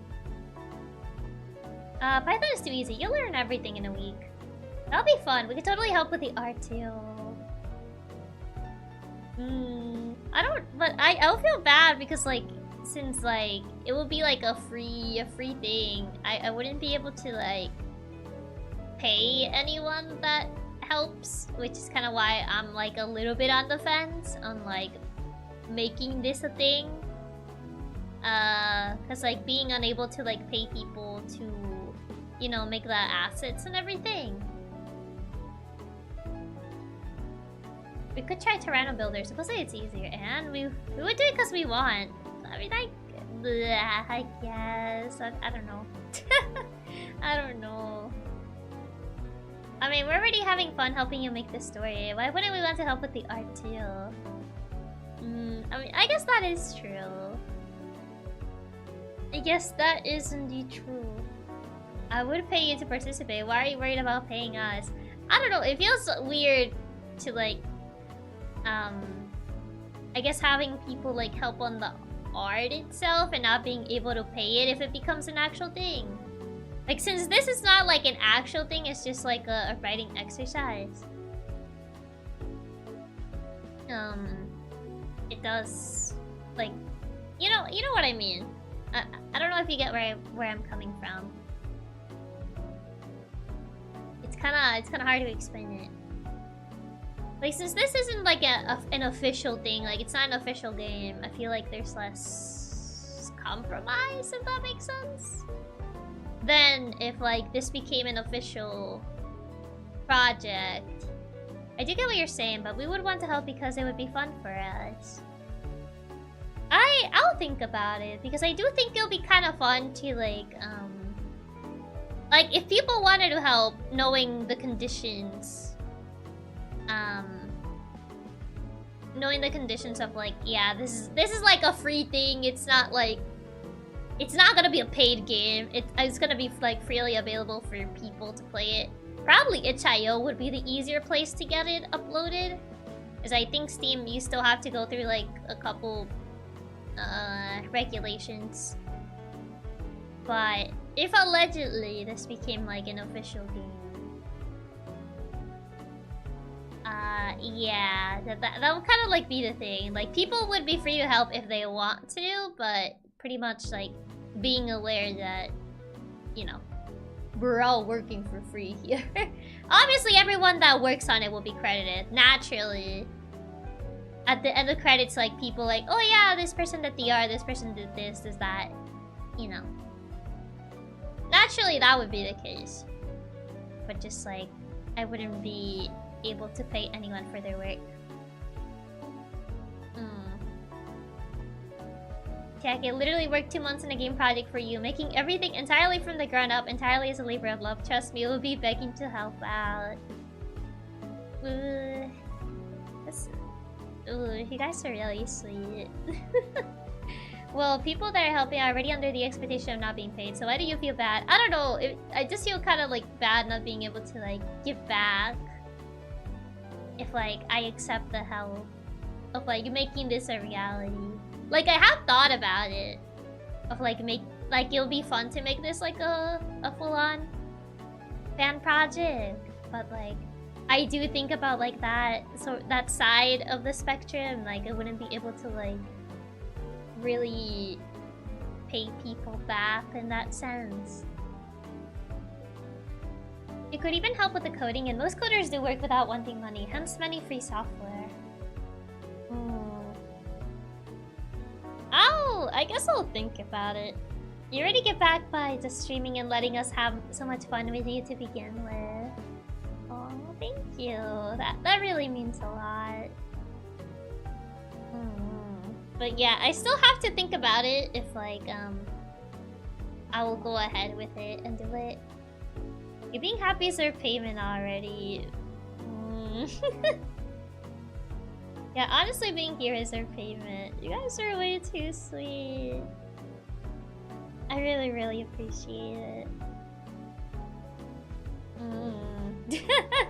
I still have to like fully think it through, because this will be like a big compromise if like we actually go ahead with it.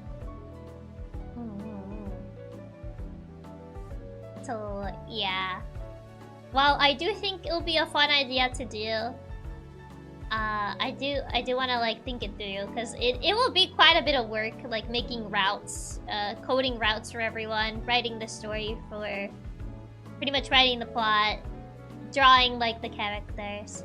So I still need to like figure out the logistics of how plausible it is to make it happen. But I do think it'll be a fun idea to do in the future. Kind of like make a collective game with you guys. Becoming your member this past week is all I could ask for right now. You're just such a ball of sunshine. Such a ball of sunshine. I love to support. Thank you. Thank you so much for the support. It really means a lot. But yeah, the logistics will be complicated. I don't need to rush it. I also don't want you to feel like you need to do it now. We would have a lot of fun working on it, but I don't want to add too much to your plate. I mean, right now it'll be kind of like complicated to like make it work. But maybe in the future it could be a thing that we could do. I feel like it would be a fun thing to actually make happen, if possible. But you know, if it is possible, I think it would be pretty fun to do that. I also don't want you to feel like you need to do it. I mean, even if you don't want to make it, would we be allowed to do it? Like, if you guys wanted to make this thing a reality. We're sweet because you're so sweet, Chiaki. You always do so many fun and interesting things for us, so helping you out with something like this is the least we could do. Thank you! Thank you so much, Reaper! And also thank you for being a member of Nylina for 10 months! Thank you, thank you! Once the writing is done, we could think of coding it and stuff. Yeah, I guess once we like have the general writing down of like how the paths are gonna be, it's easier to kind of like start thinking of like the coding. But yeah, I love these moments in streams where we just pamper you. No comment. We want it to be a reality. It's something we all have work over. Of course we'll love seeing it around. That's really sweet. I don't know how to react, okay? I get flustered usually. But yeah, I really do appreciate that you guys wanna help me make this a reality. It really does mean a lot to me. Yeah, this will be a pretty big project to be honest, so no need to rush it. And so that you have time to think over how to handle it. Yeah, because it will definitely be something pretty big. And I don't think I ever like coded a visual novel this big. The only visual novel that I coded, it was just a prologue. It wasn't as long as what we're writing right now.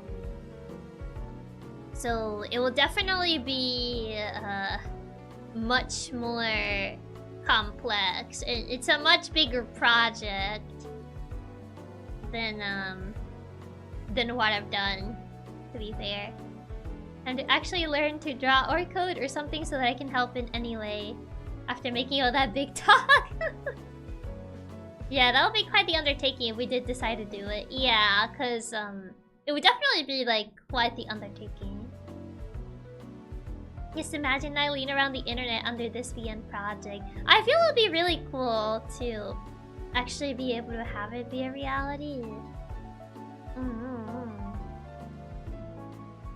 But yeah, naturally it is a big undertaking. I mean, there was it kind of reminds me of something that I considered doing, but I don't know if I'm actually going to. It was just like an idea that came to my head. But back when I used to code in Unity before I ended up just like quitting altogether, there was Katsubro's friend, which was the one that helped me pretty much fix the entire mess that Unity gave me when I was still coding that game. He pretty much said that I could try if like I ever wanted to go back to like coding, which I never went back after that incident just because of how much stress I was under, that I could try like entering a game jam if I wanted to like give pretty much a try again coding. And it kind of just came back to me while I was on my trip, like, hey, what if I just like took code back up again? Probably not taking C# again that quickly, obviously, after... and it kind of like... we, I guess collectively just made like a silly little game for a game jam. Yeah, also very stressful. Yeah, because game jams, you kind of have like a time limit. So I kind of like considered it. Oh, game jams are really fun. A bit tiring, but that gives me an idea. What's a game jam? Ah, it's kind of like a game competition. Like, you pretty much have to make a game and you follow a certain theme under a... You pretty much have to make a game that follows a certain theme under a limited amount of time. Entering a game jam sounds like a lot of fun, to be honest. It would be really neat to make something for it with you if we could. Yeah, like, I considered it while I was on my trip, like, what if? But, yeah, a game jam is like a competition to make a game following a given theme in a short amount of time, usually like 48 hours, pretty much. Yeah. Do a game under this topic and time limit, normally a month or weeks, and everybody shares their projects. Yeah, pretty much is, depends on the game jam. Some game jams are literally like 24 hours or 48 hours. Other game jams, they do give you like a longer time period, like a month or a couple weeks. But, you know, obviously you're not making like a AAA or anything like that. You're pretty much just making like, I guess, small passion projects. Most of them are 24 to 72, but some do it for a bit longer. Yeah, it depends on the game jam itself. It's not even a competition per se. I haven't seen that many that give prizes at all. I mean, usually the prize is that your game becomes official, isn't it? A lot of really good games have been born out of prototypes from game jams. Usually, if a game wins a game jam, they become like a full game, because usually they're prototypes. Like, it's that sort of thing. But, yeah. Most game jams do have prizes. I've almost never seen one without any prize. I feel like they usually do. There's games that lost game jams that are more popular than one that won. Didn't Baldi's Basics actually lost the game jam? Or it's like some other game? I remember reading about something. Like Baldi's Basics, I think is the name of that game. Yeah, lost the game jam it was in, but it ended up becoming really big afterwards. My phone is running out of battery. Some games become full games, like Amanda the Adventurer. Yeah, like Amanda the Adventurer became a full game. They expect most of them to be really small games overall, like rental or shorter. Overall, they tend to be short games. They are not like particularly long games.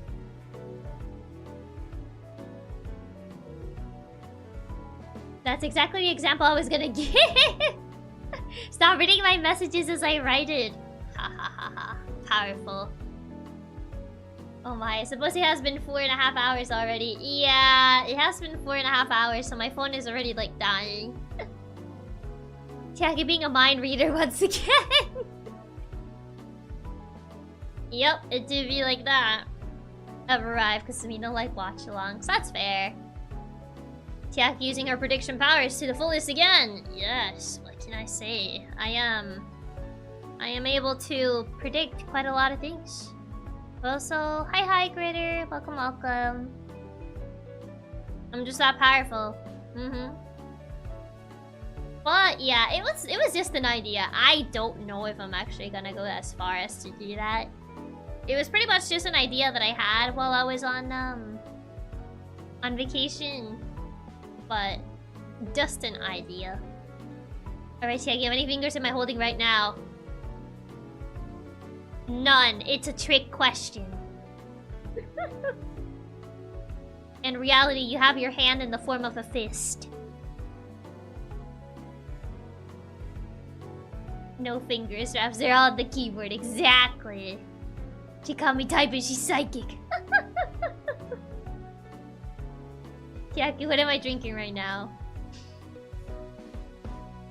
Are you drinking beer again? If you do, I want to draw Emily's sprite sheet. Okay, how many tools am I holding up right now? None! You're sitting down! And then me and Chiaki both caught you there, Raps. Caught red-handed. What about the game demo? Are you gonna be able to do it solo or with a team? I almost have a team size limit. Water. Today is water. The image. That image do I give? I mean... I said nothing. I said nothing. I did not say anything. I'll leave that up to your interpretation. But, I don't know. Usually, I guess it would be better to do it with a team. I said absolutely nothing. That was just your mind speaking and filling in the blanks.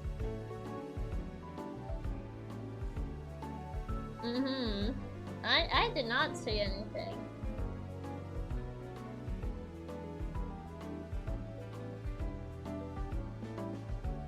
But yeah, I don't know how long my phone is gonna last, honestly, as it already started to die. But we still haven't gotten to the... We're still missing 2 characters to introduce into the common route. Dilemmas. This until 6 hours. My phone doesn't last that long. We're gonna call it for tonight then. Honestly, I don't have the brain, the brain power to like write right now. So I forgot I had this picture here. I forgot I left this picture here. Hold on. Why is this still here? Get out of here. Okay. Which source are you? Oh, there you are. The ball! I forgot I left that here. Hold on. Okay, there you go. I completely forgot we had been talking about that. Yeah, I forgot I never removed it off the screen. Well, you know, we had already moved past that topic. Giant plastic ball, my beloved. It's the giant hamster ball. You know, you always forget that you leave those things and get surprised by it each time. I just forget. Oh yeah, why was that ball there in the first place? It's because we talked about like the giant hamster balls that people could run inside.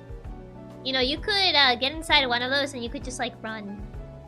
Not even hamster. It's not for hamsters. I mean, I call it a hamster ball because it looks like one, not because it's meant to be a hamster ball. You know, just because it looks like one, it has similar appearance. Anyways, I'll turn to distraction. I'm sorry, I know this must mean a lot to you. I just hope you're having fun. Yeah, I kind of just wanted to like take a break from it. So it's fine, no worries. It started with you talking about Roombas. Oh, yeah, I think so. I think it started from that. Past Chiaki is an enigma. Not even present Chiaki can understand. Satsuing is her specialty. That's not true. That's not true.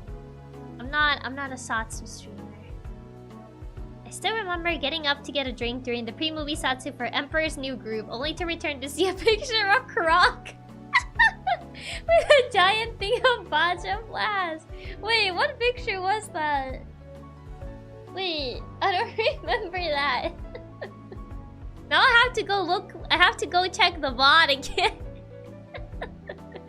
I mean, I don't know which picture of Kronk you're talking about. We took Kronk to the movies.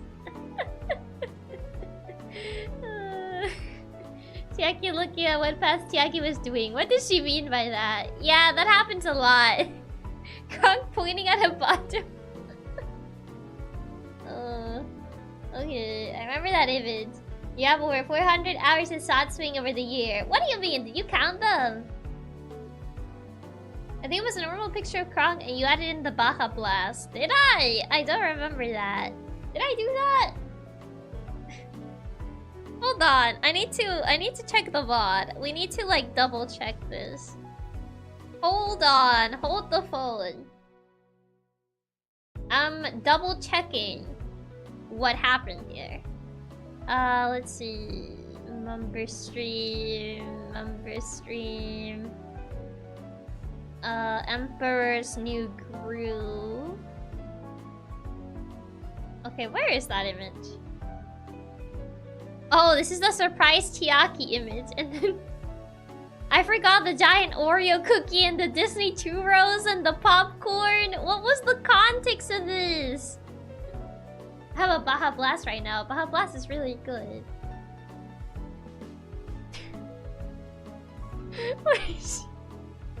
What does she mean by this? Hold on. Hold on.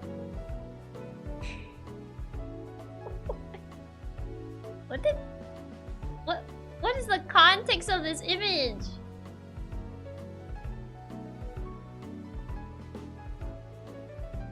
Yeah, I can see how, like, my streams just don't make a bunch of sense. I think we're asking for snacks for the movie. Chiaki's confused by Chiaki. Yeah. Yeah. What did she mean by this? Snacks for the movies, and I think Krong was something about the meme. The fact that he just looks like he's holding a Baja Blast is so funny to me. I don't know why. What does she mean by this? Oh.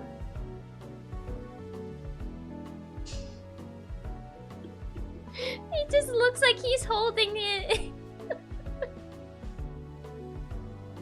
I asked for Krong since I thought it would be funny he watched it with us. Krong looks like he's asking, what did she mean by this? It's your good friend Krong. Don't you remember him? I don't remember him holding a Baja Blast. Not really. Oh my god. And that non-transparent PNG churros in the background. Here's of a girl that looks at you the same way Chiaki looks at Kronk with Baja Blast. Oh, even Kronk knows Chiaki gets a little bit weird at times. What do you mean? I'm not... That's a lie. I am weird. But... I would like to be that I'm at least, like, endearing weird. You know? I like that there's an entire water cooler to the back of Kronk. You guys said you wanted water, so I just... Yeah. The gallon of water. I mean, you guys wanted water, so... Yeah, you guys got water. But I love weird Chiaki. Girls are more fun that way. You're weird, but we love your weirdness. I'll take it. Chiaki's a cool weird. What is cool weird? You're very weird in a cute way, but really weird. Weirdness is endearing. I'll give you that. You're very cute, kind of weird. I don't know what that means. What do you mean, cute, kind of weird? What does that mean? What does cute, kind of weird mean? Elaborate your answer. What do you mean by that?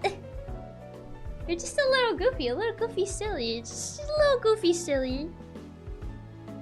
A little goofy, haha, silly. That sort of thing. Cool weird is kind of weird that goes in a roundabout fire the moment you mention fates. That just sounds like a nerd. Which I kind of am. A geek, I guess. Nerd, geek, whatever you want to call it.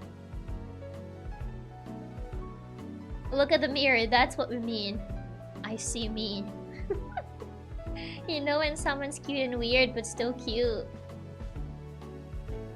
I don't think that's very descriptive. Nerds and geeks ain't the same! What do you mean? Ah, my phone is dying.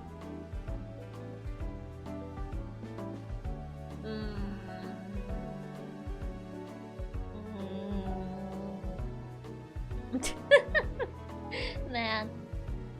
Yeah, I don't think I get the context of a lot of my streams. I could look at this without audio and I'll be like, what's going on here? Yeah, now I realize how whenever we Satsu, it just somehow ends up like this. I don't know why, but it just does. It just ends up with random images on stream. And I'm like, how did we get here? Baja Blast, a giant Oreo cookie. There's like Disney churros. There's the the popcorn PNG. There's a gallon of water behind Kronk. Just look at it this way. The weirdness is one of your charm points, just like your sweetness and your tubularness. I'll take the tubularness. Baja Blast, it's Kronk pointing at a Baja Blast. Lest you forget the Twilight Baby. Yeah, the Twilight Baby. I mean, some people didn't even know what the Twilight Baby was. I could not let them live blissfully unaware about the Twilight Baby. If I have to know this information, everyone in the stream has to know this information. How did we get here? Describe so many of your streams. Baja Blast is my life water. Not the sweetness, with how much sugar you consume. What do you mean? Frank looks like he's about to tell you he wanted regular Mountain Dew, not Baja Blast. Chiaki always wants to make sure we suffer alongside her. I mean, sharing is caring. Said by... Who said that actually? Barney? I don't know who said that phrase, but...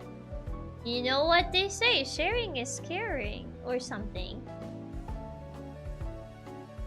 Someone sent me a Baja Blast, we didn't have that flavor here. Also, Jacob's wolf form tracking suit, my eyes will never forget that. Oh yeah!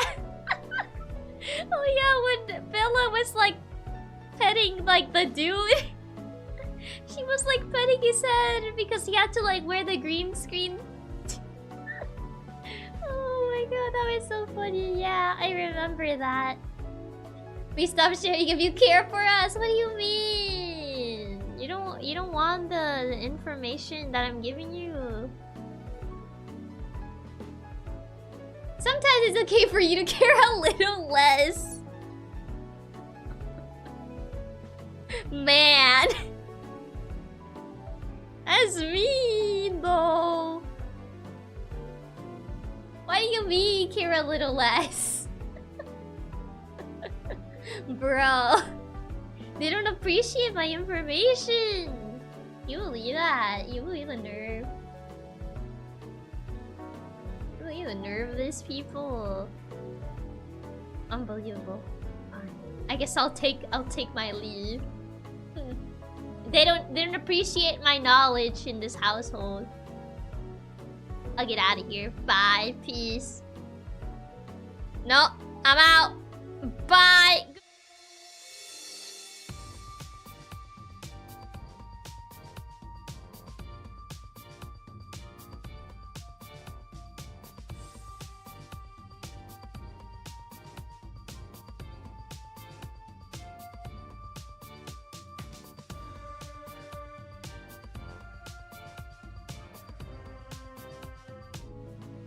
Bruh really thinks I'm gonna leave my own place. No, you guys. Get out of here. Welcome. My god. Oh, we come back here. This is my place. I ain't getting kicked out of my own place. Thank you for the flight gift. Thank you so much for recruiting 5 new members into my Lena. Thank you. Why would we leave the couch still here? This is my place. This is Nylena's my place. We have overstayed our welcome. Overstayed your welcome. You push your limits.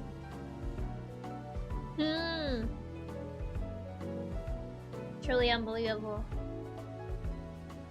Responsible for half of these moments. You are. Is there a place we're taking over? No, you're not. Hold on. Hold on. I need to look for something real quick. Hold on. The misbehavior. I need to find a proper PNG for this. The absolute misbehavior. Sorry, but it's not sorry because he showed us the horrible live action Stitch. Bruh. Hold on. the phone.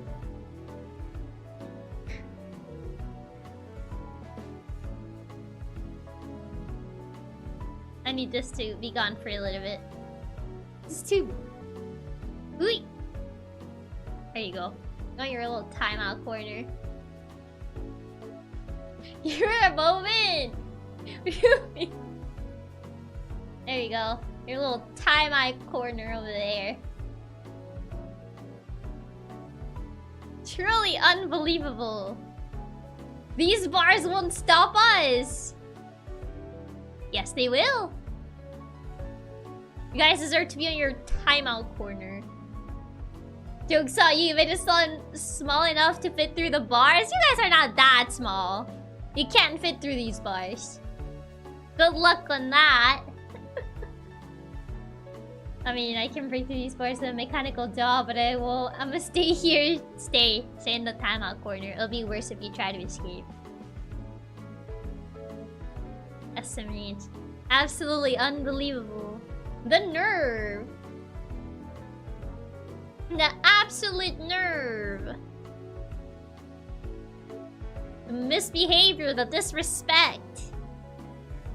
Chiaki looked this up because he doesn't want us to leave her. I mean, do you really want me to throw the cage down the river? Or do you really want that?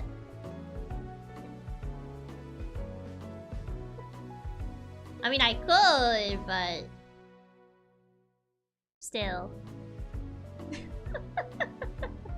The cage, yes. With us, no. No. You guys stay in the cage.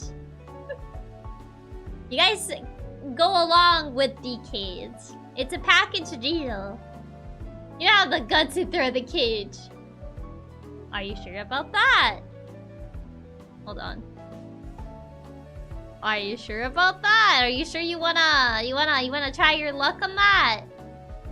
We're now part of the cage.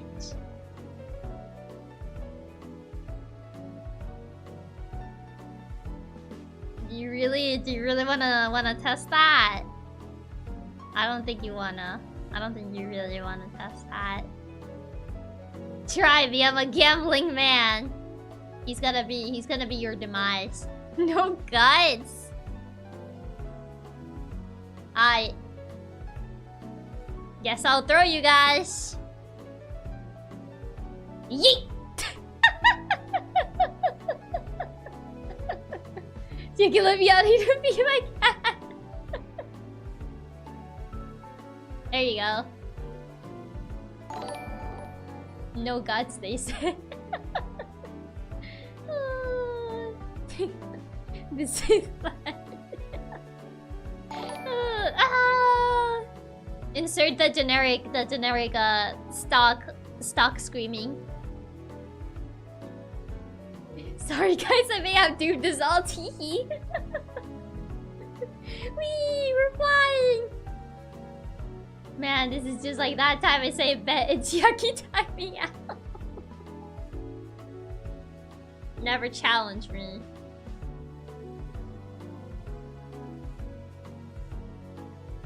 There you go. Now they're gone. The Wilhelm scream, yeah. That's why Ranger won on the Democratic vote for leader. You guys tested your limits. That's what you get for testing your limits.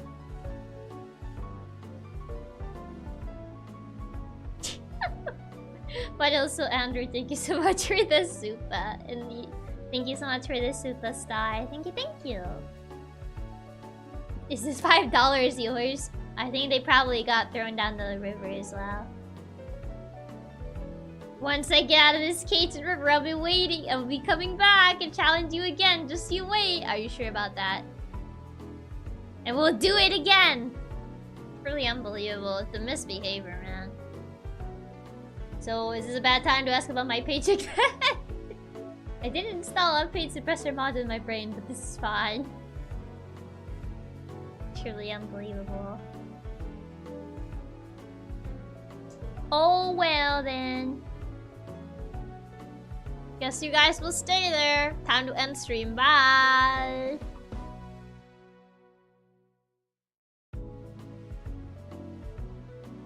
Bam, bam. Bam, bam.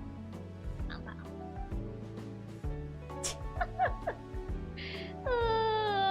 It is cold here. Fine.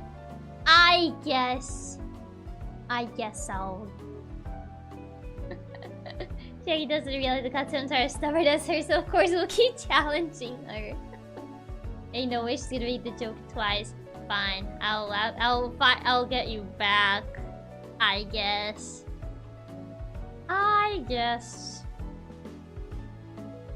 Ooh. There you go. Here. There you go. Fine. But still. Oh boy.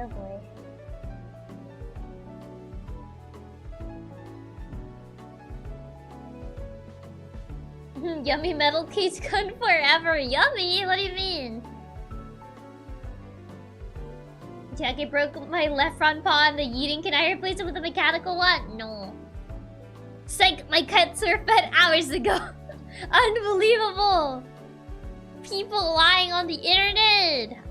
Who would have thought? I cannot believe this. I thought people would never lie on the internet. The horror! The evil! It's too much.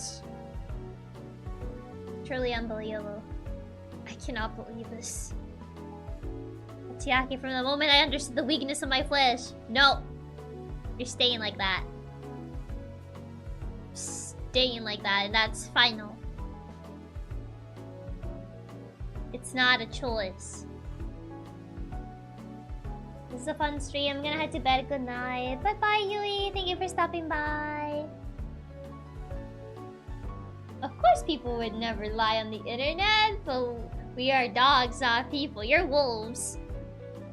Chiaki tried her absolute best to sound sarcastic on her eyes. What do you mean? What do you mean by this? Also, it's been 5 hours. What even? Okay, almost 5 hours. But yeah, my phone is dying, so I finally got the Bean Boozle and Matcha for the challenge. So I'm ready for the next Ori stream. It might be the last Ori stream since we're getting close to the end of the game. I'm not sure if we will finish it though, but we'll see. You say that the reindeer put my chain in my hind legs, jaws, and left eye socket while you were on vacation. Awesome mate. Oh, I managed to distract you for a full 30 minutes this time. Unbelievable! This was part of your plan, wasn't it? I hope it's the last. I'm not sure. There might be 2 more streams depending on how long it takes me to beat it. Since the Ori stream for next week is gonna be earlier in the morning. It's not gonna be in the afternoon, so we might have less time to beat it. So we'll see. We'll see if we actually get to beat it. No, we made it in 5 hours. Okay, anyway. Yes, it was. I got you to throw us into the river just to distract you. Yeah, let's go with that as the reason. I see. Truly unbelievable. I can't believe this. Yeah, it might end up being 2. Yeah, so it might end up being 2 streams. But we'll see. We'll see.